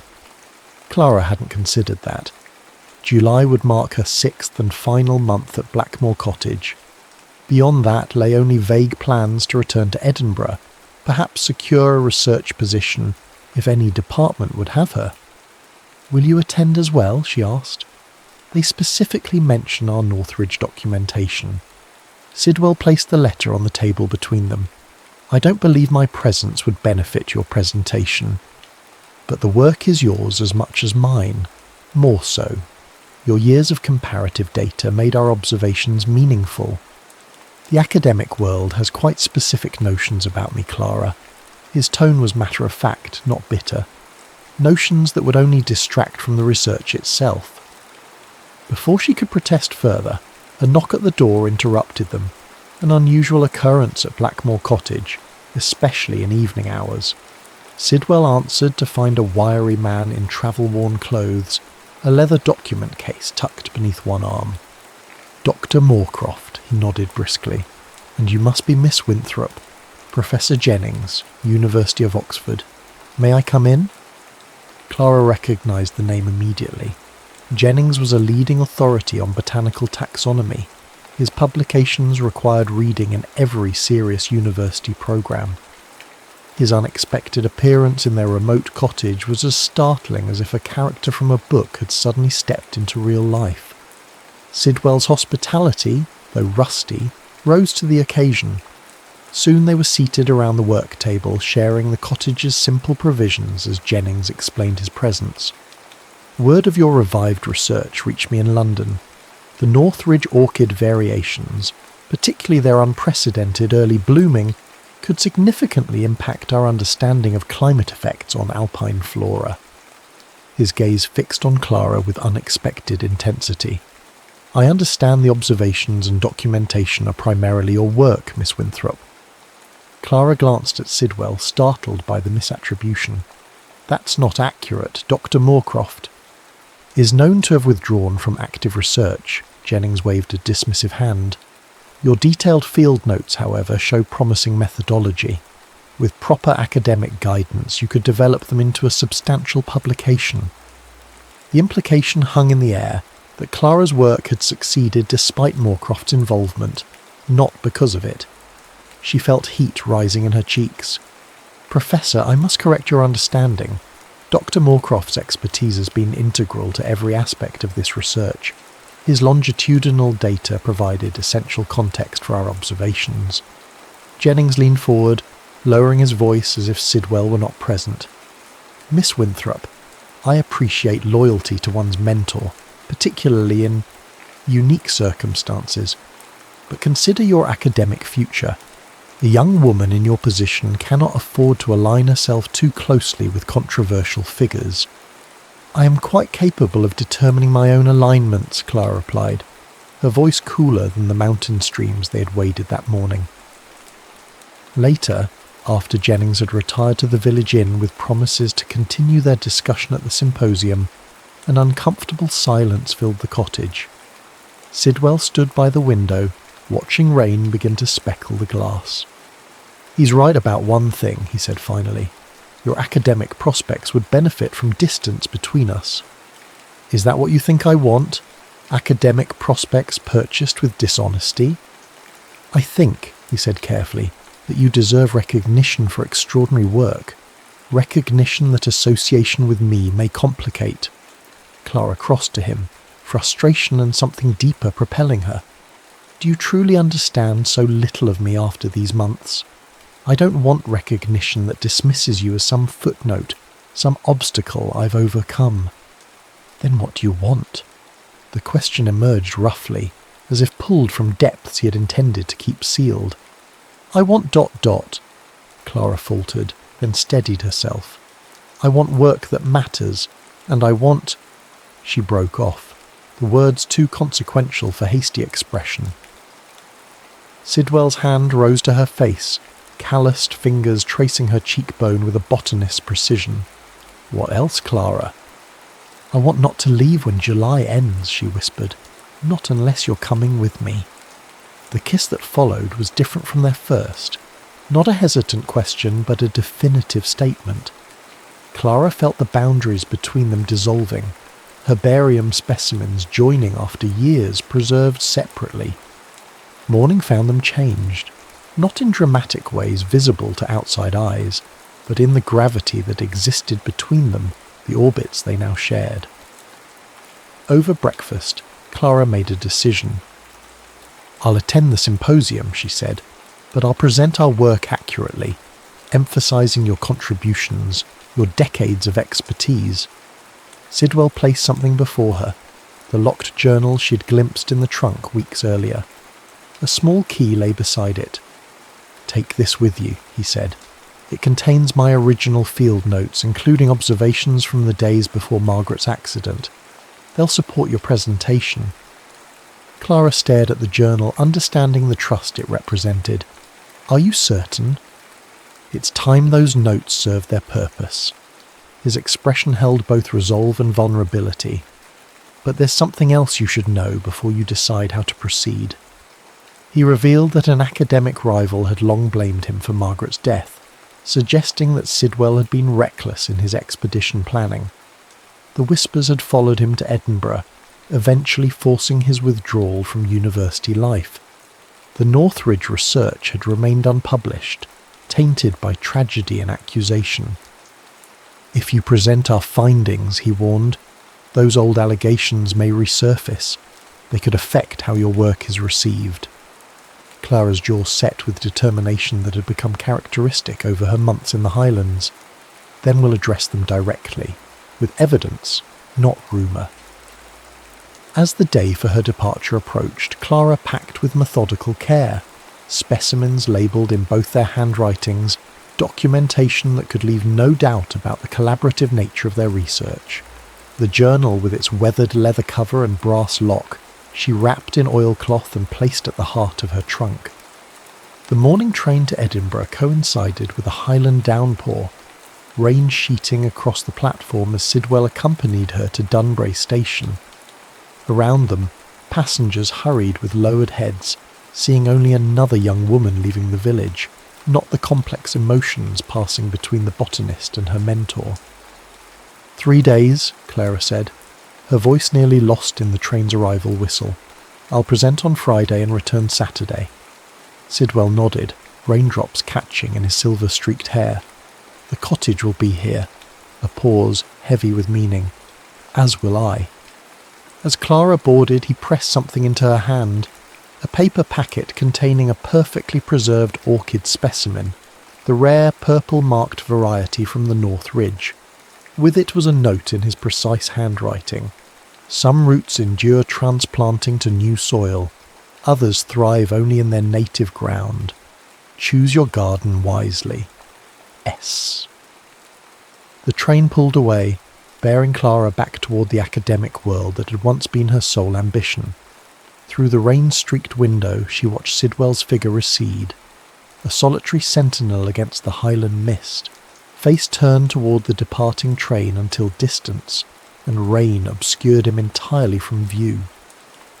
Edinburgh emerged from morning fog like an illustration in a Gothic novel, spires and stone facades materializing piece by piece as Clara's carriage navigated cobbled streets. After months in the Highlands, the city's bustle felt overwhelming. Everywhere she looked, people hurried with purpose, their voices creating a constant murmur beneath the clatter of hooves and wheels. The university welcomed her with formal politeness. Dean Rothwell himself escorted her to quarters reserved for visiting scholars, his conversation a careful blend of congratulation and caution. Your work has created quite a stir, Miss Winthrop. Professor Jennings speaks highly of your observational skills. He paused before adding, though some question the broader research context. Clara understood the implication. Dr. Moorcroft's longitudinal data provides that context, Dean Rothwell. I'll be presenting our findings as collaborative work. The Dean's expression tightened. Consider carefully, Miss Winthrop. Your future in this institution depends on the quality and honesty of my research, she finished firmly, as it should. Alone in her assigned room, Clara opened Sidwell's journal for the first time. Its pages revealed not just scientific observations, but a life documented with meticulous care. Early entries showed a young naturalist's enthusiasm, later ones the measured confidence of an established scholar. Botany intertwined with personal reflection, how certain plants thrived after forest fires, how grief might similarly create conditions for unexpected growth. The final pages before Margaret's death contained maps of the Northridge expedition, detailing planned collection routes. In the margins were notes in a different hand, elegant, decisive strokes that must have been Margaret's. Weather promising, she'd written. S worries unnecessarily about the western approach. Route appears stable despite recent thaw. Clara's throat tightened. Here was evidence contradicting rumours that Sidwell had been reckless. Proof that he had in fact expressed concern about conditions his fiancée had dismissed. More surprising were the entries that resumed months after the accident, sparse at first, then increasingly detailed as Sidwell documented his solitary return to research. And most unexpected of all were the pages dated after Clara's arrival at Blackmore Cottage. C demonstrates remarkable insight regarding adaptive processes, one entry noted. Another, her approach to classification challenges conventional taxonomy in ways I had not considered. Must revisit earlier specimens with her framework in mind. The final pages contained something else entirely, the beginnings of a new monograph outline. Its working title made Clara's breath catch. Highland Resilience, Ecological Adaptation Following Climatic Disruption, with observations by C. Winthrop and S. Moorcroft. He had envisioned their work continuing beyond her apprenticeship, had imagined a future where their research, and perhaps they themselves, remained connected. The The symposium opened the following morning with considerable fanfare. Clara sat through presentations on tropical ferns and desert succulents, her mind only half present as she prepared for her own session. When Professor Jennings introduced her as a promising young botanist whose work stands on its own considerable merits, she recognised the deliberate omission of Sidwell's name. At the lectern, Clara surveyed the audience of predominantly male academics. Their expressions range from polite interest to thinly veiled scepticism. In the back row sat Dean Rothwell, his posture communicating clear expectations. "Distinguished colleagues," she began, her voice steadier than she'd anticipated. "I present findings not solely my own, but the culmination of a true scientific partnership with Dr. Sidwell Moorcroft, whose 20 years of Highland botanical documentation provided essential foundation for our observations." A murmur rippled through the audience. From the corner of her eye, Clara saw Jennings shift uncomfortably in his chair. She continued undeterred, methodically presenting their evidence of climate-influenced blooming patterns, the implications for Highland ecosystem stability, and the rare orchid variations documented on the North Ridge. When questions began, they focused initially on methodology. Clara answered with the confidence born of fieldwork rather than theory, occasionally referencing Sidwell's journal to provide historical context. Then came the question she'd been anticipating. An elderly botanist with bristling sideburns rose slowly from his seat. "Miss Winthrop, while your observations are adequate, I must address the elephant in the room. Dr. Moorcroft's judgment has been called into question since the tragic incident 5 years ago. How can we trust research conducted under such questionable guidance?" The room stilled. This was the moment that would define not just her presentation, but the reception of their work. Clara opened Sidwell's journal to the pages she had marked. "Professor Barrett, I presume?" She met his gaze directly. "Your published criticism of Dr. Moorcroft's expedition planning is well documented. However, I have here the original field notes from that expedition, including margin notes in Margaret Linley's own hand, directly contradicting your assessment." She read Margaret's annotations aloud, her voice clear in the hushed room. "Furthermore," she continued, "these notes demonstrate that far from being reckless, Dr. Moorcroft expressed specific concerns about the route that ultimately failed." Professor Barrett's face had reddened. Before he could respond, Clara continued, "But today's presentation isn't about past tragedy. It's about how ecosystems recover from disruption, how life finds new patterns after fundamental change. Our research demonstrates this not just botanically, but—" She paused, finding her courage, perhaps personally as well. The remainder of the session passed in a blur of technical questions that Clara handled with growing assurance. When it concluded, several colleagues approached with genuine interest in their findings. Even Dean Rothwell offered grudging acknowledgement. "Unconventional presentation, Miss Winthrop, but scientifically sound. The university will want to discuss your future role when you return from your apprenticeship." Only Professor Jennings seemed displeased, his earlier patronising manner replaced with barely concealed irritation. "You've aligned yourself rather definitively, my dear. I hope it serves your career." "My work serves science, Professor," Clara replied evenly, "as does Dr. Moorcroft's. The alignment follows naturally." That evening, alone in her quarters, Clara made a decision that felt both impulsive and inevitable. Rather than waiting for Saturday's train as planned, she would return to Dunbray on the early morning express. The symposium required nothing further from her, and Edinburgh's crowded streets felt increasingly foreign after months of Highland solitude. She packed quickly, leaving behind several fashionable items she'd brought for university functions. What use were silk gloves and formal hats in a world of peat fires and morning mist? By dawn, she was aboard the northbound train, watching Edinburgh recede as Highlands emerged through breaking fog. The journey passed in contemplation. Clara had come to these mountains 6 months earlier seeking professional validation, proof that a woman could contribute meaningfully to botanical science. She returned now with different understanding. The work mattered, yes, but so did the mind and heart engaged in it. So did the land itself, and one's relationship to it. Dunbury Station appeared just as afternoon light began to soften toward evening. The village seemed unchanged, yet Clara viewed it with new eyes, not as a remote outpost, but as a community with its own rhythms and wisdom. Rather than hiring a cart, she walked the familiar path to Blackmore Cottage, her steps quickening as the track narrowed and climbed. Highland wind tugged at her hair, loosening pins until she removed them entirely, letting her scholarly restraint fall away with them. The cottage appeared first as a thread of smoke against darkening sky, then as stone walls emerging from shadow. No lamplight shone from its windows. Had Sidwell gone out for evening field work? Only as she approached did Clara spot him, a solitary figure on the North Ridge path silhouetted against the sunset.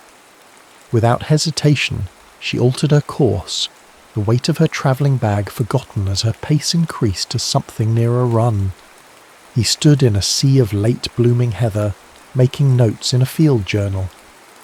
At the sound of her approach, he turned, disbelief and something deeper transforming his expression. "You're not due until tomorrow," he said, voice rough with emotion. "I found I had said all that needed saying in Edinburgh." Clara stopped an arm's length away, suddenly uncertain despite everything that had passed between them. "Your journal. It helped me understand many things." "All of it?" His question contained layers she immediately comprehended, including the outline for our future work together. Highland Resilience, I believe you called it. A working title only. His eyes hadn't left her face, open to revision. Clara closed the remaining distance between them. The concept is sound. Adaptation following disruption. New growth patterns emerging after necessary change. And is that what you want, Clara? New patterns here, not in Edinburgh's academic halls. She took his weathered hands in hers, feeling the strength in them, the years of careful work they represented. I want work that matters, with a mind that challenges mine. I want mornings in the mist and evenings by the fire. I want...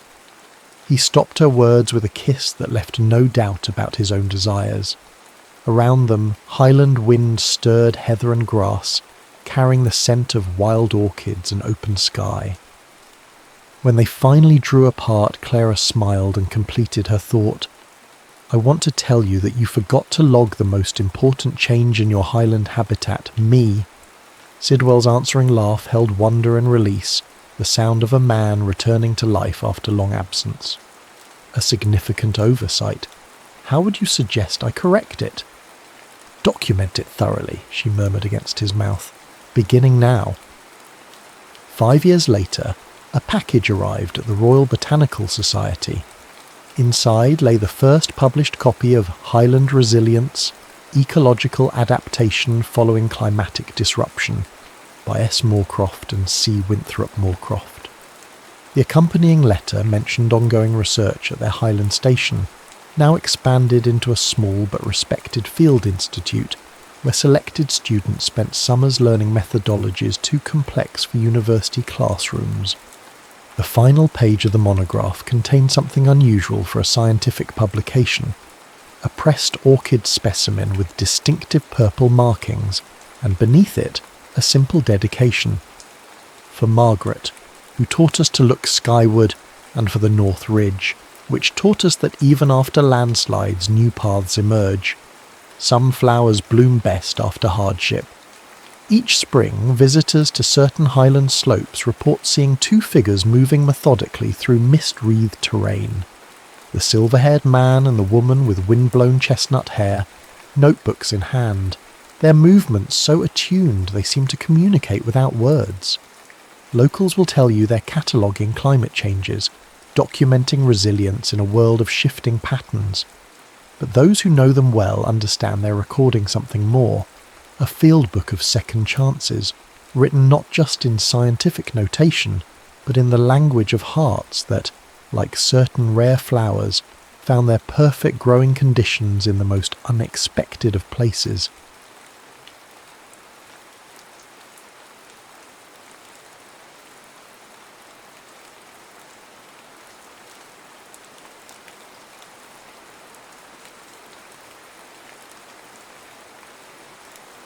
Whispers in the Papyrus garden. The Alexandria dawn painted the Mediterranean in hues of amber and rose, a daily spectacle Serapion had grown too preoccupied to appreciate. At 28, his days blurred together in a rhythm of translations, annotations, and scholarly debates within the library's columned halls. This morning, however, promised something different. "You seem troubled by this assignment," observed Callimachus, the head librarian, his fingers trailing over a freshly transcribed scroll. Though approaching 60, his mind remained sharper than most of the younger scholars. A collaboration with a temple scribe should broaden your perspectives, not narrow them. Serapion adjusted the folds of his hymation, the Greek garment feeling suddenly conspicuous. "I've heard this scribe refuses to write in Greek." "Her name is Neith," Callimachus corrected, "and she was trained at the Temple of Thoth. Her hieratic is impeccable. Besides, the tale of Sinuhe deserves both languages. It's a story of exile and belonging, something you, of all people, should appreciate." The reference to Serapion's mixed heritage wasn't lost on him. His Greek father had married an Egyptian woman of noble descent, leaving him perpetually between worlds, fluent in multiple languages but never quite at home in any single culture. "The garden scriptorium has been prepared," Callimachus continued. "It's secluded enough for concentration, but open enough to remind you both why Alexandria exists, to blend, not divide." As Serapion made his way through the library's eastern wing, he passed shelves containing knowledge from Babylonia, Judea, Persia, and beyond. Alexandria was King Ptolemy's experiment, a city where Greek rationalism could absorb the mysticism and ancient wisdom of Egypt. But lately, the absorption felt increasingly one-sided. The garden scriptorium was a small pavilion surrounded by papyrus plants, palm trees, and flowering herbs. Several writing tables had been arranged beneath a canopy of woven reeds. The space was empty save for a slender figure standing with her back to him, examining a limestone water clock. "You're precisely 3 minutes early," she said without turning, her voice melodic but firm. "Punctuality is a virtue the Greeks borrowed from us, though they seldom acknowledge the debt." When she finally faced him, Serapion found himself momentarily at a loss for words. Neith was younger than he had expected, perhaps 24, with eyes lined in kohl that emphasized their unusual clarity. Her linen dress was simple but marked with subtle emblems of her temple training. A wooden pendant of Thoth, the ibis-headed god of writing, hung at her throat. "I've never needed to borrow virtues," he replied, setting down his writing implements, "and I'm quite capable of acknowledging debts when they exist." A fleeting smile crossed her lips. "We shall see." She gestured to the scrolls laid out on the table. "I've already begun the transcription of Sinuhe's opening verses. Perhaps you'd care to examine my work before adding your Greek interpretation alongside it." The way she said interpretation suggested she considered any translation a kind of corruption. Serapion unrolled the papyrus she offered. Her hieratic script was indeed flawless, each character precisely formed, the red and black inks alternating with ritual precision. His eyes caught on a particular passage, when the royal falcon flew to heaven, joined with the solar disk, the body of the god united with his maker. "You've captured the poetry of the royal death scene," he acknowledged, "but I notice you've chosen the older version of the metaphor. Later copies use a more direct description of Pharaoh's ascension." Neith's expression remained neutral, but her fingers tensed around her reed pen. "The later copies you refer to were already compromised by foreign influences. The original metaphor preserves the sacred geometry between falcon, sun, and pharaoh. And so it began. By midday they had managed only a few hundred lines, each transcription interrupted by debates over nuance, context, and cultural meaning. When Serapion suggested that certain Egyptian metaphors might be clarified by Greek philosophical concepts, Neith's patience visibly frayed.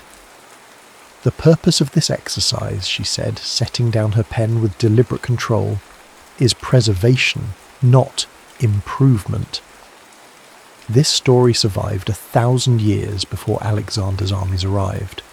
Perhaps you believe the library's walls protect knowledge, but some of us see it differently. Serapion looked up sharply. "How do you see it?" She held his gaze. "As a beautiful cage. The birds sing, but they no longer fly their natural patterns."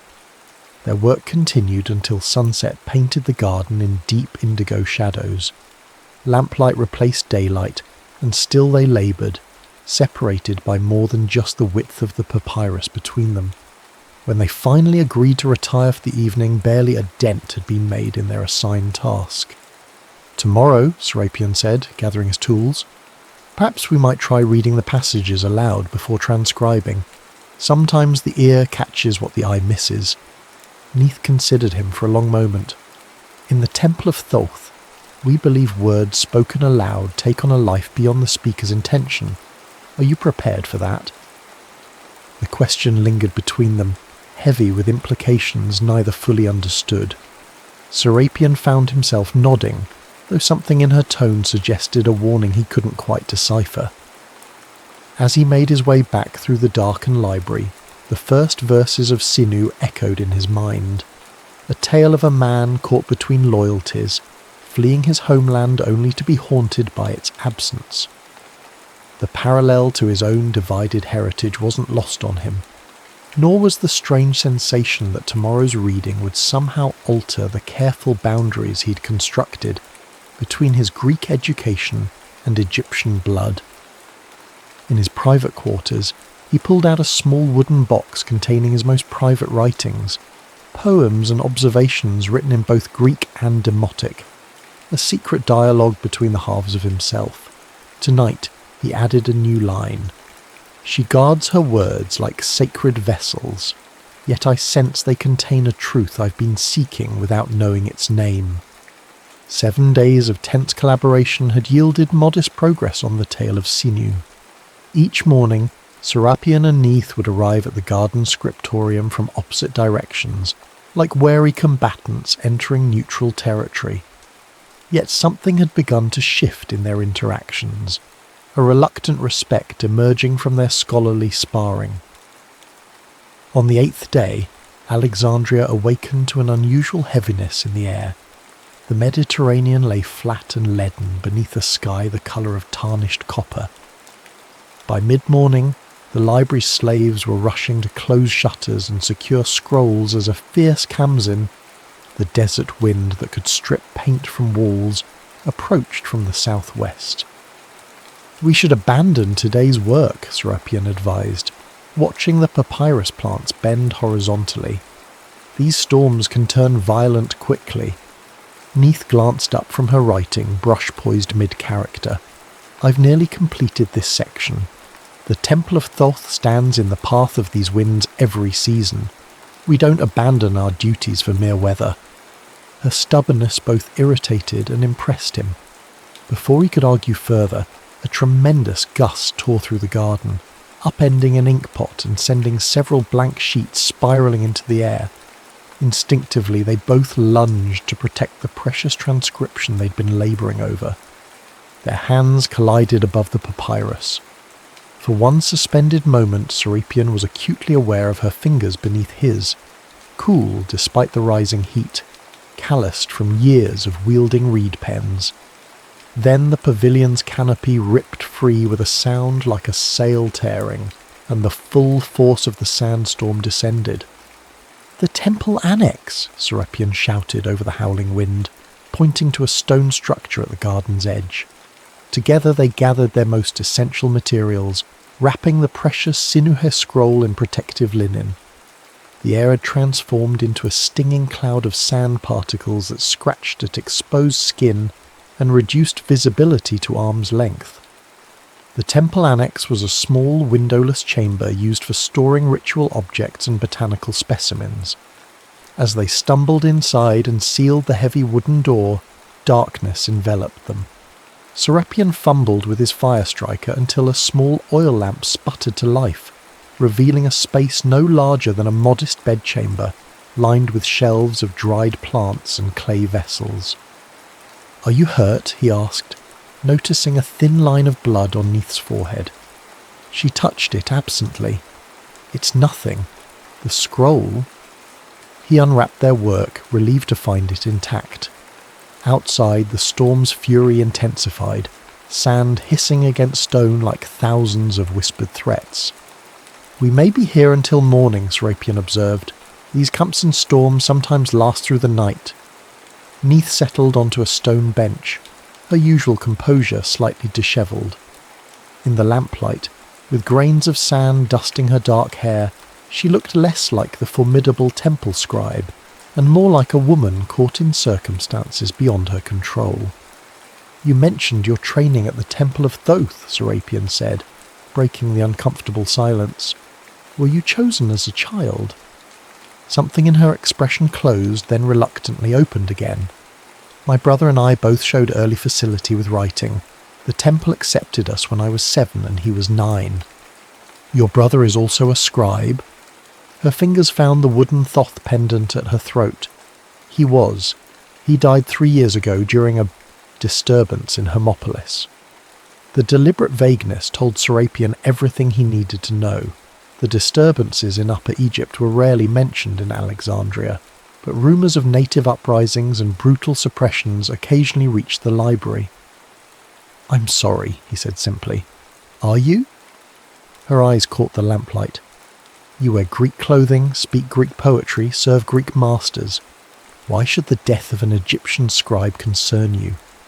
The accusation stung more than it should have. "I've never denied my mother's blood." "Nor claimed it publicly," she countered. "How convenient to embrace only the heritage that grants you privilege." The confined space suddenly felt suffocating. Serapion moved to the farthest corner, busying himself with examining a shelf of clay vessels to mask his discomfort. Her words had struck too close to a private shame he rarely acknowledged. After a long silence broken only by the storm's persistent howling, Neith spoke again, her voice softer. "Forgive me. Grief makes poor company in small spaces." Serapion turned to find her extracting a small bundle from her writing case, dried dates and a flat bread sprinkled with sesame seeds.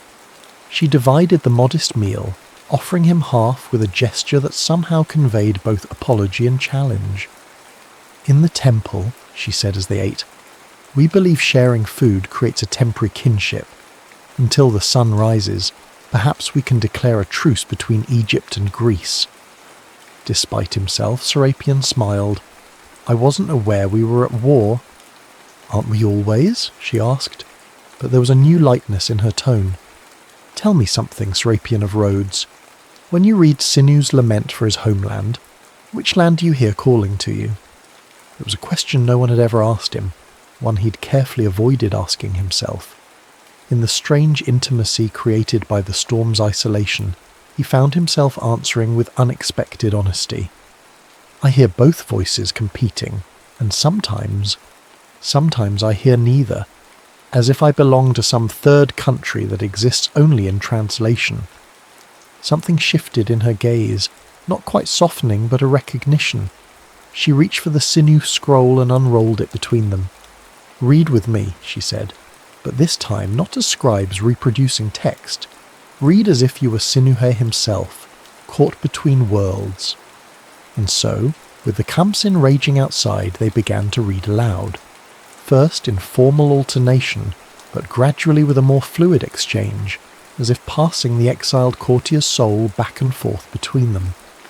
In Neith's voice, the Egyptian verses took on a musical quality Serapion had never heard before. In his reading, the Greek translation found emotional depth that surprised them both. When they reached the passage where Sinua dreams of his homeland while living in foreign luxury, Neith paused, studying Serapian's face in the wavering lamplight. "You read that as if you've lived it," she observed. "Haven't we all known some form of exile?" he replied, suddenly aware of how close they were sitting, the scroll a bridge rather than a barrier between them. Before she could answer, the lamp sputtered, its oil nearly exhausted. As Serapian reached to adjust it, his sleeve brushed against a blank piece of papyrus. On impulse, he took up a charcoal stick and wrote in a swift, flowing hand, "Do you ever wonder who we write for?"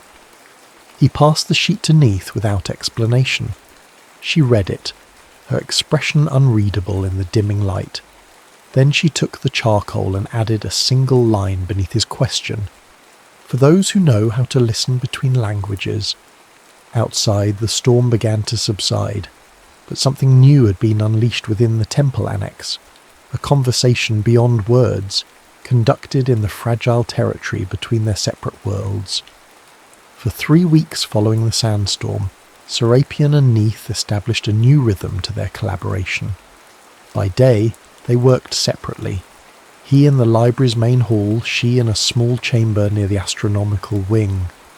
But as sunset painted Alexandria's white buildings in shades of gold and crimson, they would meet in the garden scriptorium.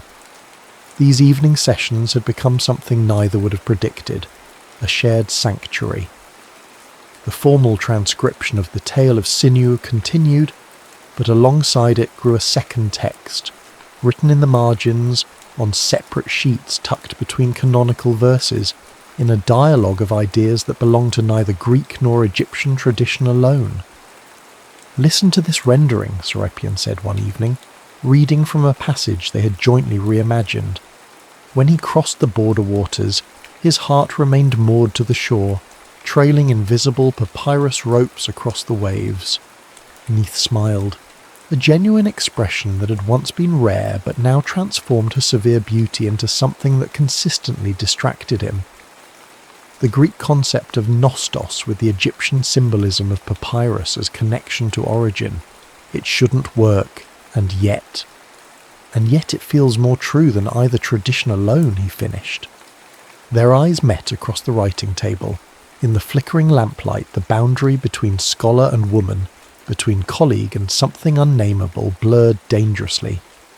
Neith broke the moment, reaching for a reference scroll. "We're taking liberties no official transcription would permit." "Perhaps that's why it feels valuable," Serapian replied.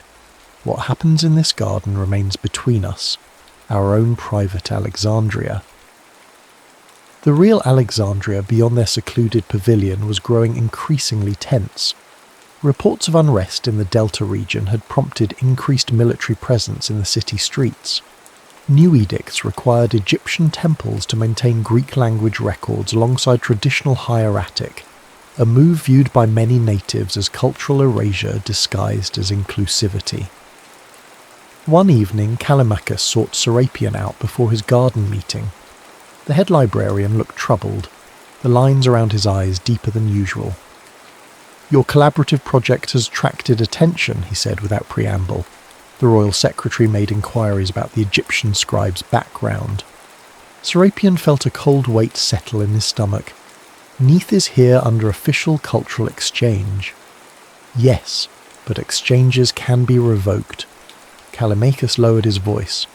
"Knowledge is never apolitical, Serapian, especially not now. The library's walls are permeable to power, if not to ignorance." The warning haunted him as he made his way to the garden. When Neith arrived, he noticed immediately that something had changed. Her usual measured composure had an edge of tension, her movements tightly controlled as she arranged her writing implements. "You've heard something," he guessed. She glanced around the garden before responding. "A messenger came from Hermopolis. The Temple of Thoth has been placed under royal protection, which means Greek soldiers now monitor all scribal activities. Is your family safe?" "My parents died years ago. The temple is the only family I have left." She unrolled their working scroll with unusual force. "Shall we continue with Sinuhe's return from exile?" How fitting that we transcribe his homecoming while my own home is occupied. They worked in tense silence until twilight deepened into true night. The oil lamps attracted moths that danced dangerously close to the flames, reminding Serapion of his own growing attraction to a forbidden connection. As Neith packed her writing implements, Serapion impulsively reached for a blank papyrus. In swift strokes, he wrote 8 lines, 4 in Greek, 4 in Demotic, his first poetry shared with anyone since his university days.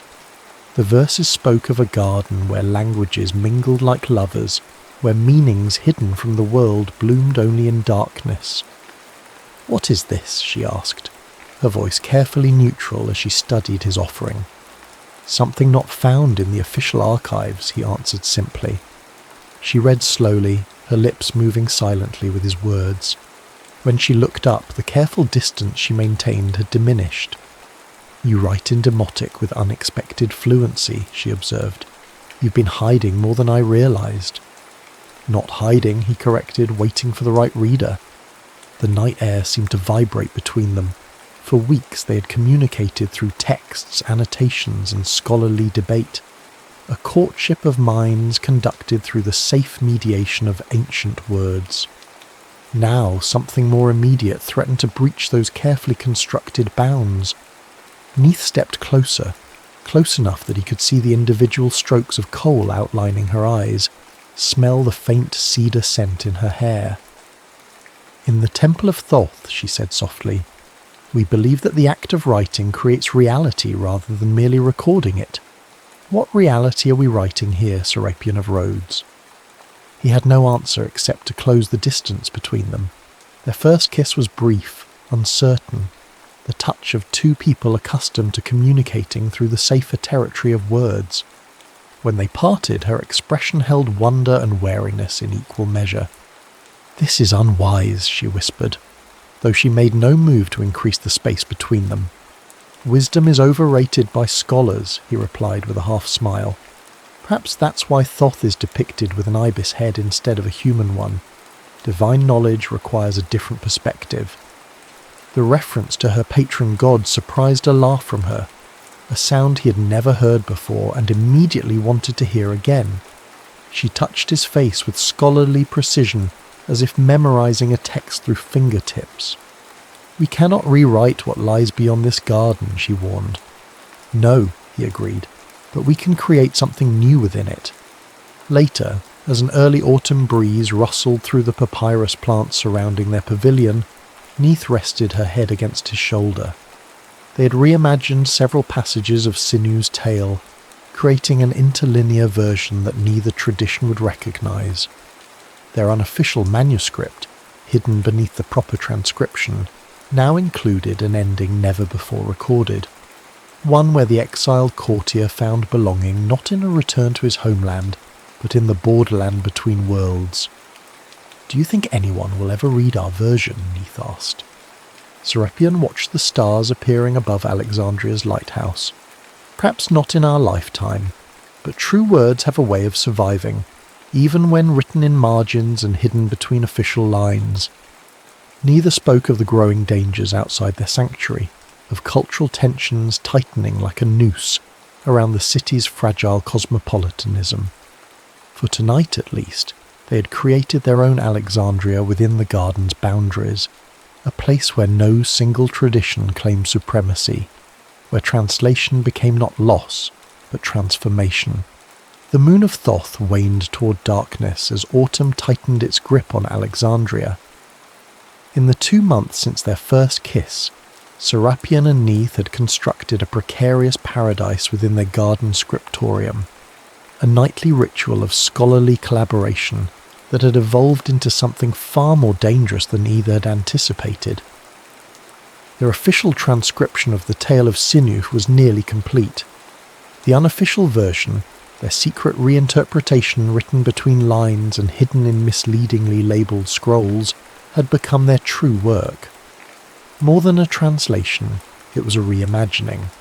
The story of an exiled courtier transformed into a testament to love across cultural boundaries. "You realise what we're doing is technically sedition," Serapion remarked one evening, as they completed a particularly subversive passage. In their version, Sinu's return to Egypt became not a restoration of proper order, but a conscious choice to live between worlds. Neith's smile held both mischief and defiance. Only if someone understands both languages well enough to read between the lines.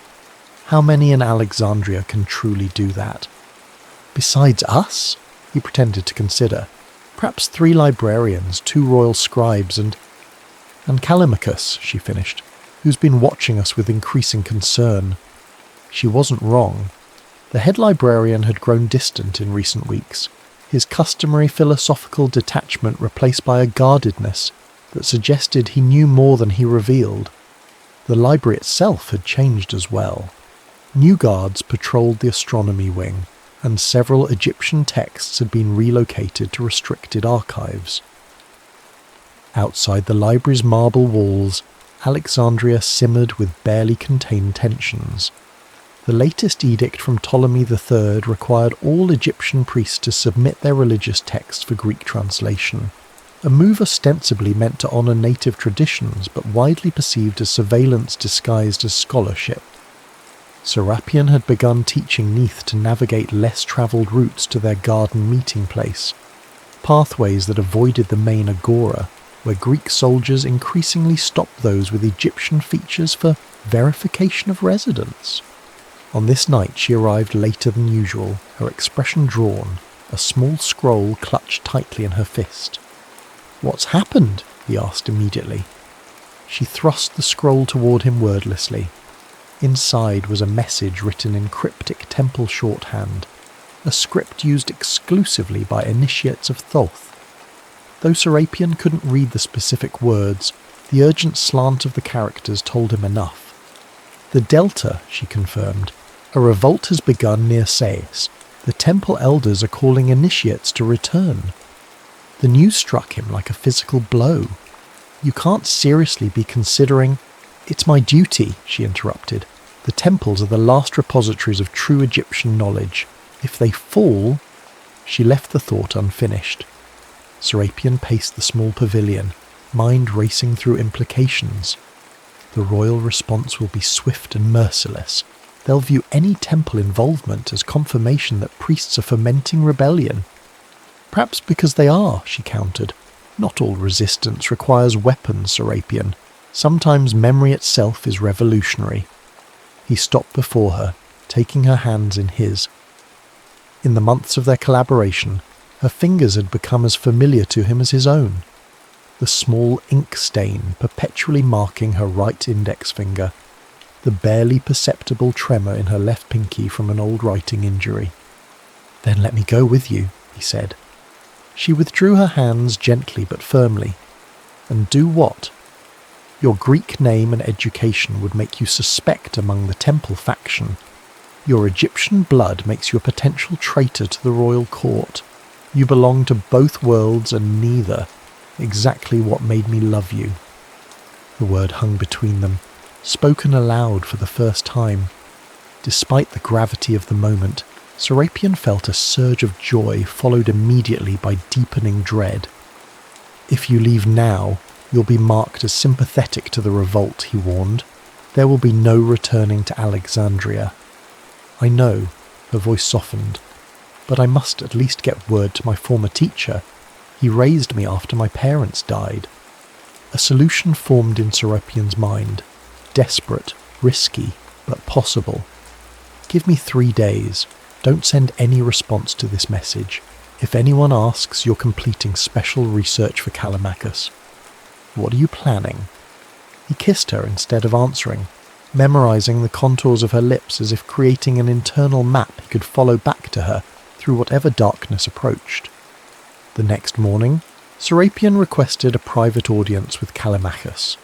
The head librarian received him in his personal study, a chamber whose walls were lined not with scrolls but with maps, astronomical charts, and correspondence from scholars throughout the known world. "I won't insult your intelligence by pretending you don't know why I'm here," Serapion began. Callimachus sighed. suddenly looking every one of his 60 years. Your Egyptian scribe. Her connections to the Temple of Thoth have been noted in official records. The royal secretary has already inquired whether her cultural exchange might be concluded. She's completed valuable work here, Serapion argued. Her hieratic translations have filled gaps in our collection that... This isn't about scholarship anymore, Callimachus interrupted sharply. The Delta situation changes everything. Anyone with temple affiliations will be scrutinized. The royal family fears contagion of revolutionary ideas. Then reassign her, Serapion suggested, trying to keep desperation from his voice. Send her to catalogue botanical specimens. Move her to the medical archives. Anything to establish distance from current political concerns. The older man studied him with eyes that had witnessed the rise and fall of scholarly fortunes under 2 Ptolemaic kings. You care for her beyond professional collaboration. It wasn't a question, so Serapion didn't treat it as one. I need 3 days, he said instead. After that, she will no longer be a concern for the library. Understanding dawned in Callimachus's face. You're arranging her departure. I'm ensuring her safety. There's a difference. A long silence stretched between them, broken only by the distant sounds of library activity, the shuffle of papyrus, the murmur of scholarly debates, the gentle knock of reed pens against inkpots. 3 days, Callimachus finally agreed, no more, and Serapion. His voice took on a gentleness rarely displayed. Whatever you've written together that isn't meant for royal eyes should be hidden very, very well. That night Serapion told Neith only what she needed to know. A merchant caravan would depart for Upper Egypt in 3 days' time, and she would be hidden among the cargo. What he didn't tell her was the cost. Nearly all his savings spent on bribes, his carefully cultivated scholarly reputation leveraged for promises of silence. They worked feverishly to complete their secret manuscript, knowing these might be their final nights in the garden that had become their sanctuary. The official transcription of Sinuhe had been completed and submitted to the Royal Archives days earlier. This version, the one they wrote for themselves, would follow a different path. We need a secure hiding place, Neith said as they finished the final verses. Somewhere no official search would think to look. Serapion had already considered this problem. The botanical specimens from the Nubian expedition, they're stored in the East Wing, catalogued by origin rather than content. A scroll mistakenly shelved among dried plants might go unnoticed for years. On the last night, beneath a sliver of moon too thin to cast shadows, they wrapped their manuscript in protective linen and sealed it with wax impressed by both their signets, his Greek key pattern merging with her ankh in a hybrid symbol that mirrored their own union. How will you find it? She asked. If, when times change... He smiled sadly. I've written a clue into the official library catalogue, an entry under alternative herbalism with a numerical cipher only a philologist would recognise. Dawn approached, bringing with it their final hour together in the garden that had witnessed their transformation from reluctant colleagues to lovers. The merchant caravan would depart from Alexandria's eastern gate at noon. This isn't how Sinuhe's story ends, Neith said softly, as she gathered her few belongings, a writing case, a small statue of Thoth, the clothes on her back. Serapion wrapped his arms around her, inhaling the cedar scent of her hair one last time. We wrote a different ending, remember? One where love creates its own country. A beautiful lie, she whispered against his chest. No, he corrected, a truth not yet realised. Later, as he watched the merchant caravan disappear into the desert haze with Neith hidden beneath crates of papyrus and dried herbs, Serapion felt a strange sense of peace beneath his grief. They had created something that transcended the artificial boundaries of nation and culture, a text that might outlive the political conflicts of their time. He returned to the library to find his personal effects removed from his quarters, his name struck from the scholars' roster. Callimachus had left a brief note. A teaching position has been arranged at the Temple of Serapis. Go there directly. Your former chambers have been searched. And so began Serapian's exile, not to a foreign land like Sinuhe, but to the margins of the intellectual world he had once inhabited. In the smaller, humbler temple library, he taught Greek to Egyptian acolytes and Egyptian history to Greek merchants' sons, a living embodiment of the cultural translation he and Neith had practiced in their hidden manuscript. At night, he wrote letters he had no way to send, addressing them to an oasis he'd heard existed at the border of the Western Desert, a place sacred to Thoth, where ancient knowledge was said to be preserved by exiled scholars. Whether Neith ever reached such sanctuary he did not know, but each night he added lines to their unfinished story, believing that words cast into darkness might somehow find their intended reader. 3 years passed. Alexandria grew more prosperous and more divided. The brief Delta rebellion had been crushed, its leaders executed, its temples placed under permanent cultural supervision by Greek administrators. The library continued to expand, its collection approaching 500,000 scrolls, the greatest repository of knowledge in the world, even as certain forms of knowledge were systematically marginalized. Serapian's life at the Temple of Serapis settled into a quiet rhythm. His small chamber overlooked the harbour, allowing him to watch ships arriving from Rhodes, Athens, Byzantium, vessels laden with new scrolls for the library he no longer had permission to enter. His modest duties teaching multilingual classes left him ample time for his private work, translations of obscure texts that might otherwise be lost between cultural transitions. Of Neith he heard nothing. He had made cautious inquiries through travelling merchants, included coded messages in scholarly correspondence with outlying temples, even bribed a silk trader to carry her description to the western oases. The desert had swallowed her as completely as if she'd been a character in one of their ancient texts, present on papyrus but nowhere in the physical world. Until the messenger came. The boy couldn't have been more than 12, thin, dark-eyed, with the dust of long travel embedded in his skin. He appeared at Serapian's door after the evening lesson, clutching a small package wrapped in waxed linen. "A woman in the western desert paid me 5 drachmas to deliver this," the boy announced without preamble. "She said to tell you that Sinuhe has found his garden." Serapian's heart thundered against his ribs. With trembling fingers he unwrapped the package to find a palm-sized codex, an experimental book form using folded pages rather than a scroll. Inside, in Neith's unmistakable hand, was a series of coordinates written in astronomical notation, followed by a single line in their private hybrid script. "The exiled falcon knows where to land." That night Serapian drafted his resignation from the temple teaching position.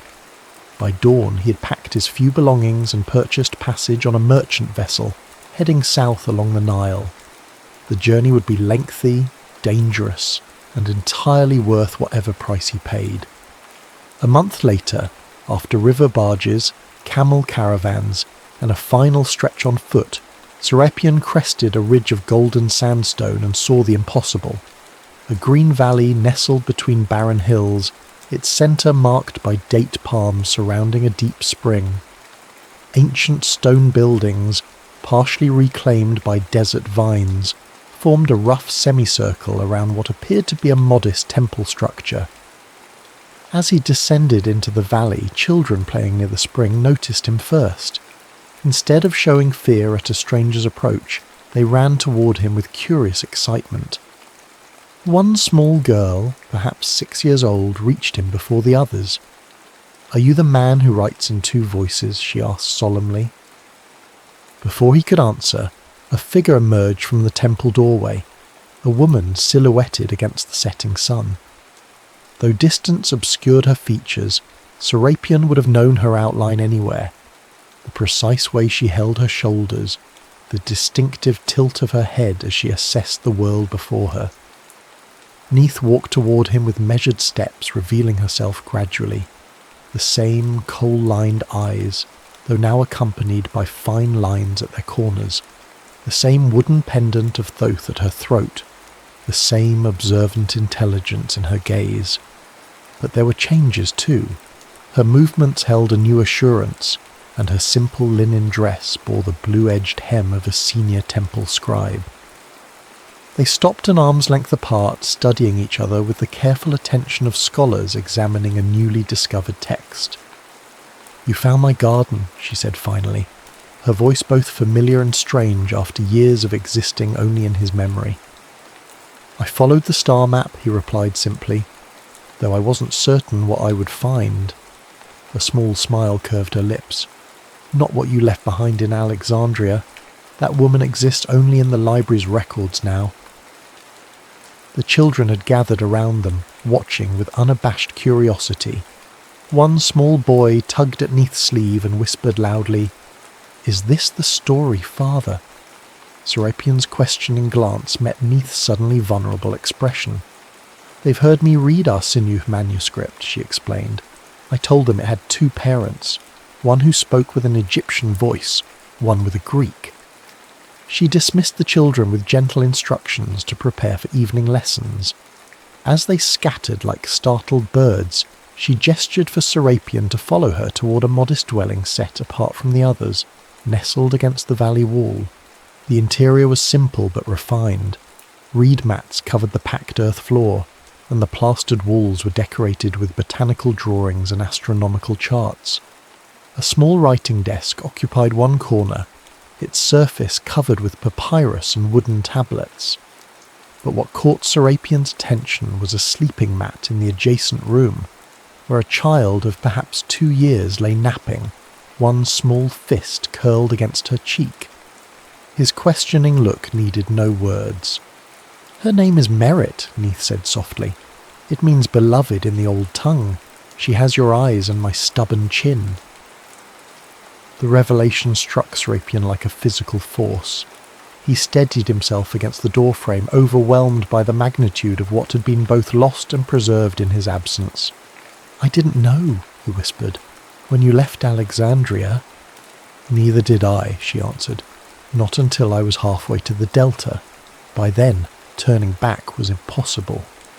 The sleeping child stirred, dark lashes fluttering against bronze cheeks. Serapion stared at this miracle, this living embodiment of their forbidden text. A daughter born of 2 traditions, carrying both bloodlines in a single perfect form. "What is this place?" he asked, his voice barely audible. Neith led him back to the main room where she poured cups of date wine. It was once a retreat for temple astronomers, abandoned during the Persian occupation and forgotten by all but a few initiates. When the Delta Revolt failed, survivors needed sanctuary. Now we're a community of scholars, healers, and farmers, and the keepers of texts the library would prefer to forget. Night fell as they talked, filling in the vast emptiness of their 3-year separation.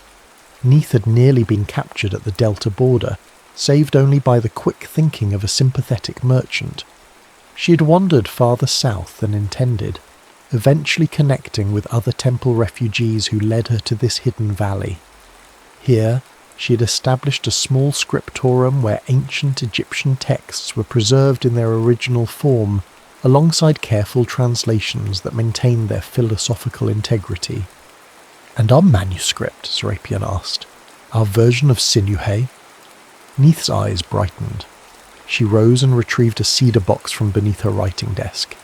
Inside lay their original papyrus, the secret text they had created together in the garden scriptorium, the story of exile transformed into a celebration of cultural union. "I completed it," she said, unrolling the familiar sheets. "After Merit was born, I added an epilogue. Here." Serapion leaned forward to read the final passage, written in their hybrid script that flowed between Greek construction and Egyptian imagery. What Sinuh discovered in his wandering was not that Egypt called him home, but that home existed wherever he brought the fullness of himself. The falcon does not belong to either sky or earth, but to the sacred space where both meet. So it is with those who live between worlds. They create a new country with every breath, with every word written in the language of the heart. His vision blurred. "It's perfect," he said, his voice rough with emotion. "It completes what we began." Neith touched his hand tentatively. "There's room here for another scribe. The children need teaching in both traditions. Merit needs—" She hesitated.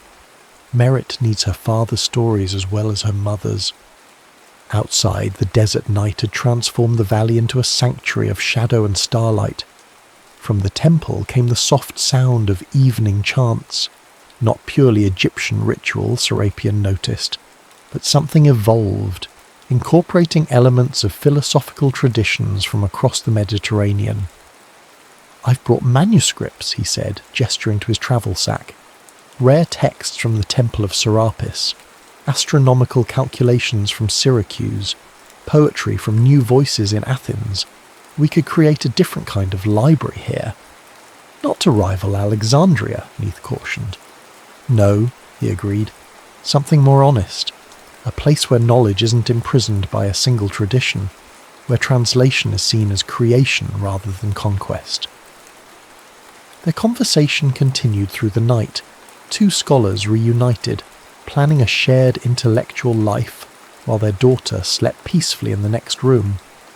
By dawn, they had drafted the beginnings of a curriculum for their desert academy, a place where children would learn to think between languages, to see cultural boundaries as opportunities rather than barriers.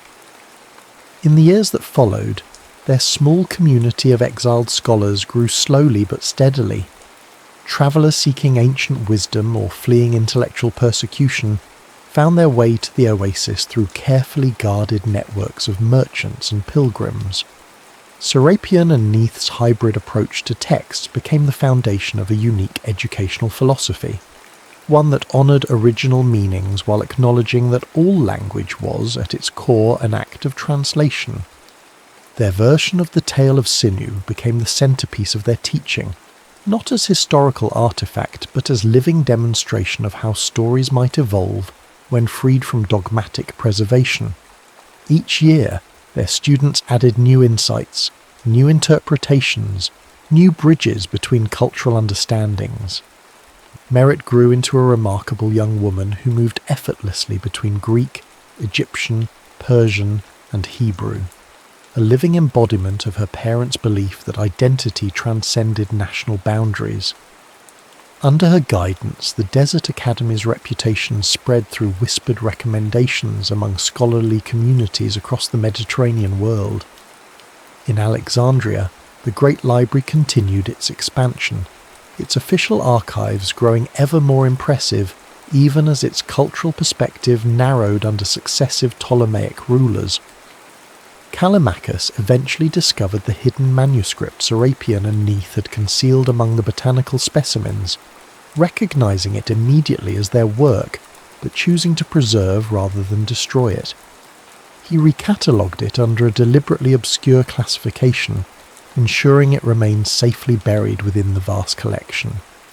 2 centuries later, long after Serapion and Neith had passed into whatever afterlife accommodated their hybrid spirituality, a young scholar with unusual linguistic interests stumbled upon their manuscript while researching desert flora.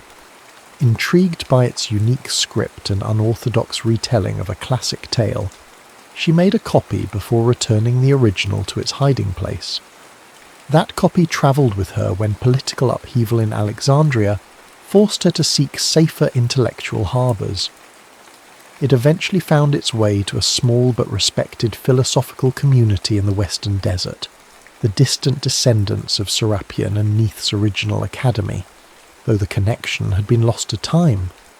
There, the manuscript was cherished not as historical curiosity, but as confirmation of the community's foundational belief, that the most profound truths emerge in the liminal spaces between established certainties, in the garden territory where different traditions pollinate one another, and when the great library of Alexandria eventually burned, its vast collection reduced to ash and memory, Serapion and Neith's retelling of Sinuhe survived, passed from hand to hand, recopied when Papyrus frayed, translated into new languages as they emerged, preserved not by institutional power, but by its resonance with each new generation of readers who knew what it meant to live between worlds.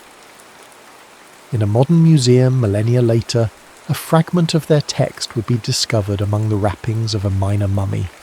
Just 12 lines preserved, their hybrid script initially mistaken for a scribal error. But one archaeologist, herself the child of mixed heritage, recognised the deliberate beauty in this unusual writing. When finally deciphered, the fragment revealed their final lines. In the garden of tongues, where no nation rules, they whispered eternity into ink. What the world tried to separate, the soul recognised as one voice speaking in harmonious registers. The story outlives the teller. The love outlasts the lovers. The truth transcends the boundaries that gave it birth. The end.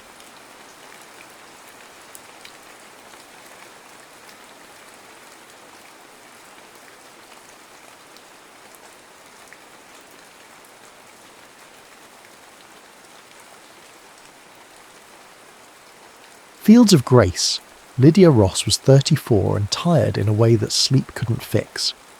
The panic attack hit during her interview with the tech billionaire, right as he was explaining how his app that matched dog walkers with customers was actually solving world hunger. She'd felt the familiar tightness in her chest, the sudden inability to draw breath, and then her vision had tunnelled until all she could see was his mouth moving, formulating words she could no longer hear. 3 days later, she sat across from David Wu, her editor and closest friend in New York, as he slid her laptop closed with uncharacteristic gentleness. 3 months, he said, his voice leaving no room for negotiation. A Pulitzer nomination isn't worth a heart attack at 34. It was just stress, Lydia argued, though her body still felt like it was made of thin glass. The doctor said your cortisol levels are through the roof and you're showing early signs of heart problems. David leaned forward. When was the last time you slept more than 4 hours, or ate something that didn't come in a paper bag? Lydia struggled to remember. That's not fair, I had sushi last Christmas, David finished for her, when I forced you to leave the office. She looked down at her trembling hands, hating the betrayal of her body. Lydia had built her career on control, finding the right angle, asking the incisive question, crafting the perfect narrative. But her body wasn't yielding to her will anymore. It was staging a rebellion. Fine, she conceded, but I'm not going to some fancy spa retreat where they take my phone and make me drink wheatgrass. Actually, David said with the hint of a smile that always preceded trouble, I was thinking of someplace a little more grounding, which is how, a week later, Lydia found herself on a narrow road that cut through acres of Texas farmland, heading toward Harper's Bend in a rental car, muttering about the spotty GPS signal. The road stretched before her like a promise she hadn't made. Her great-aunt Violet's guest house was at the edge of the small town, a Victorian-style cottage partially hidden by an explosion of wildflowers and climbing vines. As Lydia pulled up the gravel driveway, a woman who looked too spry to be in her 70s emerged from the main house, wiping earth-stained hands on a colourful apron. You're late, Aunt Vi said by way of greeting. The bees told me you'd be here by noon. Lydia stepped out of the car and forced a smile. Traffic was bad leaving the airport. She decided not to comment on the bee prognostication. Aunt Vi squinted at her. You're thin, and that colour isn't natural, not even for corpses. Lydia had forgotten her great-aunt's particular brand of honesty. It's nice to see you too, Aunt Vi. The older woman snorted but pulled Lydia into a hug that smelled of rosemary and something earthier. Come on, the kettle's on, and you look like you need something stronger than coffee. She paused, studying Lydia's face. The guest house has Wi-Fi now, but it's temperamental. Like everything worthwhile. The guest house was exactly as Lydia remembered it from her one childhood visit. Warm wood floors, windows that caught the light, shelves overflowing with books on botany and folklore. But now it felt impossibly small after her Brooklyn apartment, the silence deafening after the constant symphony of the city. "I'll give you time to settle," Aunt Vi said, setting down a steaming mug of tea that smelled vaguely medicinal. "But tomorrow you should come to town. Sunday service is at 10. You don't have to participate in the Jesus bits, but the community part might do you good." Lydia opened her mouth to refuse, but Aunt Vi was already halfway out the door. "The tea will help you sleep," she called over her shoulder. "Your body needs to remember how." Left alone, Lydia unpacked her clothes and set up her laptop on the small desk by the window. Outside, the Texas twilight was painting the sky, in colours the city never produced, deep purples and oranges that threatened to overwhelm the horizon. She opened a new document and typed, "Working title, American Values, the Myth of Rural Virtue." She stared at the blank page beneath the title. The cursor blinked accusingly. Lydia closed the laptop and picked up the tea, wincing at its bitter taste. Outside, crickets began their nightly chorus, a sound so foreign to her city ears that it almost seemed manufactured. The next morning, after a surprisingly deep sleep, Lydia found herself driving to the centre of Harper's Bend, a trip that took all of 4 minutes. The town was anchored by a courthouse square, surrounded by the expected rural fixtures, a diner, a hardware store, a small grocery, and at the end of the main street, a white church with a modest steeple. She parked on the street and watched people in their Sunday best greeting each other on the steps of First Grace Church. A bulletin board outside announced the morning sermon, "Finding Purpose in Staying Put." Lydia rolled her eyes. This would be perfect material for her book's thesis on the complacency of rural America. As she approached, a man in his early 30s was hammering a loose board back into place on the church steps. He wore a blue button-down with the sleeves rolled up, revealing tanned forearms marked with old scars and fresh paint. He looked up as her shadow fell across him, and Lydia was struck by eyes that were the precise colour of the Texas sky. Clear, unwavering blue. "Morning," he said, straightening up. His voice had the gentle drawl of the region, but there was an unexpected precision to his words. "You must be Violet Mayfield's great niece from New York." Lydia blinked, surprised. "News travels fast. Small towns."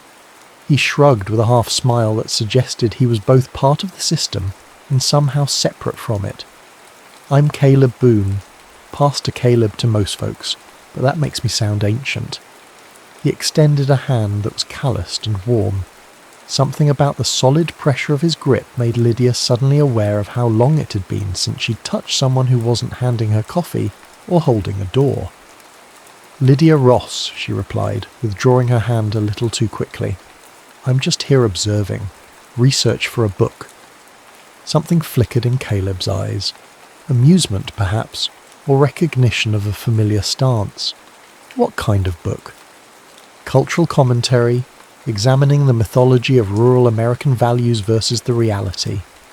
"Sounds fascinating," he said, but his tone suggested he'd already catalogued her as another coastal elite come to study the quaint locals. "Well, observers are welcome too. Service starts in 5. He nodded toward the doors, then turned back to his repair work. Walking into the small church, Lydia was struck by 2 things. The surprising brightness of the interior, with light pouring through simple stained glass windows, and the immediate hush that fell as heads turned to assess the newcomer. She slid into a back pew, notebook ready, determined to remain detached. But when Pastor Caleb stepped to the pulpit, something shifted. Gone was the pragmatic handyman. In his place stood a man whose quiet authority filled the room without raising his voice. He spoke not of hellfire or condemnation, but of the radical nature of commitment in a disposable world. We live in a culture that tells us bigger is always better, that movement is progress, "That staying put is settling," he said, his gaze sweeping the congregation before briefly meeting Lydia's. "But what if the bravest thing isn't leaving? What if sometimes the most courageous act is to stay, to dig your roots deeper instead of wider?" Lydia found herself taking notes, not with the clinical detachment she'd planned, but with genuine interest. This wasn't the sermon she'd expected from a small-town Texas preacher. After the service, Lydia was ambushed by a formidable woman in her 60s who introduced herself as Mabel Stokes, church secretary and keeper of all knowledge worth knowing. "You're just in time," Mabel informed her. "We need more hands for the bake sale next weekend, raising money for the food pantry." "Oh, I don't actually," Lydia began. "Nonsense. Everyone bakes something." Mabel thrust a clipboard at her. "Put your name down for whatever you like, but not brownies. We've got 6 people making brownies already, and 3 of them are terrible."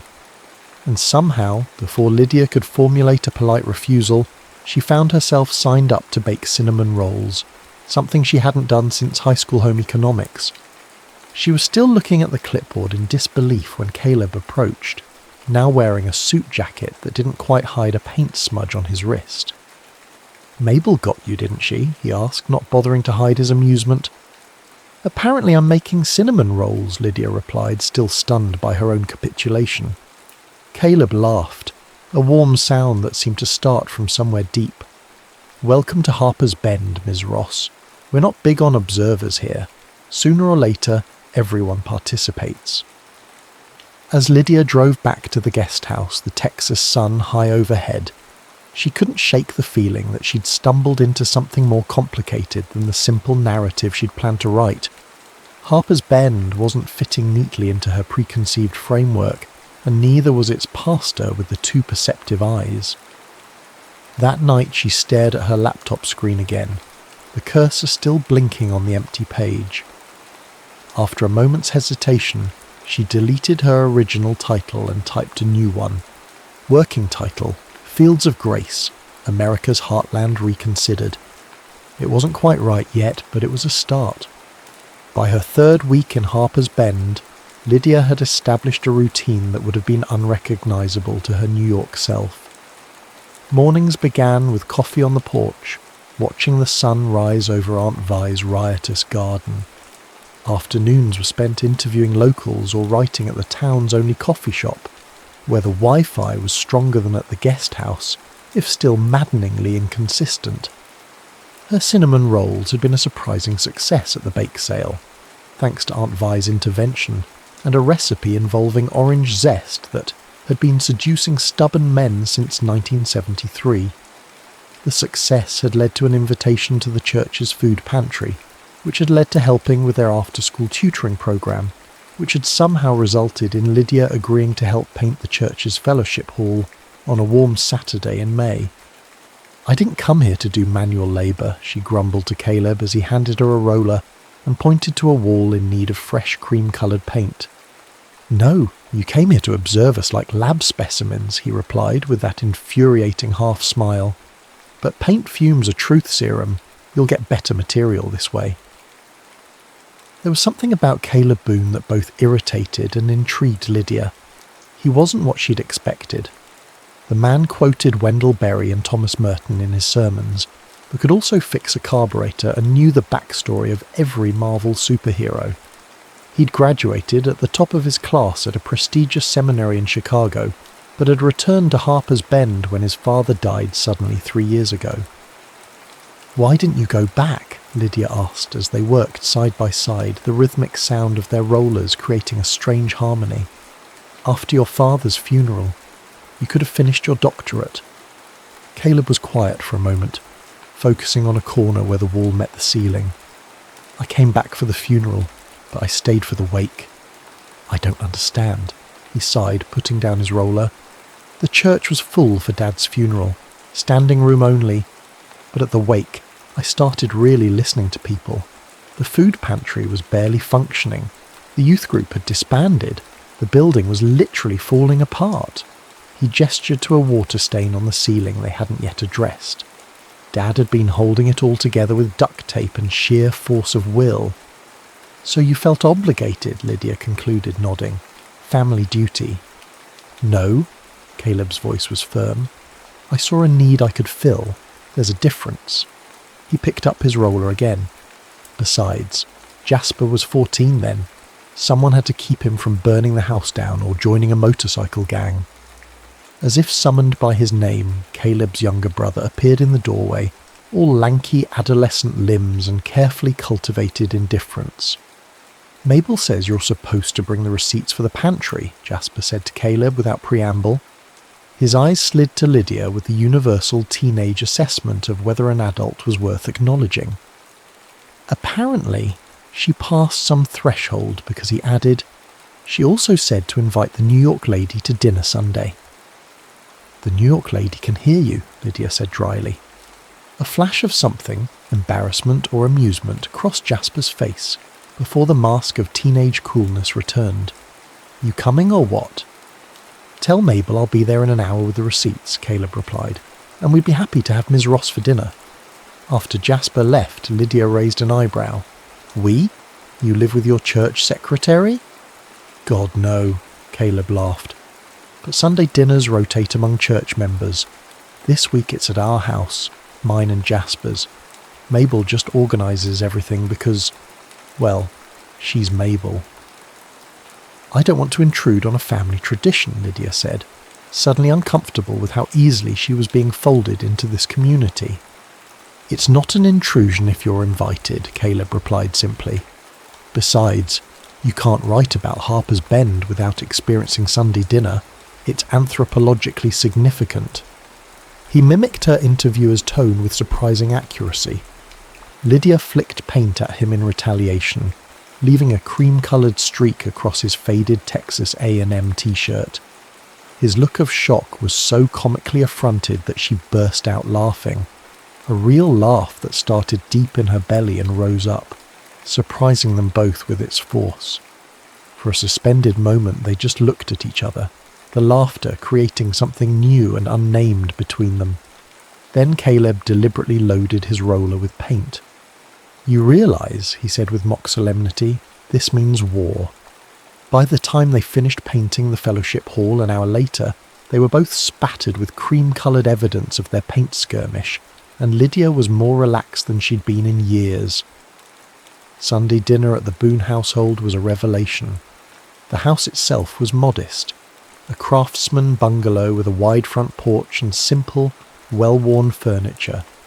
But the table was laden with food, and the conversation flowed as easily as the sweet tea. Midway through the meal, the church treasurer's wife, Eleanor, mentioned a teenage girl who'd recently returned to town, visibly pregnant and without the baby's father. Such a shame, Eleanor sighed, and her poor mother having to face everyone at church.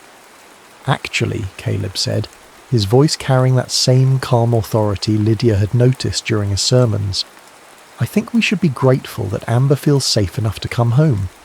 Parenthood is hard enough without shame added to it. But the example it sets for the other girls, Eleanor began, is that they'll be loved unconditionally if they ever find themselves in difficult circumstances, Caleb finished firmly, which is exactly the example we should be setting. Eleanor flushed but didn't argue further. The conversation moved on to the upcoming town festival, but Lydia kept glancing at Caleb, seeing him with new eyes. The quiet conviction in his voice had been neither judgmental nor permissive, just deeply humane. Later, as they washed dishes together, Lydia having been drafted into service despite her protests, she asked, Has it always been this easy for you? Knowing what to say, what to believe? Caleb considered the question while drying a casserole dish. No, he finally admitted. I struggled a lot after Dad died. Questioned everything. What was the point of faith if it couldn't save a good man from a heart attack at 56? He put the dish away and turned to face her. But I realised that faith isn't a shield against life. It's a lens for seeing it more clearly, both the beauty and the pain. And that's enough, Lydia pressed. That lens? Most days. His eyes held hers, serious now. What about you, Lydia? What's your lens? The question caught her off guard. In New York, people asked what she did, where she lived, which restaurant she frequented. No one asked about her lens. I suppose truth, she said slowly.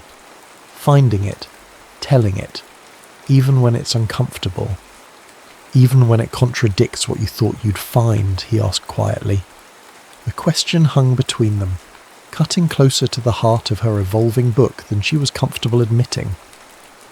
Because the truth was, Harper's Bend wasn't conforming to her expectations.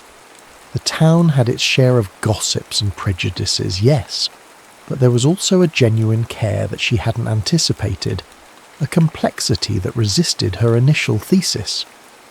And Caleb Boone, with his quiet strength and unexpected depths, was the most confounding element of all. I'm still figuring that out, she answered honestly. That night, sitting at her desk in the guest house, Lydia opened her laptop and began to write. Not the scathing examination of rural hypocrisy she'd originally planned, but something more nuanced. A story about a town where faith wasn't just a Sunday obligation, but a framework for navigating the complexities of human existence, where staying wasn't the same as settling. When David called from New York later that week, his voice sharp with urban energy, he was shocked by the direction her book had taken. "You're defending them now?" he asked incredulously, after she'd outlined her new approach. What happened to exposing the limitations of rural thinking? "It's more complicated than that," Lydia tried to explain. "There's a depth here I didn't expect." "Jesus, Lydia, don't tell me you've gone native," David groaned. "Next thing I know, you'll be baking pies and joining the church choir." The comment stung more than it should have. "I'm still a journalist, David. I'm just broadening the scope of my investigation."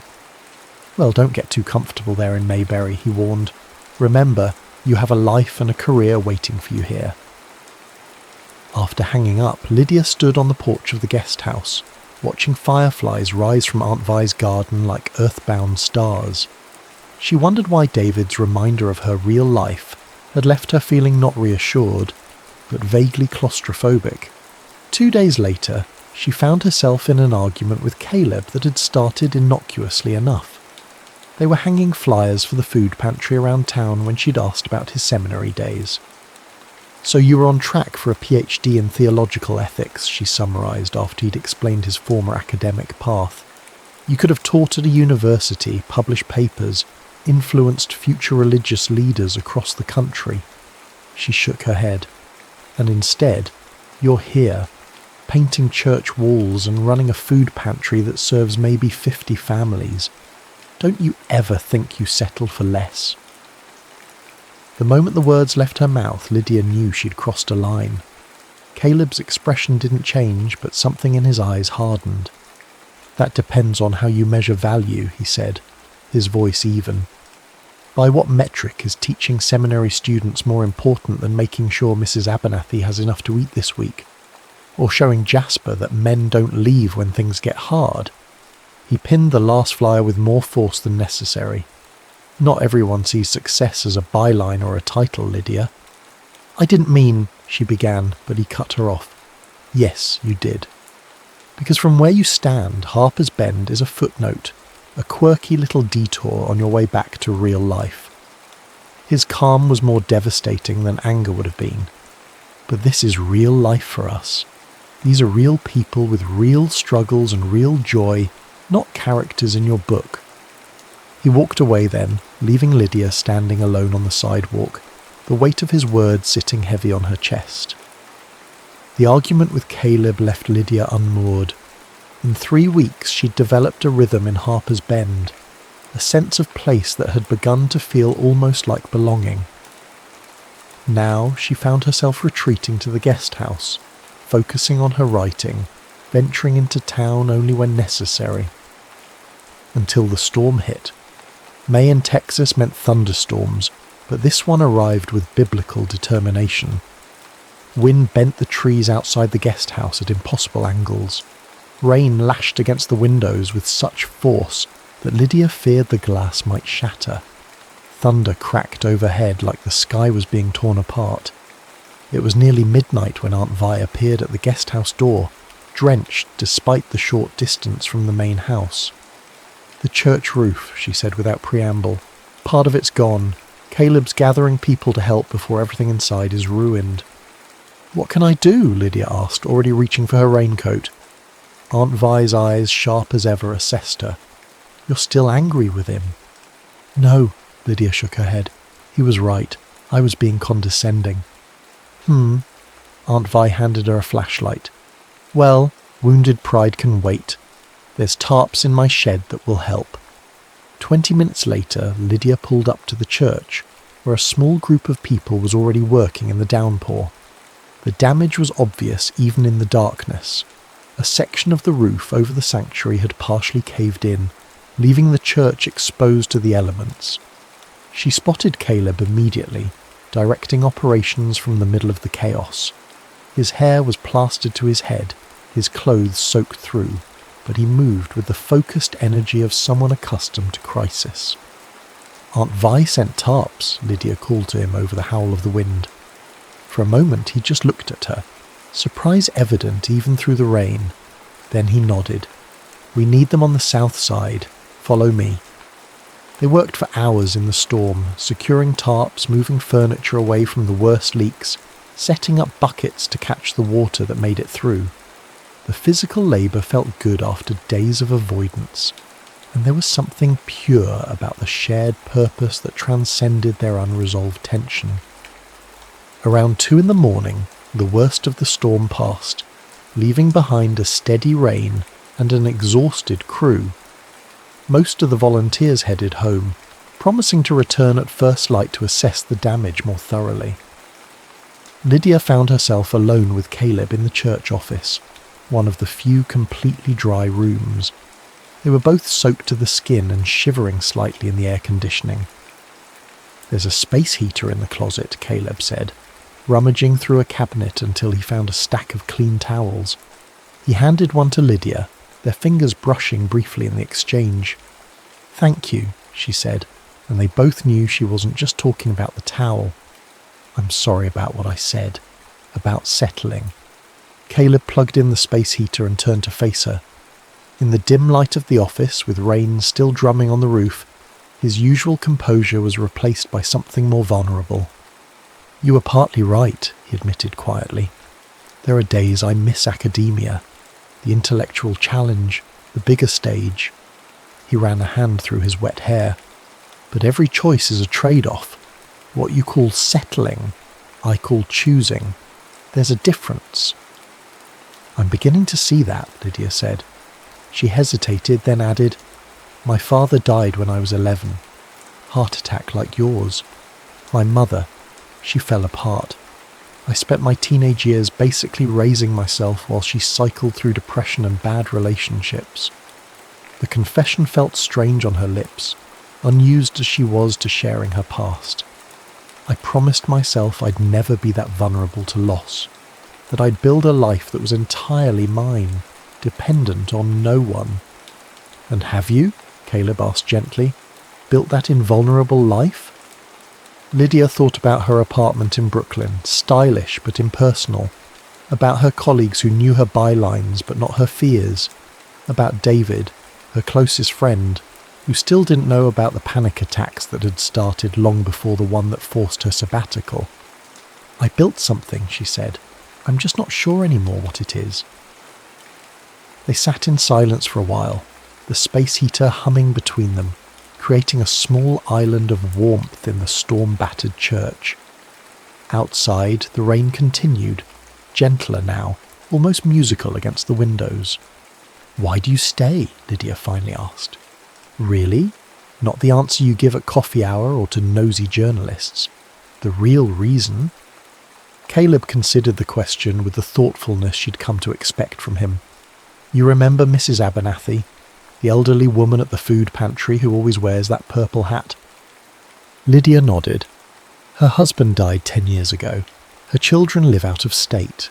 Every Sunday after church, someone from the congregation checks on her, brings her a plate from whatever family dinner they're having, sits with her and listens to the same stories about her late husband."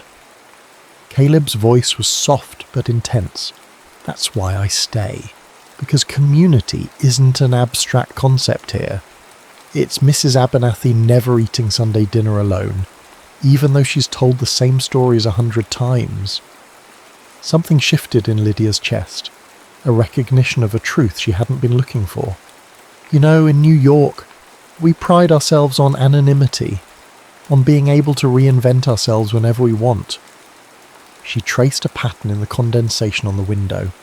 "And there's something to be said for being known, really known, history and all." "Even the unflattering parts?" Caleb asked with a hint of his usual humour. "Maybe especially those," Lydia admitted. "Otherwise, how do you know if people really see you?" They talked until dawn, the conversation flowing more easily than it ever had before. Lydia told him about her work in New York, the stories that had shaped her career. Caleb shared his struggles with the church board, his worries about Jasper's future, his dream of expanding the food pantry into a community resource centre. As the first light of dawn crept through the window, they found themselves standing under the eaves of the church, watching the rain turn golden in the early sun. "I should go home and change," Lydia said reluctantly, "and you probably have about 50 calls to make about the roof." "At least," Caleb agreed, but neither of them moved. They stood so close that Lydia could see the raindrops clinging to his eyelashes, could feel the warmth radiating from him despite their damp clothes. For a breathless moment, she thought he might lean forward, might bridge the small distance between them. Instead, he took a half step back, his eyes still holding hers. "Thank you for coming tonight," he said. It mattered." The words were simple, but Lydia understood the weight behind them. In Caleb's world, showing up mattered, staying mattered, and for the first time in her adult life, she was beginning to think that maybe he was right. That evening, Lydia found herself sitting with Aunt Vi in the main house's kitchen, nursing a cup of the old woman's mysterious tea while rain pattered softly on the tin roof. "Your garden survived the storm," Lydia observed, looking out at the wet, glistening plants. "Plants with strong roots survive most things," Aunt Vi replied. "It's the shallow-rooted ones you have to worry about." Lydia smiled, recognising the metaphor for what it was. "Subtle, Aunt Vi," the older woman snorted. "Subtlety is for people with time to waste. At my age, I prefer directness." She fixed Lydia with her penetrating gaze. "You're afraid of people who stay."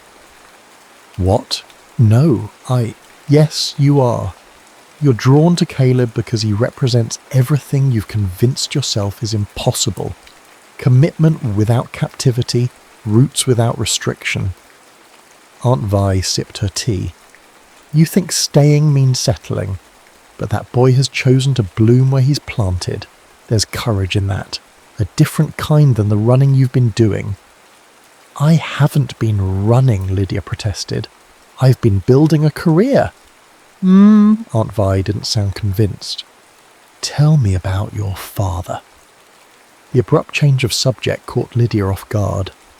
"What about him?" "You were close?" Lydia nodded, unexpected tears pricking at her eyes. "He was steady, reliable. He taught high school English and coached debate.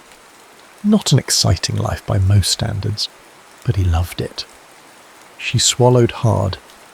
"When he died, it was like the whole foundation of our family collapsed." "And your mother?" "She fell apart. Completely. She'd always defined herself as his wife, and without him..." Lydia shook her head. "She went through men like tissues after that, looking for someone to make her whole again. It was exhausting to watch." "So you decided to need no one," Aunt Vi concluded. Put so plainly, it sounded pathetic, but Lydia couldn't deny the accuracy. Independence seemed safer. Safer maybe, but fulfilling. The old woman reached across the table and took Lydia's hand. Her skin was papery, but her grip surprisingly strong.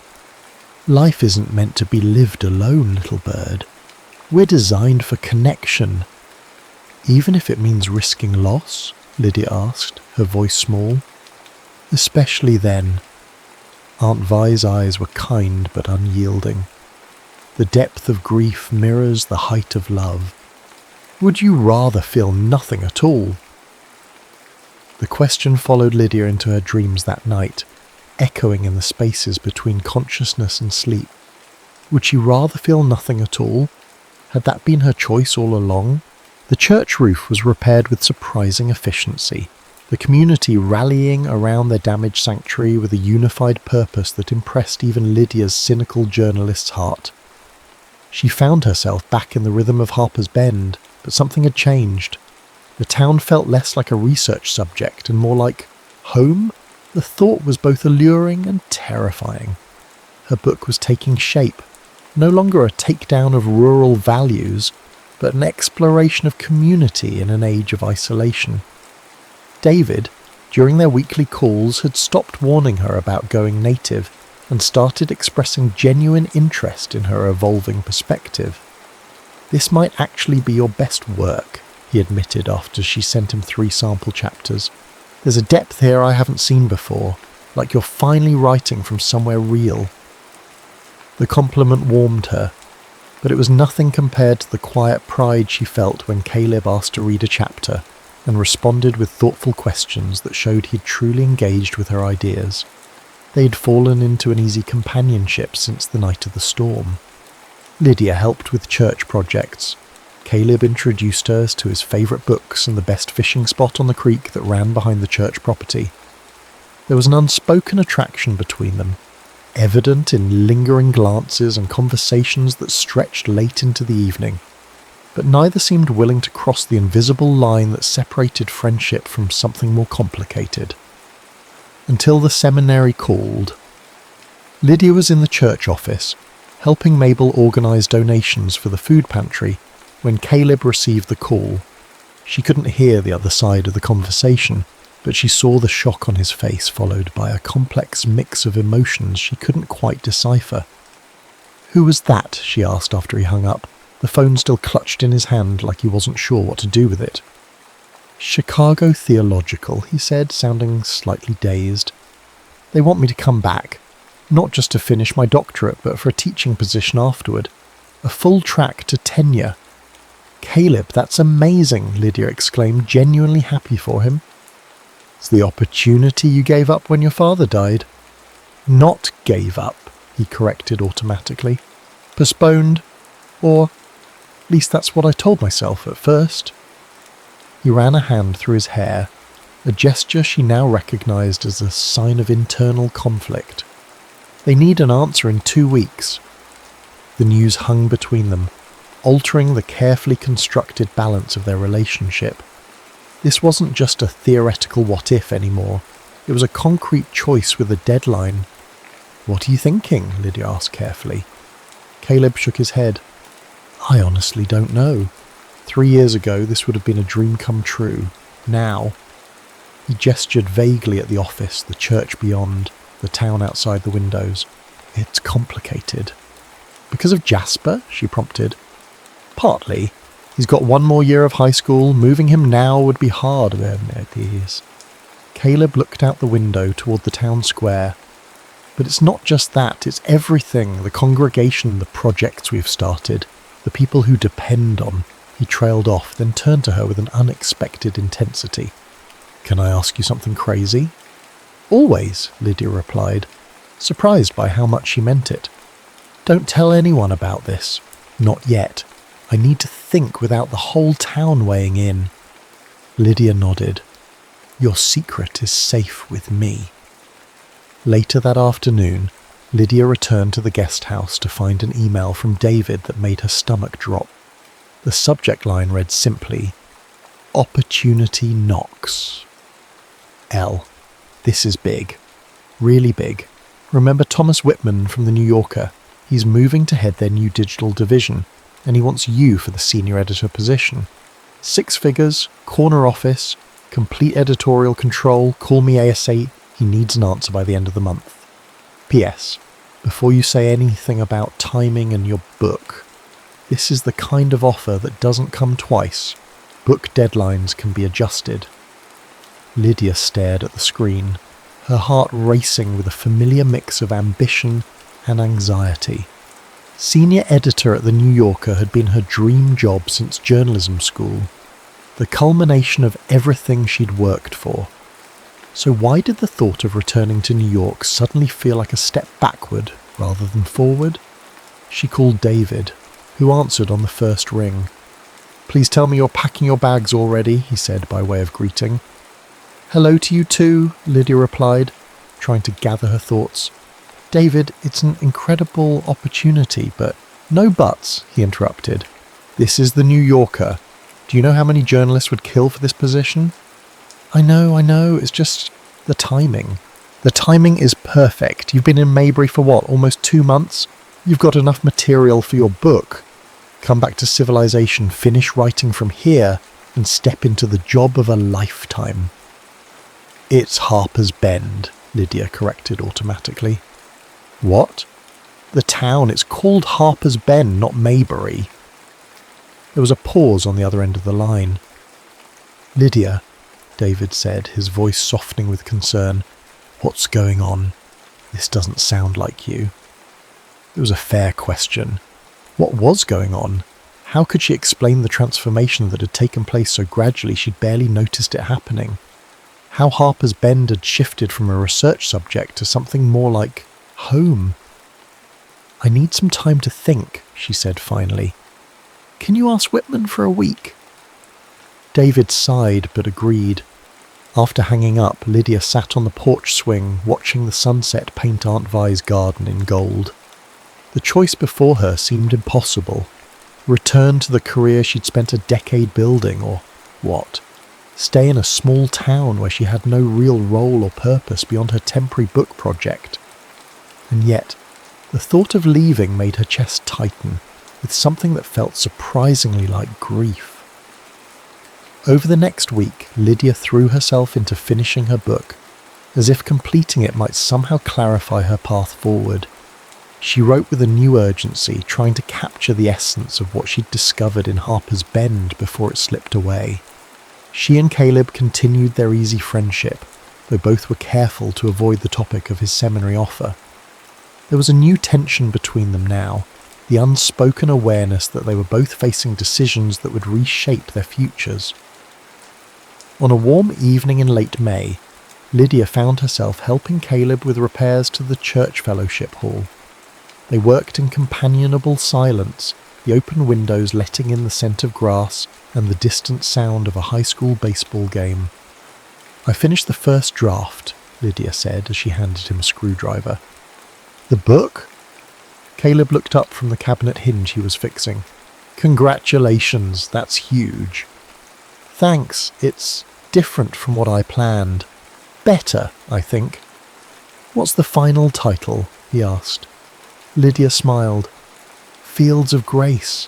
It's about finding purpose in unexpected places, about the courage it takes to stay, rather than always moving on to the next thing." Something flickered in Caleb's eyes. Recognition, perhaps, or a deeper understanding. "I'd like to read it sometime. The whole thing, I mean." "I'd like that," Lydia replied softly. They continued working as twilight deepened into true darkness. Caleb turned on the overhead lights, but they were harsh after the gentle fade of daylight, so he switched to a single lamp in the corner, creating a pool of warm light in the otherwise shadowy room. "I have to give them an answer tomorrow," he said abruptly. "The seminary."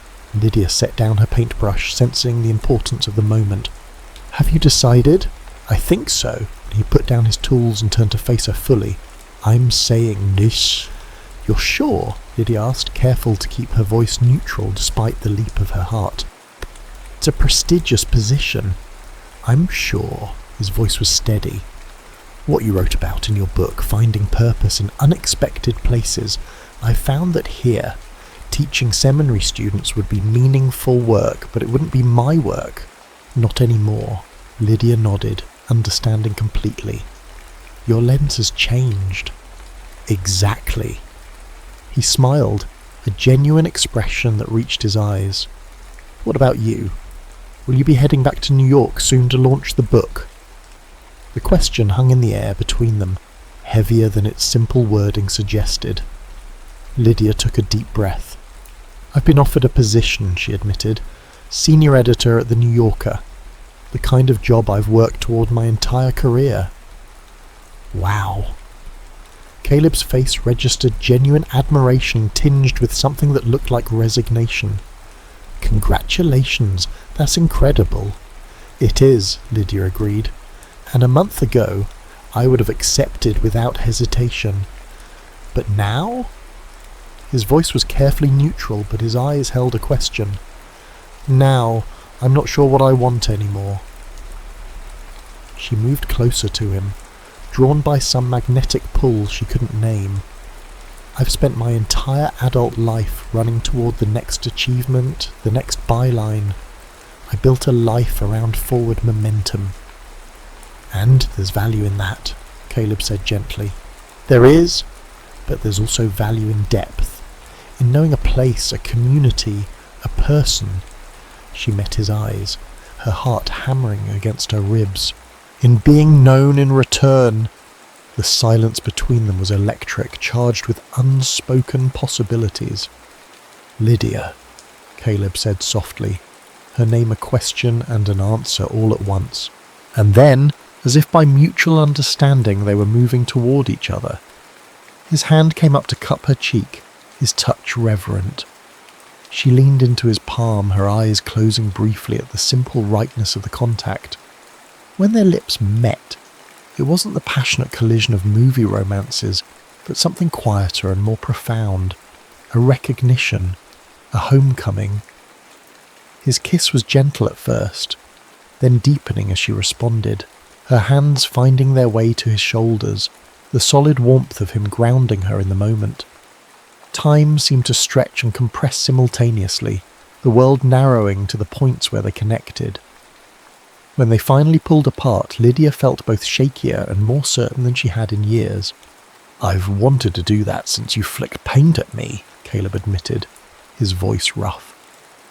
Lydia laughed, the sound bubbling up from some wellspring of joy she'd forgotten existed. That long? He nodded, his hands still resting lightly on her waist. But I didn't want to be something you left behind when you returned to your real life. The words sobered her, bringing her back to the choice that still loomed. I turned down the job, she said quietly. Caleb's eyes widened. When? This morning. I called David and told him I couldn't take it. Lydia. He shook his head, concern replacing surprise. I don't want you to make a decision you'll regret, especially not because of this. He gestured between them. Us. I didn't, she assured him, or at least not entirely. She took his hand, needing him to understand. New York will always be there. The jobs, the bylines, the constant forward motion. But what I found here, a sense of purpose that goes beyond achievement, a community that values presence over productivity, that's rarer than any editorial position. And what will you do instead? He asked. Lydia smiled. I'm thinking of starting a community writing program, for teens maybe. David thinks my book has potential to do well, which would give me some financial cushion. And, she hesitated, then continued, I've been talking to the editor of the county paper. They need a feature writer. Caleb's smile was like sunrise. You're staying? I'm thinking about it, she corrected, but they both knew it was more than that. I'm not saying it will be easy. I still love New York. I'll miss parts of that life, but I want to try something different. Something deeper. He pulled her closer, his eyes reflecting the lamplight. For what it's worth, I think you'd be amazing with the teens here. Most of them have never met anyone who's seen the world beyond the county line. Is that a pastoral endorsement, Reverend Boone? She teased. It's a personal one, he replied, his voice dropping lower. From someone who's pretty damn glad you're considering sticking around. And then he was kissing her again, and Lydia felt something rattle in her chest, a a certainty she hadn't realised she'd been seeking. Not that everything would be perfect or easy, but that this choice, this place, this man were worth the risk of putting down roots. Later that night, as they walked hand in hand beneath a canopy of Texas stars, Lydia found herself thinking about the book she'd just completed, about fields of grace and unexpected harvests, about the courage it takes to stay when leaving would be easier. She wasn't sure exactly what the future held, but for the first time in her adult life she was willing to wait and find out, season by season, harvest by harvest. Some things she was learning were worth the wait. 1 year later, the peach trees behind the Boone house were heavy with fruit, their branches dipping low enough to require careful navigation as Lydia made her way through the small orchard. She balanced a tray with 2 glasses of Aunt Vi's famous sweet tea, now infused with fresh mint from her own modest garden. So much had changed in a year, and yet the rhythms of Harper's Bend remained comfortingly constant. The church bell still rang on Sunday mornings. Mabel still organised potlucks with military precision. Jasper, now a high school senior, still rolled his eyes at his brother's dad jokes, but had grudgingly accepted Lydia's presence in their lives. Fields of Grace had been published to critical acclaim 4 months earlier, with reviewers praising its nuanced exploration of community in an age of disconnection. David had been right. It was her best work, precisely because it came from a place of authentic experience rather than detached observation. The county paper now featured her weekly column, From Where I Stand, which had developed a small but devoted following. And 3 afternoons a week she met with a group of local teenagers for writing workshops in the church fellowship hall, the same room where she and Caleb had first kissed. She found him where she expected, kneeling among the tomato plants in the vegetable garden that had been his father's pride and joy. Gardening had never been part of Caleb's life in Chicago, but he'd taken to it with unexpected passion after returning to Harper's Bend. Working the land keeps you honest, he told her once. You can't rush a tomato or argue a cucumber into ripening faster. He looked up as she approached, shielding his eyes against the late afternoon sun. The sight of him still caused a flutter in her chest, a reaction that showed no signs of diminishing with familiarity. "Perfect timing," he said, reaching for the glass she offered. "I was just about to call it quits for the day." "Liar," Lydia laughed. "You would have been out here until dark if I hadn't intervened." He grinned, not bothering to deny it, and took a long drink of the tea. "How was the writing group today?" "Good." Maria finally finished her short story, the one about the girl who discovers she can communicate with thunderstorms. It's really something special. Lydia settled onto the wooden bench at the edge of the garden, and Jasper actually stayed the whole time. Caleb raised his eyebrows in surprise. "My brother voluntarily participating in an educational activity?" "He's working on college application essays," Lydia explained. "Apparently my New York perspective might help him get into UT Austin." "Ah, so there's an angle," Caleb nodded, understanding. "Still, it's progress. Definitely progress," Lydia agreed with a smile. Their relationship had evolved with the same natural rhythm as the seasons, friendship deepening to love, love growing into partnership. There had been adjustments, of course. Lydia's city pace sometimes clashed with the unhurried flow of small-town life. Caleb's tendency to put everyone else's needs before his own occasionally frustrated her journalistic directness. But the fundamental understanding between them, the recognition of shared values beneath surface differences, had only strengthened with time. "I have something for you," Caleb said, reaching into the pocket of his work shirt. "Is it a tomato? Because the last one you gave me had a worm in it." "That was one time," he protested with mock offence. "And no, it's not a tomato." He pulled out a small velvet-covered box that made Lydia's breath catch. Somewhat more permanent. He opened the box to reveal a ring. Not a traditional diamond, but a delicate band of twisted gold with a small pearl nestled in the centre. It was my grandmother's, he explained, his voice steady but his eyes revealing his nervousness. She always said pearls were more meaningful than diamonds because they come from something that was once an irritation, transformed into something beautiful through patience and time. Lydia felt tears rising, unexpected but welcome. That sounds like us, she said softly. Caleb smiled. I thought the same thing. He took her hand, his calloused fingers gentle against her skin. I'm not asking for a traditional path, Lydia. I know that's never been your style, but I am asking if you'll consider building a life with me, whatever shape that takes. Are you proposing Pastor Boone? She asked, her voice trembling slightly. I believe I am, Ms. Ross, he replied, his eyes never leaving hers, though I'm open to negotiation on the details. Lydia laughed through her tears. That might be the most me-specific proposal ever made.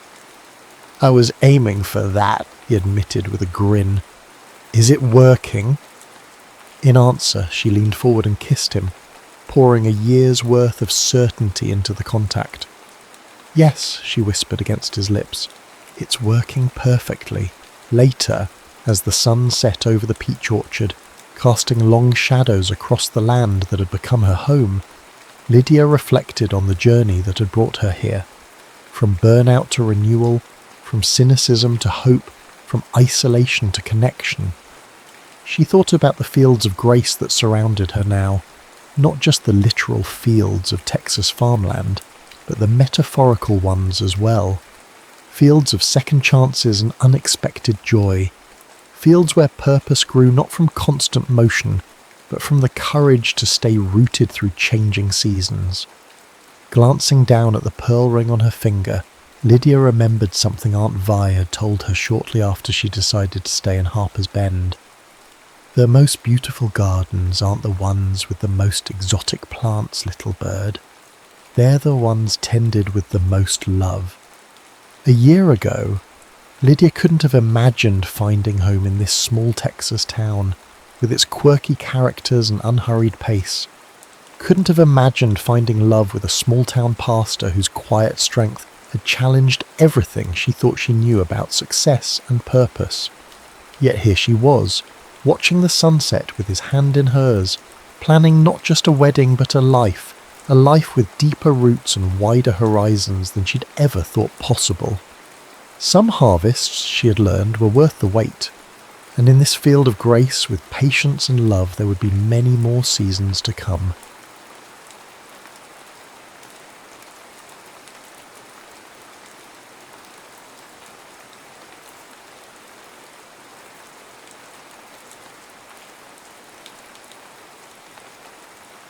When we danced in silence, the envelope arrived on a Tuesday, its pristine white surface startling against Oksana's cluttered mail table.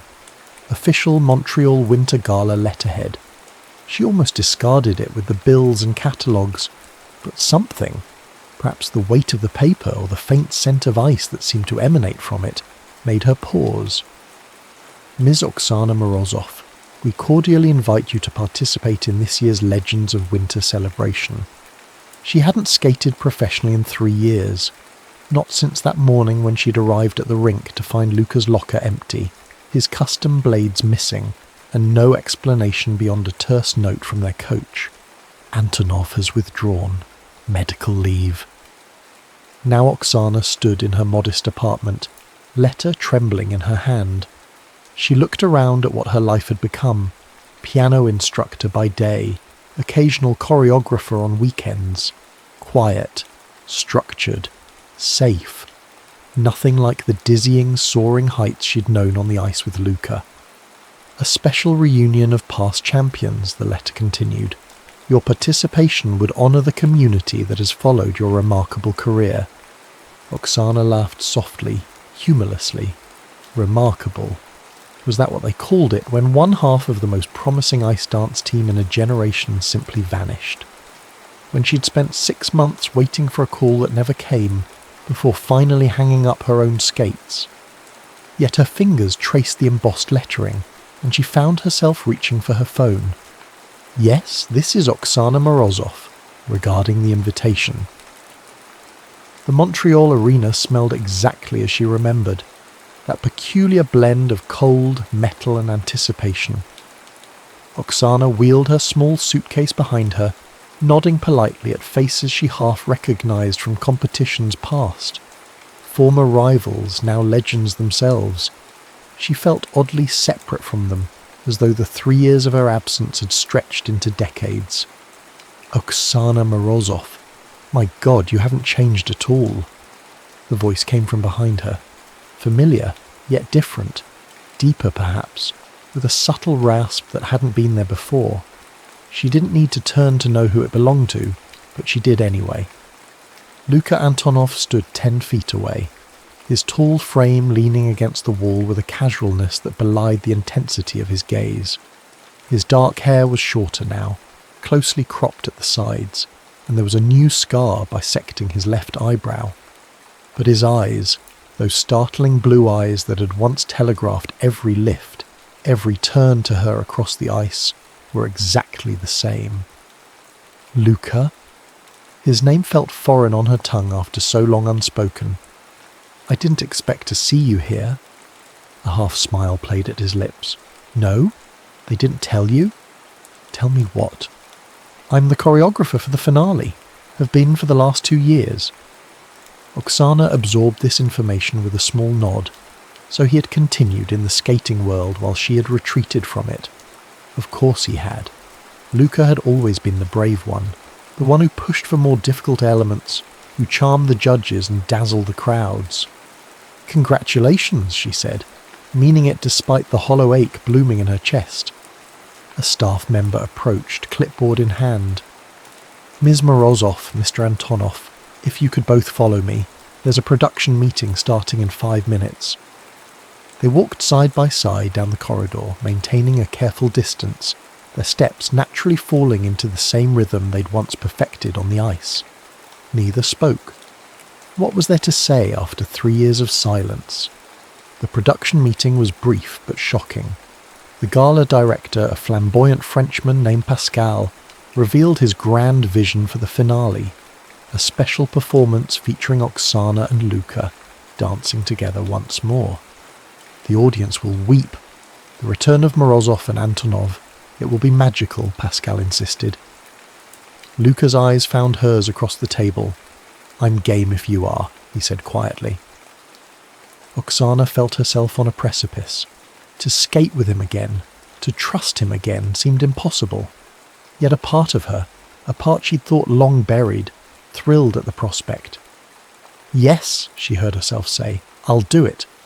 That night, alone in her hotel room, Oksana unpacked her old competition skates. They were custom-made Italian leather, moulded perfectly to her feet from thousands of hours of practice. She hadn't worn them since the day she learned of Luka's departure. As she turned the right skate over in her hands, something unusual caught her eye. A slight bulge in the padded heel. Curiosity piqued. She gently pried at the insole until it lifted, revealing a small plastic-wrapped packet wedged deeply into the heel cavity. With trembling fingers, Oksana extracted it. Inside was a folded sheet of paper, water-stained and torn at one edge. She unfolded it carefully, recognizing immediately the bold, slanted handwriting that had once scribbled notes in the margins of their routine sheets. Oksana, I didn't know how to say goodbye. I'm sorry. I'm afraid this injury might end everything. I want to tell you so much. I want to stay. I love you too much to... The letter ended there, torn mid-sentence. Oksana stared at the fragment, her heart pounding against her ribs with such force she thought it might break through. All these years she had believed he'd simply abandoned their partnership, abandoned her. But here was evidence of what exactly? An attempted explanation, a confession. The words, I love you, swam before her eyes, simultaneously offering answers and creating new questions. Oksana sank onto the edge of the bed, the letter clutched to her chest, wondering what Luka had meant to write after those last words. I love you too much to what? To stay? To leave? To burden you with my feelings? Outside her window, Montreal glittered with winter lights, indifferent to her discovery. But inside, something long frozen had begun to thaw, painfully, exquisitely, like blood returning to numbed fingers 6 years earlier. Oksana Morozov was 16 when she first met Luka Antonov. She'd been training in Canada for 2 years already, having left Moscow at 14 when her exceptional talent caught the attention of the prestigious Galen Academy of Figure Skating in Montreal. That day, the rink was unusually quiet. Most students had gone home for the holiday break, but Oksana, whose parents couldn't afford the flight back to Russia, remained behind. She practiced alone, executing perfect spirals and spins in the empty arena. Her movements reflected in the plexiglass that surrounded the ice. She didn't notice him at first, the tall boy watching from the shadows of the bleachers. It wasn't until she launched into a series of twizzles that she caught a flash of movement and realized she had an audience. "Your left shoulder drops slightly on the third rotation," he said in Russian-accented English, standing up. "Otherwise, flawless." Oksana stopped, ice spraying from her blades. "And you are?" "Luka Antonov. New transfer. Coach Galen wants us to try a partnering session tomorrow." Oksana studied him skeptically. She'd been through 4 potential partners already, none of whom could match her technical precision or artistic sensitivity. This boy was tall, yes, with the lean build of a dancer rather than the sturdy frame of most male skaters. But there was something else about him, a coiled intensity, apparent even in stillness. "You're a pairs skater?" she asked. "Ice dance," he corrected, stepping onto the ice with surprising grace for someone so tall. "I don't throw my partners into the air, I make them look like they're floating." He demonstrated then, executing a series of steps that revealed training in classical ballet, unusual for male skaters from the Russian system, who typically focused on jumps and power. Oksana watched, impressed despite herself. The next day, Coach Galen paired them for a simple waltz pattern. The moment Luka's hand settled at Oksana's waist, something shifted in the atmosphere between them. It wasn't romantic. They were too young, too focused for that. But it was unmistakably significant. "Again," Coach Galen demanded after they completed the sequence. They repeated the pattern, and this time Oksana found herself anticipating Luka's movements before they happened. Their timing synchronized perfectly, as if they'd been skating together for years rather than minutes. By the end of the session, Coach Galen was smiling, a rare sight. "We may have something here," he said, making a notation on his clipboard. Within 6 months, Oksana and Luka had developed a partnership that defied their inexperience. What they lacked in technical difficulty, they made up for with an almost supernatural connection on the ice. Audiences began to take notice. Judges began to nod approvingly. "It's like they're having a conversation without speaking," one commentator remarked during their first junior international competition. And it was true. Oksana and Luka rarely spoke beyond what was necessary for training. Off the ice, they maintained a respectful distance. Oksana buried herself in books and online courses. Luka socialized with the other Russian skaters.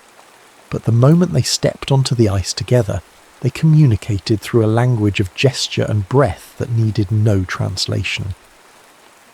By 18, they had moved up to the senior circuit, surprising everyone with a bronze medal at their first Grand Prix event. Oksana remained the quiet centre of their partnership, technically flawless and emotionally reserved. Luka provided the fire, the charisma that drew all eyes to them. At 19, they created a free dance program to Rachmaninoff's Piano Concerto No. 1, 2 that brought audiences to tears.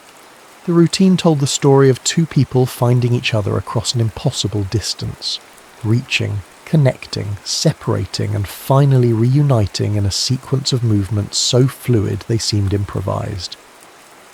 After their performance at the World Championships, where they won their first gold medal, Luca embraced Oksana longer than usual.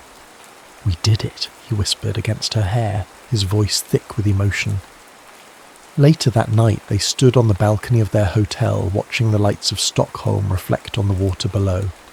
Oksana was recounting the technical aspects of their performance, analysing each element with her usual precision.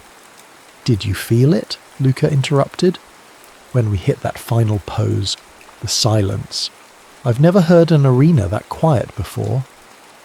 Oksana nodded. She'd felt it, that rare moment when thousands of people collectively held their breath.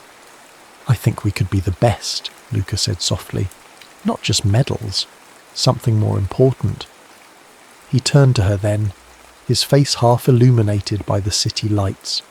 His hand reached up, gently brushing a strand of hair from her face. The gesture was tender, intimate in a way they had never been off the ice. Oksana felt her heart accelerate, her hand instinctively rising to rest against his chest. For a suspended moment it seemed they might bridge the careful distance they'd always maintained. But then a burst of laughter from a neighbouring balcony shattered the silence, and the moment passed. They stepped apart, returning to the safety of their usual boundaries. The following season brought new pressures.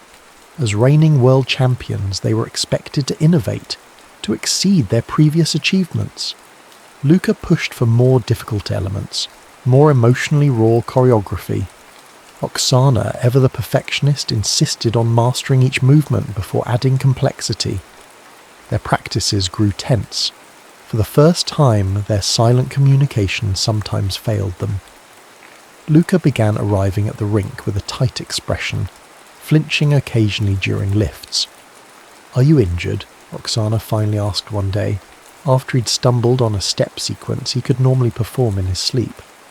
"It's nothing," he insisted, "just a tight hip flexor." But it wasn't nothing. Coach Galen noticed too, pulling Luca aside for private consultations that left both men looking grim.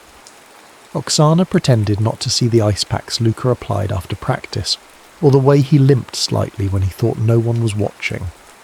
After a particularly rough training session, their physiotherapist conducted a thorough examination of Luca's hip and back. "You need 6 weeks of rest minimum," the therapist told him, while Oksana strained to overhear from the locker room. "If you continue, you risk permanent damage." "The Grand Prix final is in 4 weeks, Luca argued. "We're defending champions." "Then you'll need to withdraw," the therapist said firmly. That night, Luca called Oksana but hung up before she answered. He tried again, and again couldn't find the words. Finally, he sat down and began to write, pouring out everything he couldn't say to her face. His fear that his career might be over, his guilt at letting her down, and most dangerously the feelings he'd been harbouring since that night in Stockholm. "I love you too much to hold you back," he wrote. "You deserve a partner who can match your brilliance, not one who can barely make it through practice. I'm going to a specialist in Switzerland. Dr. Keller thinks he can fix this, but it will take time." Luca sealed the letter in an envelope and carried it with him to their last practice before his departure. He waited until Oksana removed her skates, then slipped the letter into the heel compartment of her right boot while she was showering. She always checked her skates before putting them away. She would find it that evening. But that day, distracted by Coach Galen's grim announcement that Luca would be taking medical leave, Oksana simply shoved her skates into her bag without inspection. The letter remained hidden, unread. Luca left for Switzerland the next morning. When he tried to call Oksana from the airport, his call went straight to voicemail. Present day. Morning light filtered through the hotel curtains, finding Oksana curled around the letter, fully dressed from the night before. She hadn't slept. The fragment of Luca's words had kept her awake, turning over each possible ending to that unfinished sentence. "I love you too much to..." The sound of her phone ringing startled her. The display showed the rink's number. "Ms. Morozov, this is Pascal. We've scheduled your first rehearsal with Mr. Antonov for 10 a.m. Is that acceptable?" Oksana glanced at the clock. 8:47. "Yes," she said, her voice rough from the sleepless night. "I'll be there." She showered quickly, her mind racing. Should she mention the letter to Luca? After 3 years of silence, would he even remember writing it? And that unfinished declaration, had it been real or merely the dramatic gesture of a young man facing a career crisis? The rink was empty when she arrived, save for a solitary figure gliding across the ice. Luca moved differently now, she noticed, with a slight asymmetry that most wouldn't detect, but that her trained eye couldn't miss. His injury had left its mark. He spotted her and skated over, stopping a respectful distance from the boards. "You're early." "So are you?" A small smile. "Some habits don't change." He gestured to the ice. "Want to warm up before Pascal arrives with his grand vision?" Oksana nodded, lacing up her skates, the same ones that had concealed his letter for years. As she stepped onto the ice, she felt a familiar comfort in the crisp sound of her blades cutting into the surface. They circled the rink separately at first, each finding their rhythm. Then, without discussion, they began moving in tandem, crossovers, edges, simple turns.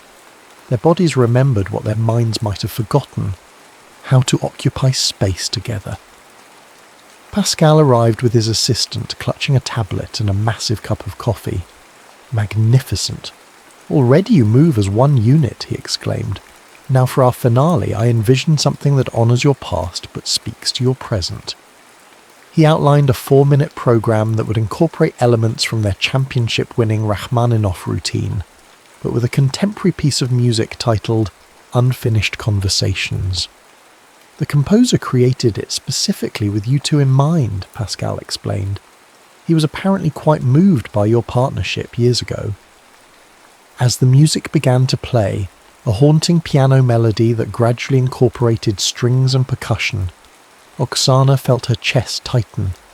The composition seemed to capture exactly what existed between her and Luca. Something beautiful, interrupted, unresolved. They began working through the choreography, muscle memory carrying them through familiar sequences. But when they attempted the first connecting steps, the moments between elements that had once been their strength, they faltered. "No, no," Pascal called out. "You're thinking too much. Feel each other, like before." Luca's hand found Oksana's waist and she tensed involuntarily. Their eyes met. "I need a moment," she said abruptly, skating to the edge of the rink. Luca followed, concern etched on his features. "Oksana, if this is too difficult—" "I found your letter," she blurted out, the words escaping before she could reconsider. "Last night, in my skate, the one you wrote before you left." His face paled. "My letter? After all this time?" "It was torn, incomplete." She looked directly into his eyes. It ended with, "I love you too much to—" Luca's breath escaped in a rush. He gripped the boards for support. "You never read it. All this time I thought—" "Thought what?" "I came back for it," he admitted. "A week later, when you didn't call, didn't text. I thought maybe you had read it and didn't feel the same. I couldn't bear to hear that from you directly, so I convinced Coach Galen to retrieve my things." Oksana stared at him, the truth dawning with painful clarity. "You thought I didn't love you?" Luca's expression crumpled. "I didn't know. You were always so quiet, and I was too much of a coward to ask." The reality of their misunderstanding, 3 years of silence based on a letter neither delivered nor received, hit Oksana with physical force. She laughed, a broken sound that verged on a sob. What did it say? The rest of the letter? Luca's eyes never left hers. "I love you too much to let you settle for half of what we could be. I need to heal first. Wait for me." A tear slipped down Oksana's cheek. "I would have waited." "I know that now," he said softly. Pascal cleared his throat loudly from across the ice.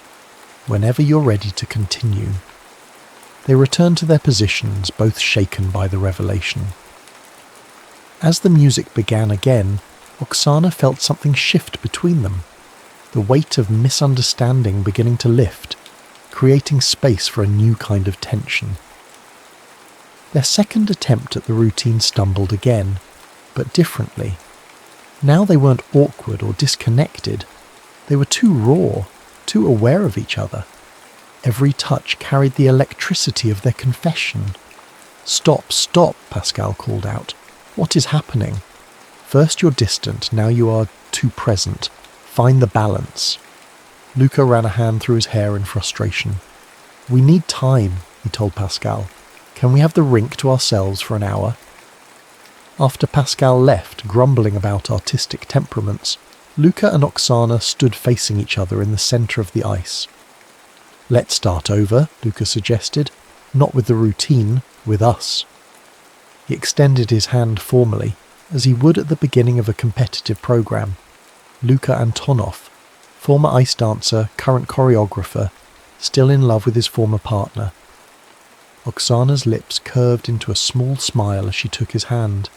Oksana Morozov, former ice dancer, current piano teacher, never stopped loving her former partner.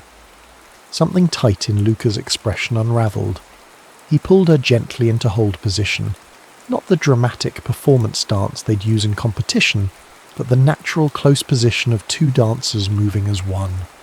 "No music," he said, "just us." They began to move together, slowly at first, then with increasing confidence.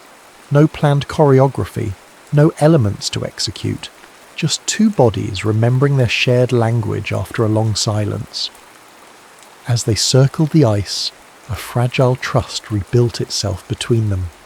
Oksana found herself breathing in rhythm with Luca again, anticipating his movements, allowing herself to be guided by the subtle pressure of his hand at her waist. By the time Pascal returned, they were flowing across the ice with a connection even stronger than before. The routine was taking shape, still imperfect, still evolving, but alive with genuine emotion. "Yes," Pascal exclaimed, "this is what I imagined. The audience will feel everything between you." As their rehearsal ended, Luca kept hold of Oksana's hand a moment longer than necessary. "Would you have dinner with me tonight? There's so much more I want to say." Oksana nodded, suddenly shy despite everything. "I'd like that." The restaurant Luca chose was small and dimly lit, tucked away on a quiet street far from the arena and the hotels where other skaters were staying. A place where they could talk without the weight of observing eyes. "You look beautiful," Luca said as Oksana slid into the seat across from him. She had changed into a simple black dress, her dark hair loose around her shoulders instead of in the severe bun she wore for skating. "Thank you," she replied, suddenly conscious of how little they knew of each other outside the world of competition and training. "This is strange, isn't it? All those years together, and we never did this." Luca nodded, his smile rueful. Coach Galen would have had a fit. "Romance ruins partnerships," he mimicked their former coach's gruff voice. "Was that why you never said anything, before the injury?" Luca's expression grew serious. "Partly, but mostly I was afraid of losing what we had on the ice. It was perfect, rare. I didn't want to risk it for something that might not work." A waiter appeared with menus and wine recommendations. After he departed, Oksana leaned forward. "Tell me about the last 3 years, your injury." 2 surgeries and 18 months of rehabilitation, Luca said, his tone matter-of-fact. "The specialist in Switzerland saved my career, but not as a competitor. I can skate, choreograph, even perform in exhibitions, but the impact of daily training and competition would undo everything." "I'm sorry," Oksana said softly. Luca shook his head. "Don't be. I found something I love almost as much as performing, creating programs for others. It's fulfilling in a different way." He paused. "But enough about me. What about you? Piano teaching." Oksana smiled. "It's quiet, structured, Nothing like the chaos of competition season. She traced the rim of her water glass. I missed the ice, but I couldn't bear to stay in that world without... Without you, she admitted. It felt wrong to continue with another partner. Their conversation flowed more easily as the evening progressed, years of silence giving way to shared memories and new discoveries. Luca described his travels choreographing for teams around the world. Oksana spoke of her small circle of piano students and her tentative steps into composing. As they waited for dessert, Luca reached across the table to touch her hand. The routine we're creating for the gala. It reminds me of something we designed years ago. Do you remember? After Worlds, before everything fell apart, Oksana finished. I remember. Our exhibition piece that we never performed. It had been ambitious. A program set to a piece of music composed of silence punctuated by single notes, building to a crescendo. The choreography had been their most personal, telling the story of two people who could only express themselves fully through movement. I've thought about that routine often, Luca confessed. What it could have been. We could finish it now, Oksana suggested, surprising herself with her boldness. Luca's eyes lit up. Instead of Pascal's choreography, he might have a seizure. We could blend elements, keep his framework, but infuse it with what we created. Oksana found herself growing excited at the possibility. It would be honest, honouring both our past and what we're discovering now. Luca squeezed her hand. I love that idea. The next morning they approached Pascal with their proposal, after initial resistance, but my vision. He grudgingly agreed to review their suggestions. They spent the day revising the choreography, integrating elements from their unfinished exhibition program with Pascal's framework. The music remained the same, unfinished conversations, but now the movements told a more authentic story, their story. Late that afternoon, as they demonstrated the revised program for Pascal, Oksana felt a synchronicity with Luca that surpassed even their competitive days. Then, they had been perfectly matched but still separate entities. Now, they moved as though the years apart had somehow deepened their connection rather than eroded it. The ending, Pascal mused after they'd run through the full routine. It feels unresolved. Luca nodded. Intentionally so. He turned to Oksana. I've choreographed everything except the final pose. That should be Oksana's decision. Why? Pascal asked. Luca's eyes never left Oksana's, because this time she gets the last word. That night, alone in her hotel room, Oksana contemplated the ending of their routine. It needed to reflect everything that had transpired between them. The unspoken love, the years of separation, the pain of misunderstanding, and the tentative hope of reconciliation. She closed her eyes, visualizing possibilities. In competition, ice dance programs typically ended with dramatic poses, the man framing the woman in some impressive display of strength and partnership. But this wasn't competition. This was something far more personal. As she drifted towards sleep, an image formed in her mind. The moment in Stockholm when they'd almost bridged the gap between partnership and something more. His hand brushing her hair, her palm against his chest. A simple gesture that contained everything they'd never said aloud. That was their ending. Not grand, not theatrical, but true. At rehearsal the next day, Oksana shared her vision with Luca. Can we make it work technically, she asked. It's subtle. It's perfect, he replied, understanding immediately. We'll need to modify the approach, but yes, we can make it work. For the next 3 days, they refined their program, focusing particularly on the crucial final sequence. Pascal, initially skeptical of such a subdued conclusion, was won over when he saw the complete performance. It is like watching a private moment, he admitted, very different from the usual gala finale, but meaningful. The night before the performance, Luca and Oksana took one final practice session. skating in the empty arena long after everyone else had left. The routine had reached that rare state of readiness where it no longer required conscious thought. Their bodies knew exactly what to do, allowing their emotions to flow unimpeded through the movements. As they struck the final pose, her hand gently resting over his heart, his fingers lightly touching her face, Luca spoke quietly. "Tomorrow it becomes real, not just for us but for everyone watching." He hesitated. "Are you ready for that?"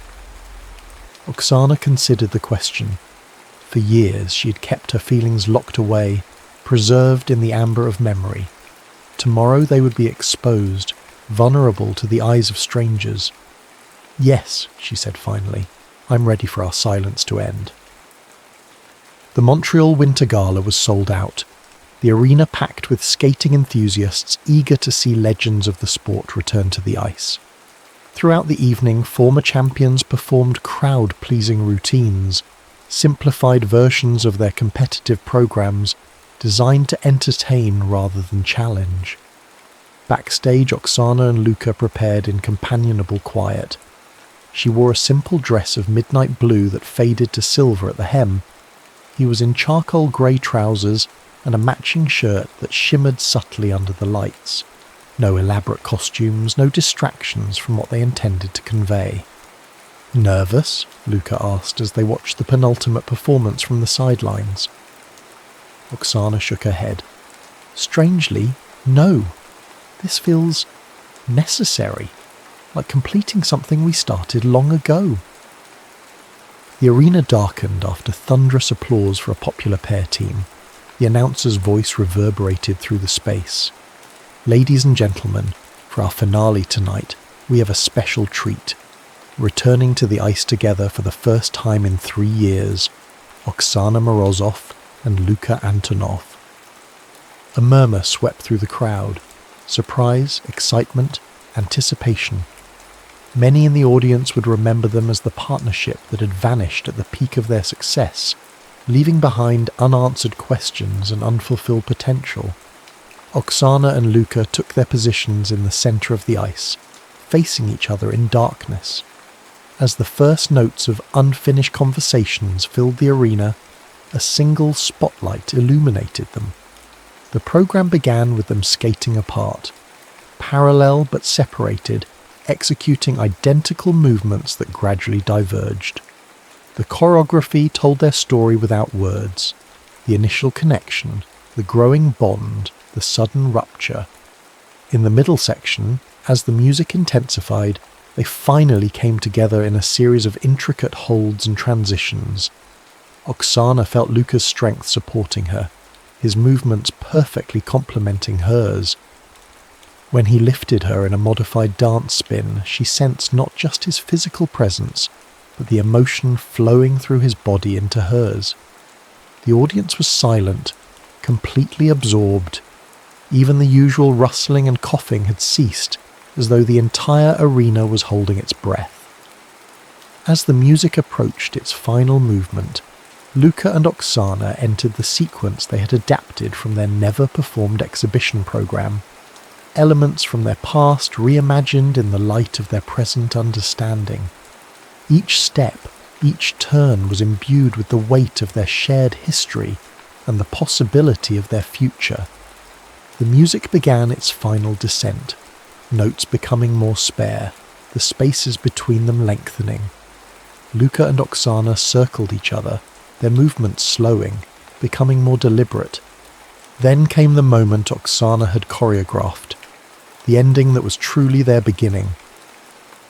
As the last note hung in the air, Luca's hand rose to gently brush an imaginary strand of hair from her face.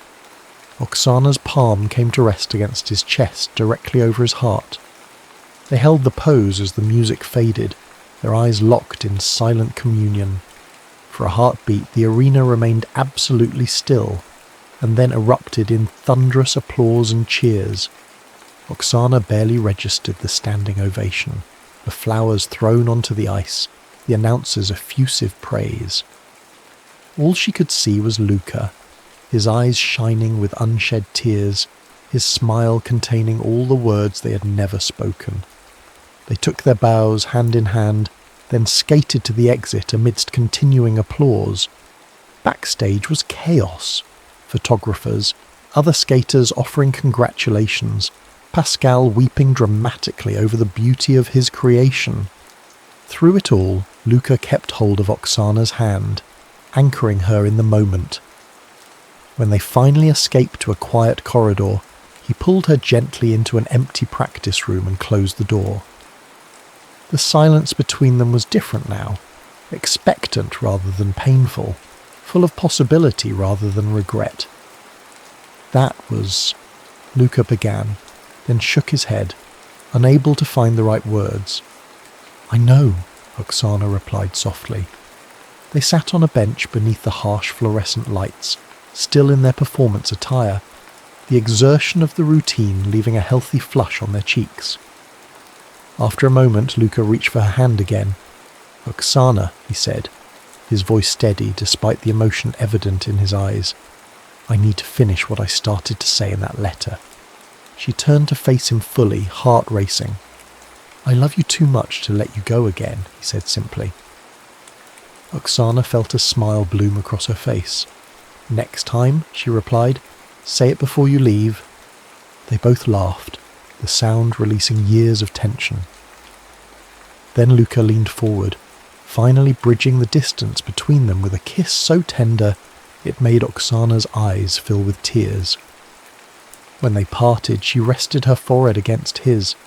"So what happens now?" she whispered. "Now," Luca said, "we stop dancing around what we want." 2 months later, Luca stood in his Toronto studio, making final adjustments to a display case mounted on the wall. Inside were Oksana's custom skates, the ones that had hidden his letter for so long. Beside them, preserved under glass, was the torn note itself, the yellowed paper a testament to the years that had passed. Below the display, a new piece of paper had been added, framed separately. On it, in Luca's bold handwriting, "I love you too much to say goodbye." The door opened, and Oksana entered, carrying 2 cups of coffee. Since the gala, she had relocated to Toronto, taking a position teaching music at the same academy where Luca choreographed. They were building a life together step by step, no longer afraid of the feelings that had once seemed too dangerous to acknowledge. "Perfect timing," Luca said, accepting one of the cups. "What do you think?" Oksana studied the display, taking in the sight of her old skates, instruments of both their separation and reunion, preserved alongside Luca's words. "It's beautiful," she said softly. "Though a bit dramatic, don't you think?" A teasing smile played at her lips. Luca laughed. "Says the woman who suggested we frame a torn letter." She settled beside him on the small couch beneath the display, their shoulders touching comfortably. Outside, snow was beginning to fall, coating Toronto in a pristine white blanket that reminded them both of countless mornings spent gliding across freshly resurfaced ice. "I got a call from Pascal today," Oksana said, blowing gently on her coffee. "He wants us to perform at the spring exhibition series. 6 cities, 2 continents." Luca turned to her, eyebrows raised. "What did you tell him?" "That I'd discuss it with my partner." She emphasized the last word, imbuing it with its dual meaning: skating partner, life partner. He considered this, fingers idly tracing patterns on the back of her free hand. "Can you take the time away from your students?" "The academy director already approved the leave," Oksana hesitated. "But what about your hip? 6 performances in 3 weeks." Luca set his coffee down and pulled her closer. "My doctors say I can handle exhibition skating in moderation. Besides," he smiled against her hair, "I've gotten rather good at knowing my limits these days." "Is that so?" Oksana tilted her face up to his, her expression playfully sceptical. "Well, I'm still learning," he admitted, "but I have an excellent teacher." He pressed a gentle kiss to her forehead. Oksana leaned into him, content in the quiet intimacy they had finally allowed themselves. For years their partnership had existed in the spotlight, Judges evaluating their every move, audiences analysing their connection, coaches dictating their interaction.